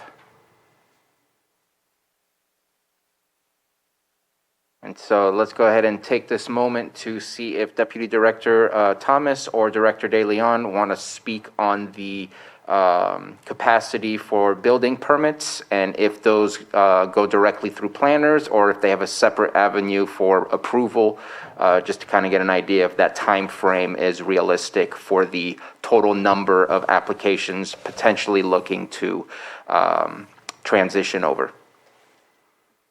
Well, yeah, I'll be happy to speak to that. You know, the demand on our building division is is high, but it's not nearly at the level of the demand of our planners. We have a lot of permits in there for planning, and while again we have a high workload for building, I think the capacity is there. We have 2 plan checkers. We have chief building official. We're full with building inspectors, and our team just continues to grow and get better. And so I'm pretty confident that when the time comes that we need to start looking at these structures, that we'll be prepared. Thank you very much, Director De Leon. And so since there's no more hands up, let's go ahead and bring this back to the board and let's deliberate. Supervisor Scott. Oh, and actually, I'm so sorry. If I may interrupt, I'd like to read the public comment that I know we received officially through the e-comment from Pat Scully. It is attached to our agenda, and so wanted to at least give that one the time it requires. Dear Chairman Sabatier, Supervisors Crandall, Pyska, Scott, and Simon, I am writing to voice my strong support for upholding the existing farmland protection zone in Lake County's cannabis ordinance. It appears that errors were made in the planning department and some EA permits were issued on properties that should not have qualified for open grows. In determining what to do with the errantly issued permits, I request you consider the following points. 1, our ordinance was the product of several years of development by all of the stakeholders in Lake County. While it was not perfect for anyone, it did make an effort to protect our historical agricultural businesses from the gold rush we are now seeing in the cannabis industry. Any watering down of the farmland protection zone seriously impacts many of the crops that Lake County is famous for. If replaced by cannabis during this gold rush period, some of these crops will be lost forever. 2, those receiving the errantly issued EA permits should have understood the existing ordinance. Many of these applicants also had consultants that should have been aware that their projects did not conform. I understand that what is done for this year, but can't comprehend why those permits should be extended beyond this growing season. These permit holders should not be rewarded with additional years to be non-conforming. There have been plenty of people that have been working in good faith to conform to our existing ordinance. What do you tell the cannabis grower that did everything by the book and developed their grow, most likely at much higher cost, in an area outside the farmland protection zone? What about the farmer who sold his property within the farmland protection zone knowing that it could not be used for cannabis production and couldn't be valued as such? 4, perhaps as a mitigating measure, these EA permit holders in question should be asked to agree that they waive their right to open grows in the future once the permit expires. Can they be required to grow in hoop houses in the meantime? I ask for your support in doing what you can to preserve the intent of our existing cannabis ordinance. Agriculture has been a cornerstone of both Lake County's economy and heritage and is severely threatened by the current gold rush surrounding the cannabis industry. Please consider what Lake County will look like 5 years down the road if this frenzy is allowed to spiral out of control. Sincerely, Pat Scully, General Manager of Scully Packing Company, LLC. Okay, I apologize for interrupting you, Supervisor Scott, but wanted to make sure to provide that final public comment. Not a problem. I just like to go back and address that comment about, good actors, bad actors. I definitely agree that our cannabis industry has not been treated equally. And I think that goes back to the fact that, we for many years fought the bad actors. And now for the last 4 years have been working really hard trying to bring people into compliance. And we do have some amazing people that have done some great work and are definitely good actors in our community. And I think that's why we're working again today to try to make sure that equality is there across the board. I do like the idea of the good faith date, having a date that they're showing that they are working on their plans. I am still concerned about the 2 years or the 3 years.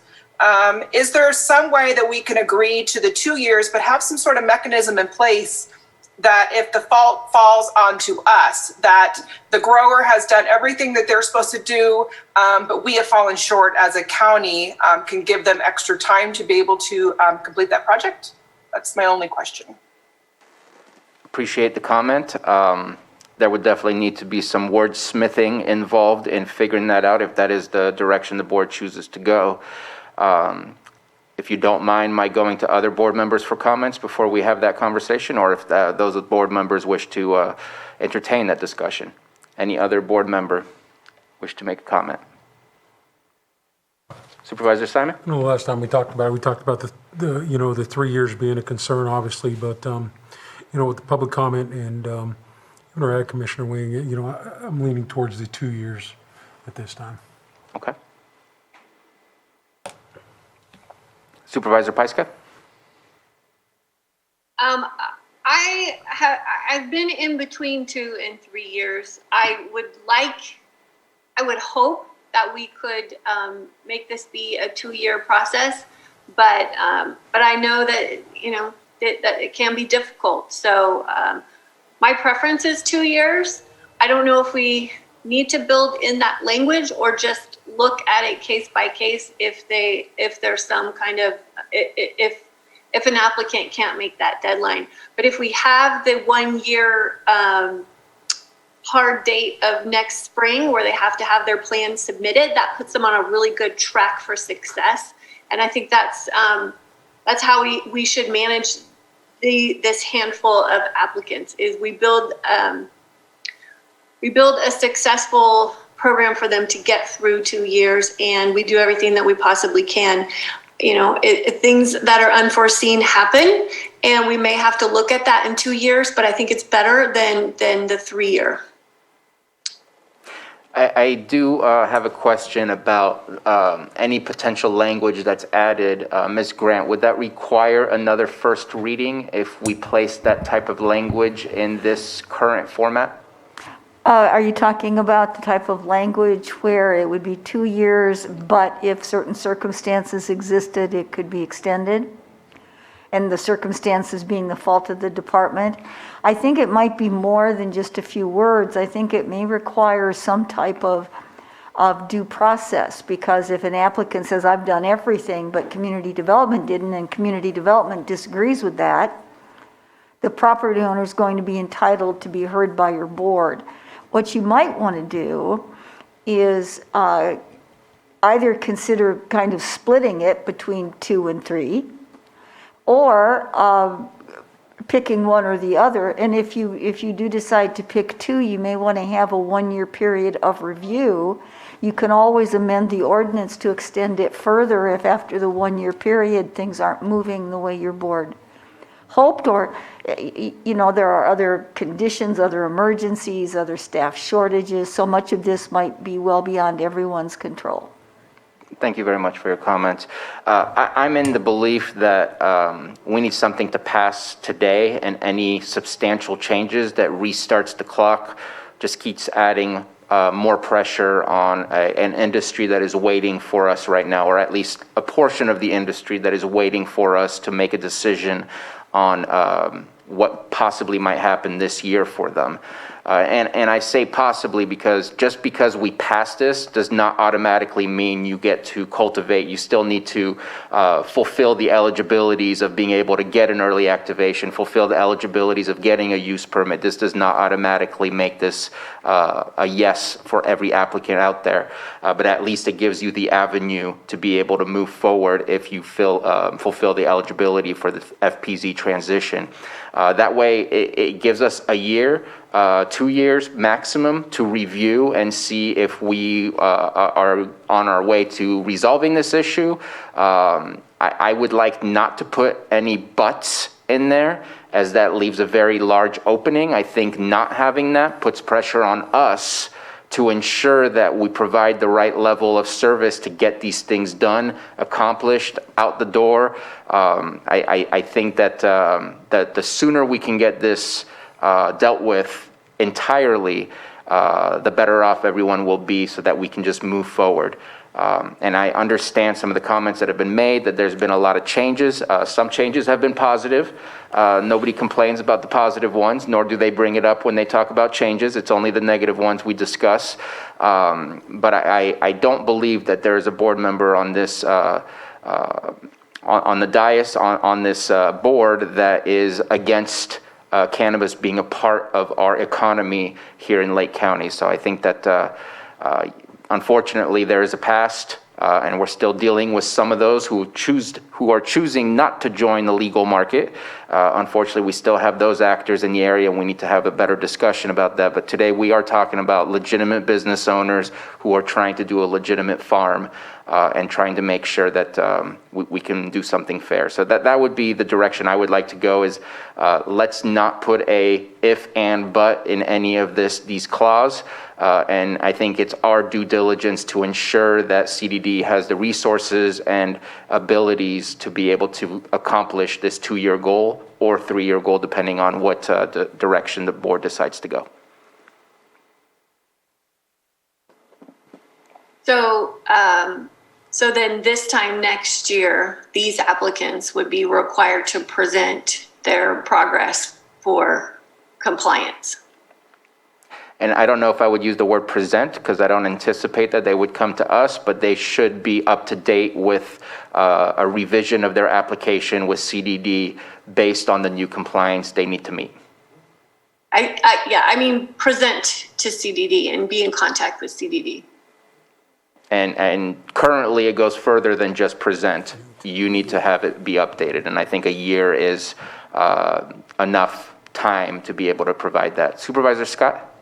So I agree not adding the but because that does leave some gray area, which we're trying to resolve that.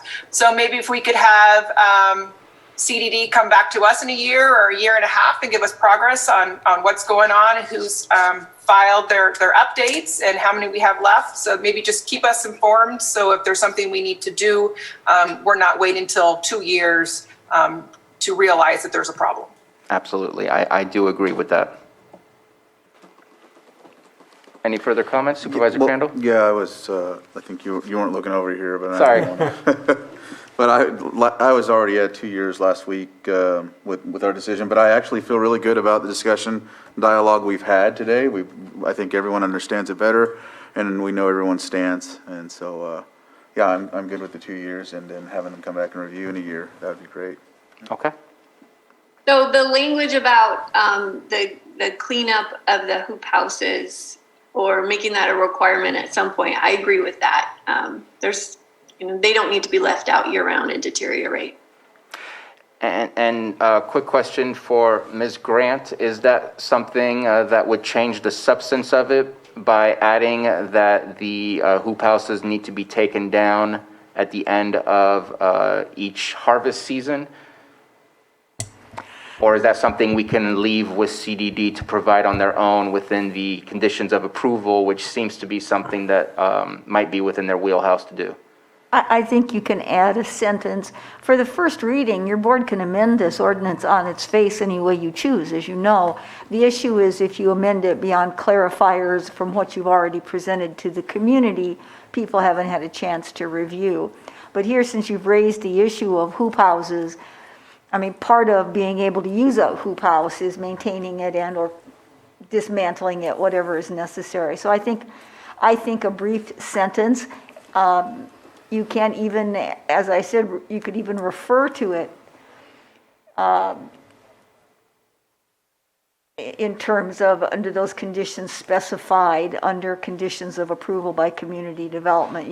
You can make some reference to that if you like, or you can just simply say that hoop houses have to be maintained and dismantled and put away when not in use, or however you want to phrase it. But it doesn't have to be anything belabored. Okay. Quick question for the board. Are we, I would like to request that Ms. Grant, sorry to put you on the spot, provide a full additional sentence for us to approve rather than us figure out what the right wording would be. Do we need to take a 5-minute recess? That'd be nice. Okay, let's go ahead and take 10 minutes so that we can go ahead and finalize this and give Ms. Grant enough time to be able to figure this one out, which I'm sure she already knows what she wants, just to make sure that it could be double checked, and then we'll be back. So it is 2:31. Let's reconvene at 2:41, and then the board will be taking action. Okay, it is 2:41. All supervisors are here, and I believe everyone's ready. Johanna and Jake just wanted to check in real quick. We good? Good and ready. I'm ready as well. Perfect. Thank you so much. All right, and so Ms. Grant, would you please read to us the addition that we discussed for the hoop houses and dismantling them as adding it to the ordinance? And also, can you provide I believe it should be in, so let me just read the entire thing. 27.13 AT1, section 6(1)D, under number 5. And are we going to add that as section B? Section 5 is due to the need to protect the interface between traditional agriculture and cannabis cultivation. All projects within the farmland protection zone that are eligible to cultivate outdoors shall require the use of a hoop house to minimize any and all impacts. Part A just says what is the definition of hoop house. Would this fall under Part B? I think that'd be fine. Perfect. The language I'm suggesting is at the end of each growing season within this transition period, hoop houses must be dismantled and removed from the project location until the next growing season. Okay. I do want to check in. Thank you very much for that. I do want to check in with staff, Director De Leon or Deputy Director Thomas. Does that statement work for you? I see a thumbs up and a nod. I'm going to take that. That's the universal yes. And so let's go ahead and bring it back to the board for action. I think we're ready. And just to remind, there were also those clarification amendments that were brought to the board as well, based on Ms. Grant's suggestions as well. Mr. Chair, if I may. Please. The action that you'd be taking then would be to approve, first I would by motion just approve all the adjustments to the ordinance that have been made, including this last one, if that meets with your approval. So the ordinance as amended on its face today. After having done that, then there should be a motion to waive reading of the ordinance, having it read in title only, which would be the new title that you presented during your remarks, sir. If that's approved, then there would be a further motion to advance the reading of the ordinance to agendas it has to be 5 days, so anytime 5 days hence. So next week would work. It should be fine. Okay. Except that it won't work for your schedule next week, I don't think. I believe it would be in the consent agenda, since we seem to have It could be in the consent agenda, we seem to have had a pretty healthy conversation with not much in back and forth on disagreements. I think today's conversation was very much on a lot of on the same page type of conversation. So I approve of putting that on the consent agenda. So looking for action based on the comments made by Ms. Grant. The first would be the motion to approve all of the modifications made on the face of the document today. So moved. Good. Second. Okay, we have a motion and a second, and on the face of the document also means the additional amendment made for the hoop houses. Yes, sir. It would Yes. include everything that your board's been presented with and has been presented to the public. Okay, and so we have a motion and a second. Johanna, if you could please do a roll call. Can you tell me who made the motion? The motion was made by Supervisor Simon and seconded by Supervisor Crandall. Okay, thank you. So Supervisor Simon, Yes. Supervisor Crandall, Yes. Supervisor Scott, Supervisor Pyska, Yes. and Supervisor Sabatier. Aye. Thank you. And then I will read the title. Excuse me, it has to be a motion to waive reading of the ordinance and have it read in title only. Oh, so second motion. Mr. Chair, I'll make a motion to read the order in title only, and that's it. Waive right? reading. And waive the reading. And waive the reading. Second. Okay, motion again by Supervisor Simon, second by Supervisor Crandall. Johanna, roll call, please. Okay, Supervisor Simon, Aye. Supervisor Crandall, Aye. Supervisor Scott, Aye. Supervisor Pyska, Yes. and Supervisor Sabatier. Aye. And I'll read the title, an ordinance amending Chapter 21, Article 27 of the Lake County Code, providing a limited period of transition for applicants whose cannabis cultivation projects are located in the farmland protection zone. And then looking for a motion to move the second reading to April 20th, 2021.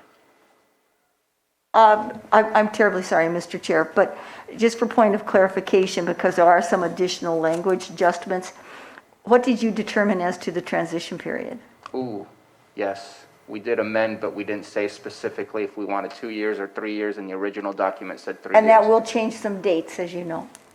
Correct.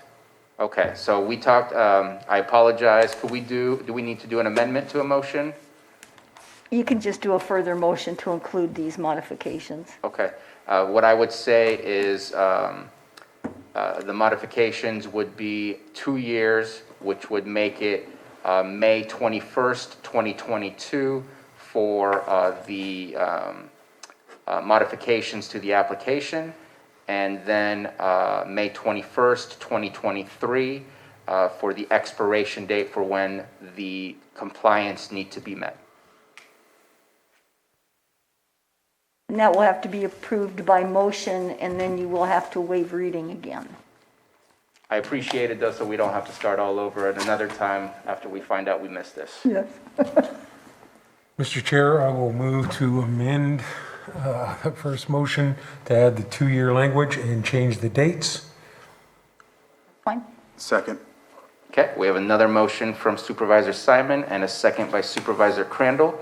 And Johanna, roll call. We will finish this item, I swear. Okay, Supervisor Simon, Aye. Supervisor Crandall, Yes. Supervisor Scott, Aye. Supervisor Pyska, Yes. and Supervisor Sabatier. Aye. And then I Thank believe you. we're looking for a motion to waive reading. Mr. Chair, I'll move to waive the reading and read in title only. Second.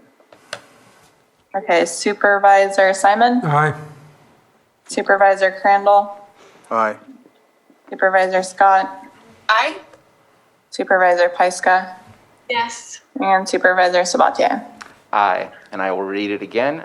The title is an ordinance amending Chapter 21, Article 27 of the Lake County Code, providing a limited period of transition for applicants whose cannabis cultivation projects are located in the farmland protection zone. And now just one further motion to advance the reading of the ordinance to the 20th. Yes. Mr. Chair, make a motion to advance the ordinance to April 20th, 2021. Good catch. We have a motion Second. and a second. Johanna, roll call, please. Okay, Supervisor Simon, Aye. Supervisor Crandall, Aye. Supervisor Scott, Aye. Supervisor Pyska, Yes. and Supervisor Sabatier. Aye. Thank you. Thank you, Johanna. And thank you to all staff that have worked with me and us throughout this process. And thank you to all the public input. And yes, I appreciate this. Okay, let's move forward. We will keep going down the line on item 7s. I believe we are on 7.3. Excuse me, Mr. Chair, B. Oh, Part B, so sorry. Yes, thank you for reminding me. So quickly, Part B is real easy. Originally, a while back, I forget the exact time frame, we talked about doing a programmatic EIR and doing an RFP for that, and we had kind of set it up for Ms. Grant to start working on the RFP. Later on, we discussed about redoing the ordinance and just kind of revising it, streamlining it, and making the changes that we feel are necessary to help make things as efficient as possible. I know we're talking more change, but we're looking more at the processing change versus the activity change. And since the programmatic EIR would make more sense to align with the ordinance, and if we're looking to revise the ordinance again in the near future, most likely late fall, early winter, that at this point I would like to at least provide direction to Ms. Grant so that we don't ask her to continue the work on the RFP when it is not of high priority for her to do so at this moment in time. I just wanted to make sure that that direction came from the board than from any other implied direction from the idea that we will be reviewing the ordinance later on this winter and fall. Mr. Chair, if I may, Yes, please. I do have just the skeleton of the RFP done, as I had mentioned to you. Obviously, there's a great deal of additional information with regard to the actual project description. The specific goals have to be incorporated there along with the background. But I can tell you that in drafting it, the idea of, because there have been not only changes that your board has made incrementally in the ordinance, but your board has evinced your intent in various resolutions over time, and it would be a much stronger programmatic EIR if you do have an actual streamlined ordinance to have this focused upon as you're looking at doing all of these things countywide. Thank you very much for that. And again, this is mainly that we gave direction, and the last thing I want to do is see more time than necessary from staff being spent on something that we're going to be waiting on, where all of a sudden we're seeing an RFP be provided to the public and then receiving bids for something that we're not ready for. So I wanted to just bring this back just to kind of close the loop rather than leaving it open-ended. And so overall for item B, we are just looking for direction to staff and see if we can update that direction to hold until further notice and open for discussion. I'm in agreement. I agree with that. Okay. I also agree. Okay. Do we want to, you know what, I'm going to say consensus should be good. We provided that consensus. It's very clear. I think it was a unanimous consensus. Okay. Let's open that up to the public real quick, just because that is a new item, and I see that Sarah Bodner has her hand up.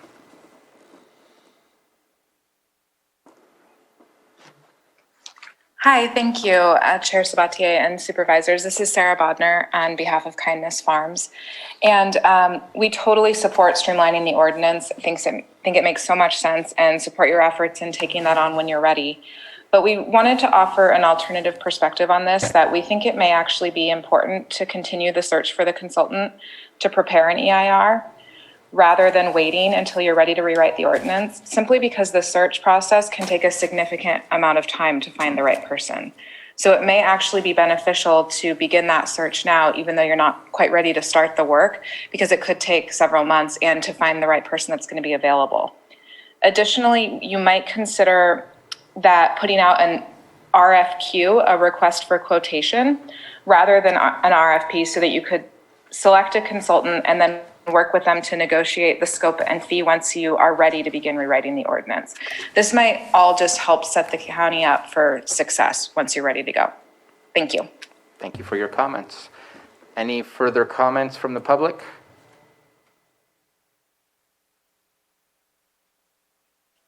Okay, seeing none, and we have no one left in the boardroom but us. Let's go ahead and close public comment and bring it back. And while I appreciate Ms. Bodner's comments, I think we have so many items on all of our staff's plates. Adding this one on top of everything else, I think we have time.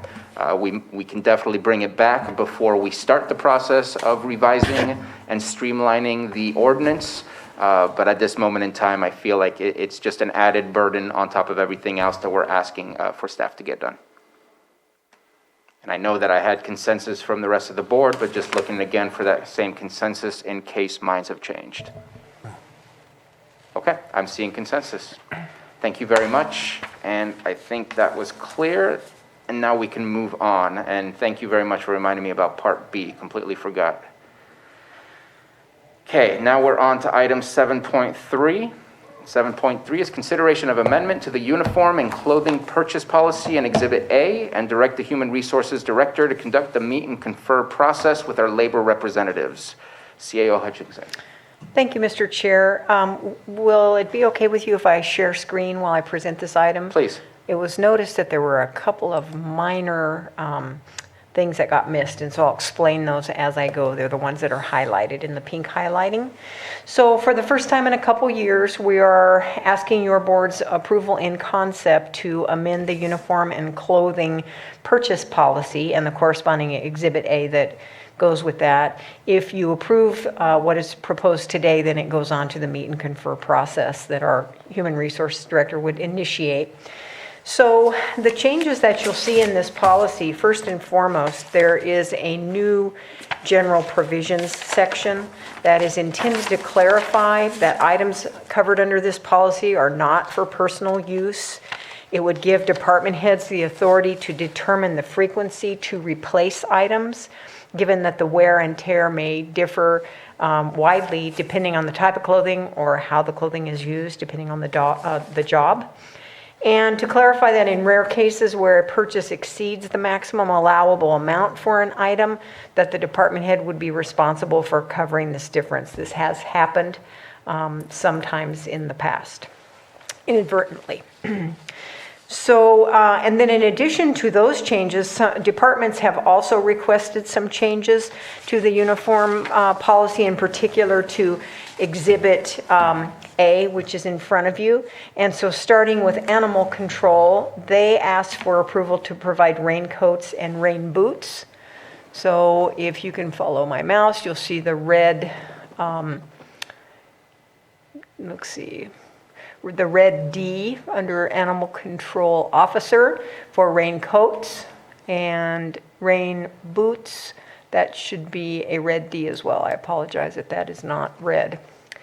Air Quality is requesting to change the safety boot allocation from a D to an A, and I should explain that a D means that the item is provided by the department to the employee, and A means that it's an allowance that is given to the employee. In the case of air quality, they're making the point that with something like a safety boot, it's not what the department can provide to them. Really, the employee needs to select it and make sure they get the right fit. And so they're asking for that change for air quality, as you can see up here, making that an A. And then for the safety pants, the department would provide those, and they're requesting that these be Nomex pants, N-O-M-E-X, which is a type of safety equipment that's used for wildfire and burn call responses. The roads department is requesting a new item. These are called, we're over here, safety pants and bibs. So it would be a type of pant that comes up almost like an apron in the front. Water Resources is requesting approval to provide safety jackets and safety pants. So you'll see the new red Ds there indicating that. Special Districts asked that a number of the maximum amounts per item be increased based on the current market costs for some of these items. And so if you go over here to the maximum cost column, you'll see those in red, that they are recommending be increased based on their experience in trying to purchase those.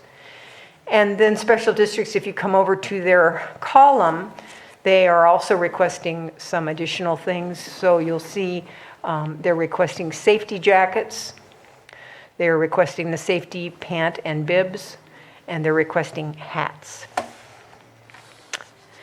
Other departments not previously afforded authority under this policy are also requesting to be able to provide polo shirts with a county logo and department name to employees. Some of the many reasons that department heads gave for such polo shirts would be for staff that are working in situations where they are front-facing, or they are with the public in the office or in the field in an emergency operations center, or otherwise responding to disaster, such as a sheltering situation. They are hosting public events, coordinating with or reaching out to the public, interfacing with other government agencies. Employees do a lot of that. In general, department heads expressed that the authorization for polo shirts for employees in those situations would go a long way to also promoting professionalism, employee morale, and employee pride as well. And so a majority of departments expressed a desire for that, not all, but nonetheless, we've added a column over here on the far right that would give the department head authority to determine those situations in every department where it's appropriate to provide a polo shirt to the employee. That completes my remarks. Thank you very much for that presentation. Any comments from supervisors? And if we can possibly Take it close down. down the share. Sure. Looking for any comments? Supervisor Pyska. Yeah, I just have a question about the apparel. Is this stuff that are items that can be purchased locally? Does the embroidery happen locally? And if not, can we do that? It most often does. We use some of the local vendors, probably the same ones that provide uniforms and stuff for school athletics. So yes, most often it is local. Great. Thank you. Any other comment from the supervisors? I was just comment, thank you for bringing this to the board. I think any opportunity, I think you hit on there, the morale, the opportunities to make sure that our employees are, feeling as good as they can when they're working with the public and everything and representing us. I think it's a great opportunity. So I know it's just the little things, but can't say how much I appreciate each and every one of our employees here at the county. And there's something we're looking to do. I'm here to support them in getting this small thing done. All right. Thank you for the comment. I do have a question. I guess it's an approximate cost of especially the all other departments with polos. I mean, we have potentially 1,000 employees. I'm both concerned in two different directions. One, all other departments, but that doesn't include solid waste field staff, parks maintenance, animal control. Does it include all of those since those columns have not been provided a D? It did not include those because I believe they already have uniform shirts. Okay. And so what is the potential cost of a $30 polo for all other employees that fit within the all other departments? Well, we'd have to calculate that for you, Supervisor. I don't know that off the top of my head. If you would like me to get that information. We're not assuming that it would be every single employee because not every employee falls into those circumstances that we were listing. Somebody that truly works in a back office setting likely would not have need for a polo shirt. And so, if you want to think about it in terms of general fund expense, there are approximately 400 general fund employees. The rest of the departments would have sufficient state and federal allocations to cover. And for those departments that have the state and federal allocations, they are often interfacing with state staff that are wearing the logo polo shirts when county employees are not. So if you think about the 300 times 30 a year, assuming they get one shirt a year, it's what is that, 9,000? 9,000. And that's spread across multiple departments. Yes. So I don't think that the cost is too much. I just wanted to at least have that conversation. And I agree, it's nice to have a little bit of uniformity of what we look like when we're interfacing with other agencies or interfacing with the public. There is one other portion of this that I wanted to discuss, which is the actual policy, which seems to contradict itself. In 1.2, it says general, professional, and supervisory positions. For all general, professional, and supervisory positions, professional and appropriate attire must be worn while on county business. Clothing allowances or purchases for these positions are prohibited. And I think that the all other departments kind of cancels and nullifies that. And so I think we need to not say that it's prohibited if right now we're trying to say it should be allowed, because it has the letter D, which says that it will be purchased for the employees, not the employees will purchase it themselves. We can just strike that sentence if that's your recommendation. That's language that has been in there probably for a long, long time. Right. And so that's The only change that I think I would make, and I appreciate the conversation of approximation of what the cost could be, and that's a maximum cost that we were looking at too. Okay. Any further questions from supervisors? Let's go I ahead. think this is a good direction to go. I know I've been to many other counties where their employees do have shirts, and we do show up not having those. They don't realize what county we are from. So I think this is definitely a good move forward, just to showcase that we're Lake County, and here we are. Perfect.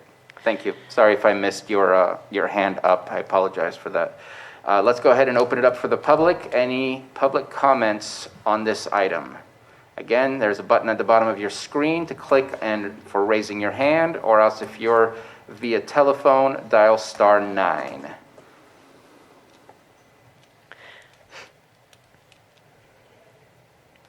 And seeing none, let's go ahead and bring it back to the board for action.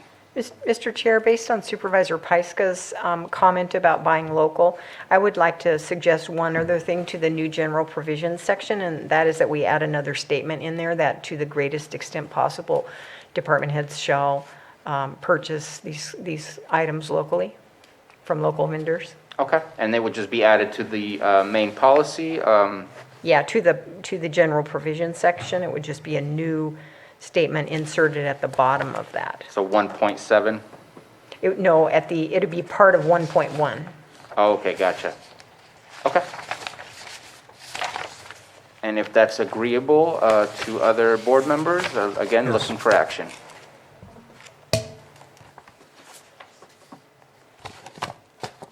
Mr. Chair, I'll make a motion that we approve in concept the revised county uniform and clothing policy with the revisions made today, including Exhibit A, and direct the Human Resources Director to conduct the meet and confer and clothing purchase policy.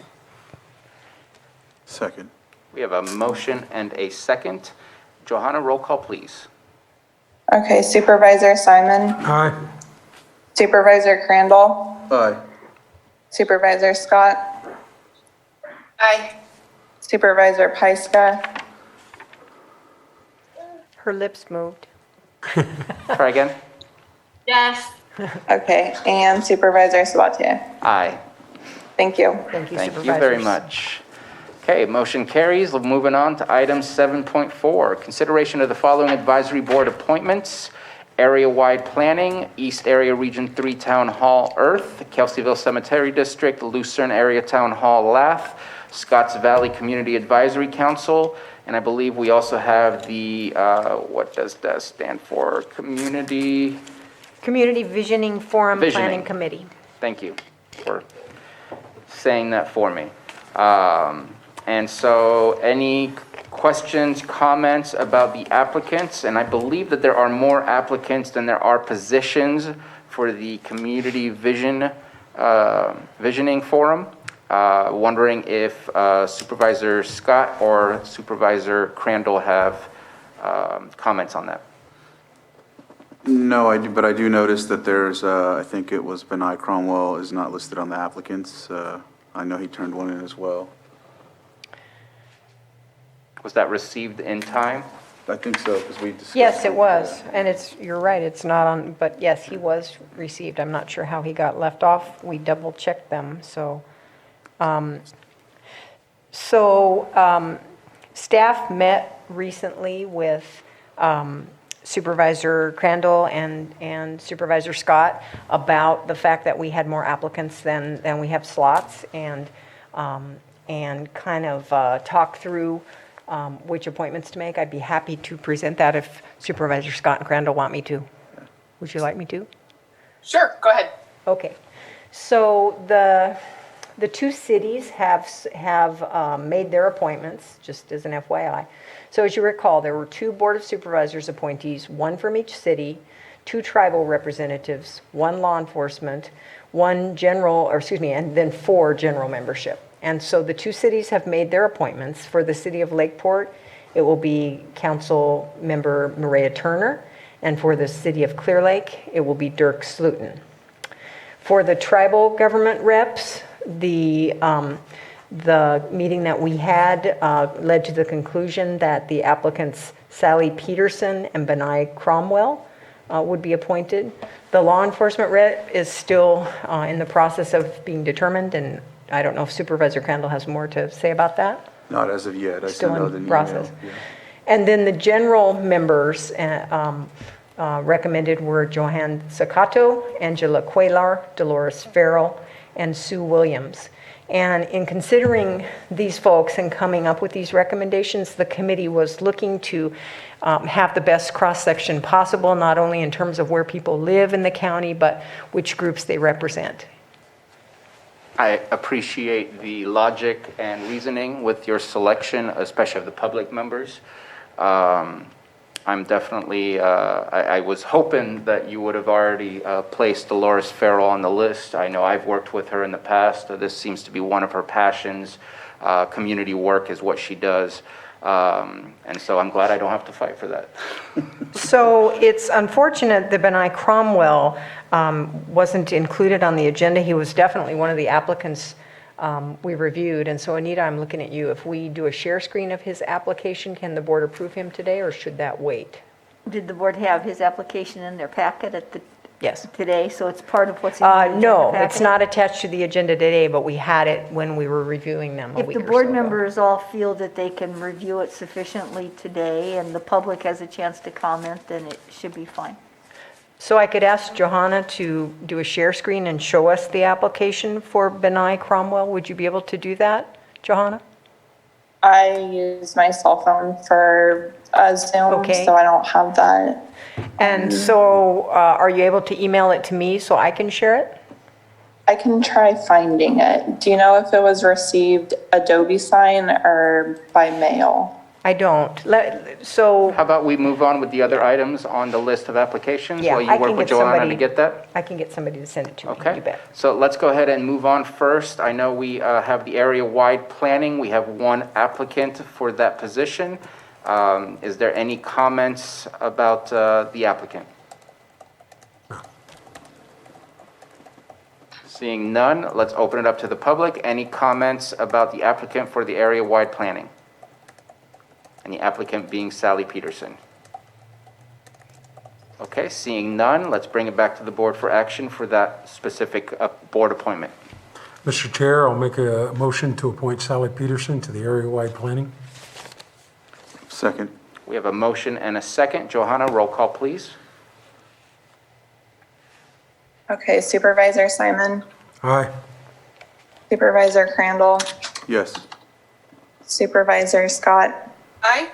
Supervisor Pyska, Yes. and Supervisor Sabatier. Aye.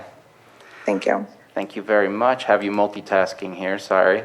Then we are looking at the East Region 3 Town Hall. We have one applicant. Any conversation, questions, or comments about the applicant?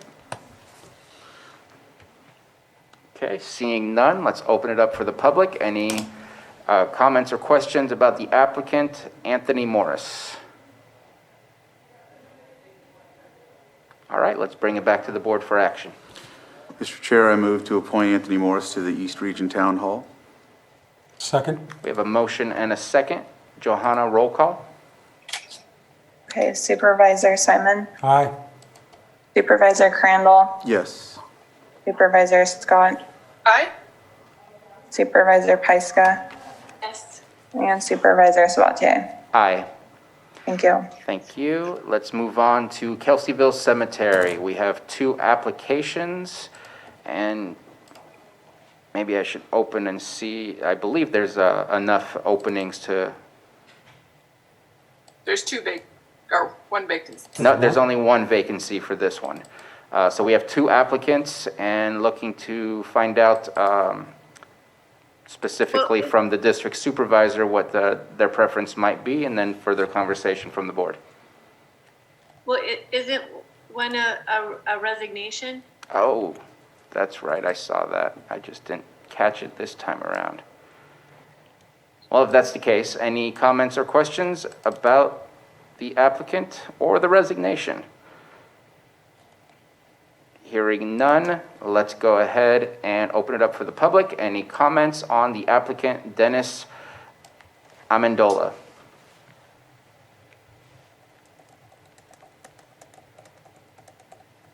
And seeing no hands, let's bring it back for approval of the appointment. Mr. Chair, I request that Anthony Morris, I'm sorry, wrong, Dennis Amendola be appointed to the Kelseyville Cemetery Board. Second. Anthony didn't know what he just signed up for. We have a motion from Supervisor Pyska. Second. Second? And a second from Supervisor Crandall. Johanna, roll call, please.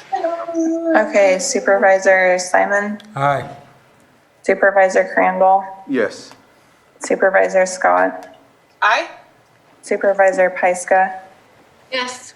and Supervisor Sabatier. Aye. And Thank just you. a quick question for a process. Ms. Grant, do we need to approve the letter of resignation, or is that just for notification and for the presentation? Yes, these people are generally volunteers, so you can't really do anything. Can't deny their resignation. Well, thank you for your service. Let's move on to the LAF. I believe this one also has a limited number of positions available. We have 3 applications. Any comments from the board or questions from the board on this? I'll just comment real quickly. We had this position filled. However, Mr. Peterson lives in a different district, and so it was brought to our attention that he did. And I had seen in his, Andrew Peterson is his name, he used a P.O. box in Lucerne. So I just going over it, appointed him and realized, oh, he has to live in the community growth boundary. So these other 3 folks live in the community growth boundary, and we'll be choosing out of the 3 of them, so. Okay. Would you like to suggest which one you will be approving for the? I'll wait for public comment first. Okay, let's go ahead and get public comment on the item. We have Rebecca Schwanger, we have Kurt McKelvey, and Jenny Halvorson. Hopefully I pronounced those names correctly. And again, opening up for public comment.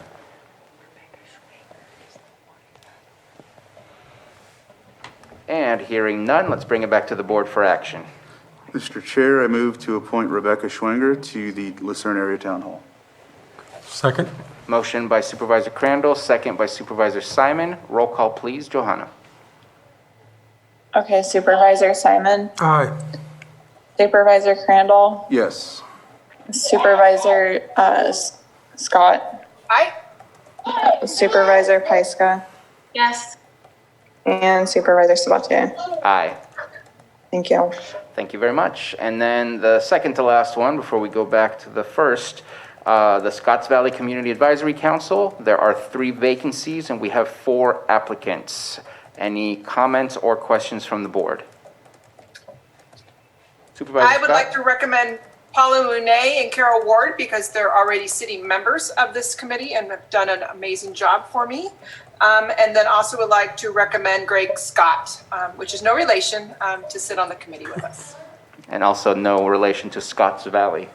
Okay, those are your suggestions. Any comments or questions from the supervisors? Let's go ahead and open it up to the public. Any comments from the public on these 3 appointments? And let's bring it back to the board for action. I move to approve Paula Monet, Greg Scott, and Carol Ward to sit on the Scotts Valley Community Advisory Council. Second. All right, motion from Supervisor Scott, second from Supervisor Simon. Roll call, please, Johanna. Okay, Supervisor Simon, Aye. Supervisor Crandall, Aye. Supervisor Scott, Aye? Supervisor Pyska, Yes. and Supervisor Sabatier. Aye. Thank you. All right, thank you very much. Hopefully this gave you enough time, Ms. Hutchinson, to be able to share that application with us. I've not been able to put my hands on it. The staff person that would have it is not feeling well today, and so, but we had it the other day. We definitely did. Oh, wait, he's just answering here. Okay, we're getting it in just a minute. If you want to do your calendars, we can come back to it. So I think we can find he's sick, something but else still to do. responding. I'm sure we can find something to do. Let me go back to the agenda here. Supervisor Scott, I believe that you were asking to pull item 5.11 to recuse yourself. Is this correct? Yes, please, because my husband works for L3 Harris. Okay, so if you, Jake, can we put her in a separate room? That way we don't just kick her out and then we can bring her back? Yes, I will open up a breakout room. Actually, we don't have that on the webinar. Oh, I guess we have to say bye to Supervisor Scott, and we'll text you and let you know when you can come back in. Sorry, I'm trying to chase that document. All right, so let's go ahead and take up item 5.11, approve the purchase of communications equipment to be installed at various repeater sites in the amount of $21,502.52. Sorry, $21,502.52. That seemed a very huge amount all of a sudden. And B, authorize the sheriff or his designee to issue purchase orders to Daniels Electronics and L3 Harris. Any comments or questions? I don't know if we have, I see that we have Gavin Wells still with us today. Are you able to speak on this item? Yes, sir, I can. If you have any specific questions, I'll be glad to answer them. Perfect, thank you very much. There was definitely enough detail within the memo. Are there any questions or comments from the board? Mr. Chair? Yes, Ms. Grant. Given the nature of Supervisor Scott's recusal, I'm just inquiring whether there's any Government Code 1090 issue present here. Can you be more Certainly. specific? The 1090 precludes your board from entering into a contract that provides a financial benefit to one of your members. Now, it may be that as an employee that's just an incidental benefit, in which case 1090 wouldn't be implicated. But it is an inquiry your board should consider. Well, since I can't answer that question, and I'm going to guess, and I'm going to look around that none of us know the true answer to that question, that we would have to discuss that with Ms. Scott, I'm taking, Supervisor Scott, in order to really understand that. So does that mean that we push this to a further agenda item, agenda, in order to understand exactly what might be the repercussions? If the Sheriff's Department doesn't have any dire urgency, that would be my recommendation, yes, sir. Okay. And Gavin Wells, I'm sorry, I never remember your specific position. Is it lieutenant or sergeant? Lieutenant. Lieutenant. I want to make sure and say that correctly. Lieutenant Wells, is this a necessary signature that is required today, or can it wait for next week's consent agenda? We can push it till next week. Okay. Okay. There is a need to upgrade the communications equipment. Okay. I appreciate that very much, and I think that is probably the best way to go. Yeah. Looking around for other board members. Okay. And so, Ms. Grant, will you be having that discussion yourself with... I'm happy to do so, sir. Please. Thank you. All right. Thank you, Lieutenant. Appreciate your time. Sorry to make you wait just to have it moved till next week. Not a problem. Okay, and let's go ahead and... It was item 5.2, right? And let's go ahead and open 5.2. I'm just going to text Supervisor Scott real quick. Come back.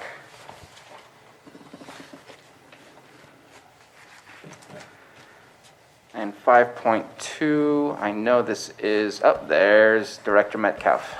He is ready for us. Are you ready for me? We will be in a second. I want to give Supervisor Scott the chance to chime back in. I know this is just a clarification, but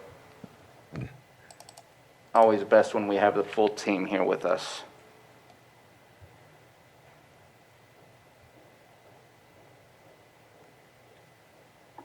Okay, looks like Supervisor Scott is back with us. So now we're going to take up item 5.2.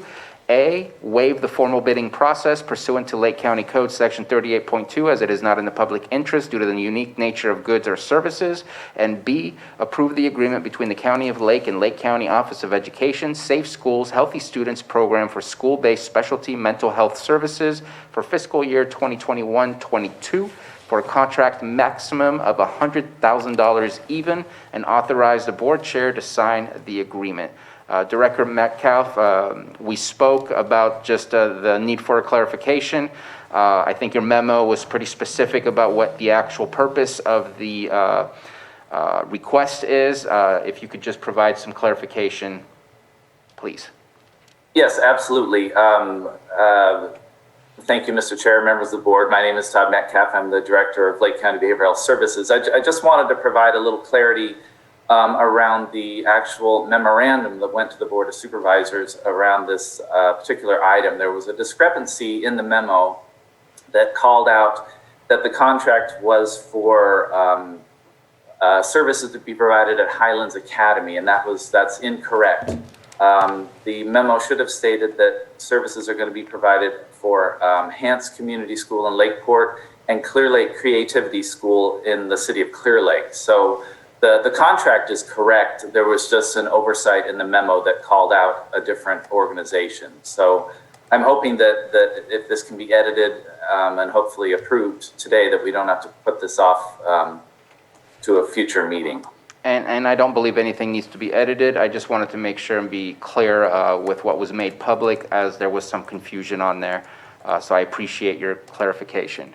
Yes, thank you. And thanks for finding it. Looking for comments or questions from the board for Director Metcalf? Seeing none, let's open it to the public for item 5.2. All right, and let's bring it back to the board for action.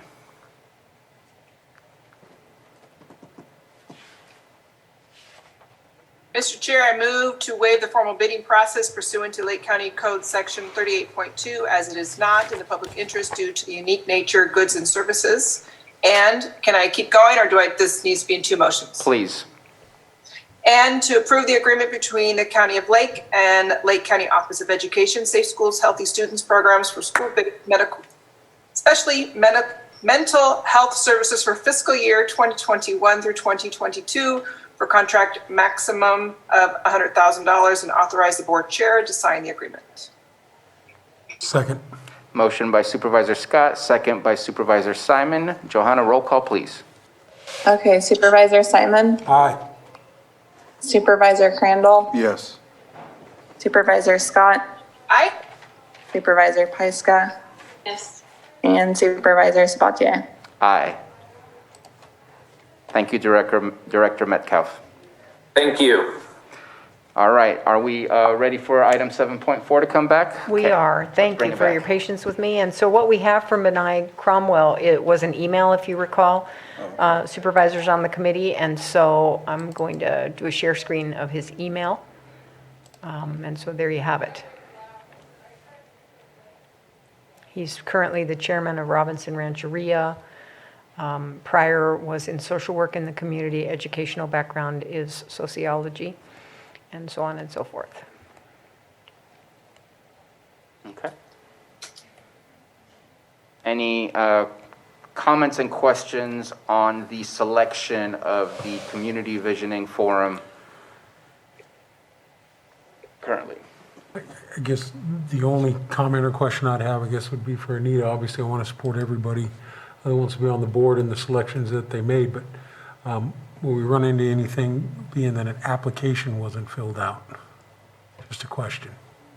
Well, sir, it's as if you're reading my mind. I was just looking at the information contained in the application to make sure that the same information is provided in the email, because it really should be. The application. And if it's not, your board can make partial appointments or put it over just a week and put it on the consent agenda to ensure that the application is on file, if it's just a procedural issue. But there are certain things that on the application that don't appear to be present in the email information. So Supervisor Simon's point is very well taken. And the item will have to come back anyway, because we're still working on getting a law enforcement representative. So maybe one more week is best on all of them. Okay. You know, We my comments are apologize to for the support the confusion. decision of the board as we're filling it. I just want to make sure we're meeting all those requirements. No, I appreciate your comment to make sure that what we're doing is above board for everybody, and everybody's being requested to do the same thing. So I'm comfortable with either moving forward with a partial selection and waiting for the consent agenda to approve the others, or waiting for all. That is up to the board. Good either way. I'm good either way. Okay, so let's just make this come back when we have our full list, and we'll see when that is. Okay, so we will go ahead and push that forward to a future agenda. I believe that everything is done except for our calendars. Is that correct? Yeah. All right, so let's go ahead and get started. Supervisor Simon. Okay, just like the report last week, we always talk a little bit about, so we had our Risk Reduction Authority special meeting yesterday, talking about expanding our board members. I think it went positive. Obviously, we had to get some information out to everybody, but we did have the 2 cities. We had some tribal nations that showed up, and the one we did not have is someone from the water districts, but I think Jessica's already made some contact with some folks, and I think we're going to be able to fill those seats here sooner than later. So I felt like it was a good conversation and a step in the right direction for the Risk Reduction Authority and an expansion process that we're looking to do this year. And obviously, we had a conversation about PSPS this afternoon, the drought, all those things are coming up. I think the Risk Reduction Authority is going to become the major player, I think, that we all would like to see it here in the county, but in collaboration with all the city, the tribal governments, and our nonprofit agencies that we're currently working with to help us just be a safer, fire-wise county. So just want to report on that. After today's meeting, did have a potential meeting scheduled with CAO, but I think we'll probably have that later this afternoon or tomorrow on a general discussion about AVA. And then tomorrow morning have the Lake Area Planning Council and LTA board meeting in the morning. And in the afternoon, I have the Space Use Committee. On Thursday, have a couple things on Thursday. There is the Lake County Behavioral Health Services Annual Community Planning Meeting. That is in the morning. Then in the afternoon, there is an update for Invitation Mental Health Advisory Board, but I also have the Disaster Council, which will be Thursday at 3 p.m. That'll be chairing that with Supervisor Paiska, and then the BOS governments on Friday. And then again, our regular meeting, Risk Reduction Authority, Monday afternoon, and then in the morning, meeting with Carol Hutchinson, CAO. I don't think I missed anything. We'll see. Thank you very much. And let's move on to Supervisor Crandall. All right, so actually yesterday I went to the Huffman Potter Valley Ad Hoc Committee meeting, and it was a brief update about their push to, of course, work on that project to eventually, they would like to eventually take down Scott Dam. However, I was really surprised by the push by our friends of the Eel, who want to see a study done on possibly Van Arsdale being implemented in the studies to have them considered to be, that dam be considered to be removed rather as well. And I couldn't agree more, except for just leave Scott Dam alone. But that's just my opinion, and I accentuated that. Let's see, last week, what else did I, just regular meetings, but today, agenda review following this. Tomorrow I have a home key, the project in Lucerne. The gentleman, Mr. Dees, wants to show me the project, and I agreed as long as he comes to the town hall meeting on Friday, so I'll be going to that tomorrow. Space Use Committee in the evening, or 4:30 I think we have, right? Yes. Yeah. And then Thursday, cloud meeting, Clear Lake Oaks Water District. There's a discussion. Apparently, unfortunately, the situation where some folks passed in a fire in Clear Lake Oaks, and so we're discussing water issues and when it comes to fire hydrants. And so Chief Ciancio and the district invited me to come to that meeting, so we'll be discussing that. Friday, of course, our board governance meeting, that we're having at 9 a.m. And then, of course, in the evening, Lucerne Area Town Hall. And then Monday, a meeting with CAO Hutchinson, and back here Tuesday. Thank you very much. And Supervisor Scott. Tomorrow I have a webinar from 9:30 to 11:30 and the meeting with constituents in the afternoon. On Thursday, I have executive COC meeting in the morning from 9 to 10, and then from 10 to 11:30, I will be at the mental health or behavioral health community planning meeting. And then at noon, I'll be at the law library meeting. At 1 o'clock, I'll be at the audit committee meeting. And then from 3 to 5, I will be at the Behavioral Health Board. And then at 5 o'clock, I'm heading to the school where they will be having a celebration of life for Mr. Dominguez. He's a teacher that we lost last year. On Friday at the governing board meeting. And then Monday, 10 a.m., I have the Smart Start Bright Future partner meeting, and then preparing for Tuesday's meeting. Thank you very much. Supervisor Pyska?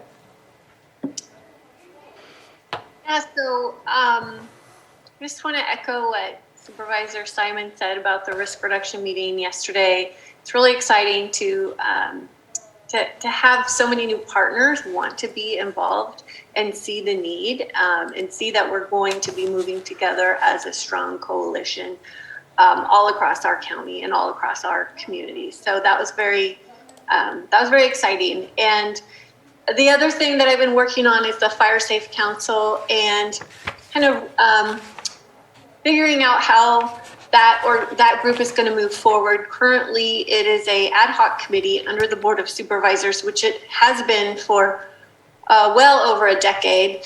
And that's not really how it should be functioning. So I had asked the group last month if they were interested in looking at ways to reform as a 501(c) that would support the Risk Reduction Authority. And again, building these coalitions and the collaboration across different organizations. So the group of volunteers that regularly attend that meeting was very interested in doing that and is starting a working group to move that process along.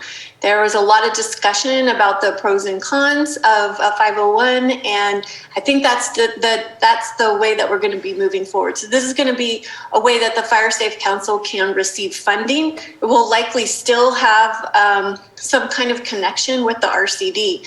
But we're going to be looking at having members all over the county with a lot of community involvement and community programs. So it's exciting to see all of this kind of develop and the foundations being laid. So that was last week. Tomorrow, I am having conversations. There's been some opportunities with putting together the co-ed director role, which I have spoken to you all about before, and I will be again. And so I'm excited about some developments that have been coming with that. So I'm going to be having discussions with 2 of the co-ed members tomorrow morning. As I mentioned earlier this morning, I'm getting my vaccine at Redbud Park, and I have a meeting with Deputy Director Takara, and Cavern check-in I have at 6:30, and I may be going to the Cobb Area Water Board meeting to talk to that board about joining the Risk Reduction Authority. And let's see, Thursday, I may be able to attend part of the LCBHS annual meeting. We have our first ever Ag Committee meeting at 11, and then I have Disaster Council, and then I have the Cobb Area Council in the evening. Friday, we have the Governance Board meeting, and I don't really have anything that afternoon. Monday, I have my meeting with Carol. We have risk reduction. I have that on here 3 times. So that's what I've got. Jessica, I didn't have the ag meeting. When is that? That is going to be Thursday at 11. Okay, could you send me the Zoom link? Thank you. And it looks like Jessica has 3 risk reduction meetings all at the same time. All right, thank you very much. And for me, it seems that the days are passing by really, really fast, and there's just a lot of different projects that I've been working on. So not much to report on other than nose to the grindstone in the past week. Tomorrow, as Supervisor Simon mentioned, We have our Lake APC meeting. In fact, I am going to be a little bit late to that meeting. I have a very important meeting I can't skip with BLM and CAL FIRE about the vegetation clearing that will be happening behind the city of Clear Lake. And as I mentioned last time in my report, that they might even be able to do the work as well around Mount Konocti. So it went from possibly not happening to two things happening, and just want to make sure that we keep pushing it in that direction. So hopefully I'll be done within less than 30 minutes. I think it should be a pretty simple, quick, just update type of meeting, and then we move on. I am also getting my vaccine. It seems I'm not getting the Johnson & Johnson, but I will be getting either Pfizer or Moderna, so I'll be getting that in the afternoon. And then the following day, will be part of the Lake County Behavioral Health Services meeting and have a CSAC call later, and then going to the Clear Lake City Council meeting, who is now, same as us, allowing the public to meet in their chambers as well. And then our workshop on Friday, and working throughout that to make sure that I continue on my projects and also bring back the second reading of what was approved today. On Monday, looks like the only thing I have so far is a CSAC call and a meeting with our CAO to prepare for our meeting on Tuesday, which again, just to make sure everybody's aware that we are believing to have a very long day that day. So pack a lunch or dinner or both. And so I did, before we finish our reports, and I know it's not par for the course for us, but I was going to ask our CAO Hutchinson if she can provide an update. She went to what I feel is an important meeting for a discussion that we're having. There was an equity workshop that I believe CSAC was putting together. I was supposed to go to that, but I was very fortunate and lucky. I was invited by the Tuolomi group to do a flight over a national monument, and I've never seen Lake County from that perspective. I already really enjoy the scenery we have, but seeing it from that perspective was just amazing. But please, Ms. Hutchinson, if you can provide some information that was received and what your experience was with that equity workshop. Thank you, Mr. Chair. And so just for the public, I'll say what CSAC is. It's the Association of Counties. All 58 counties are a part of CSAC.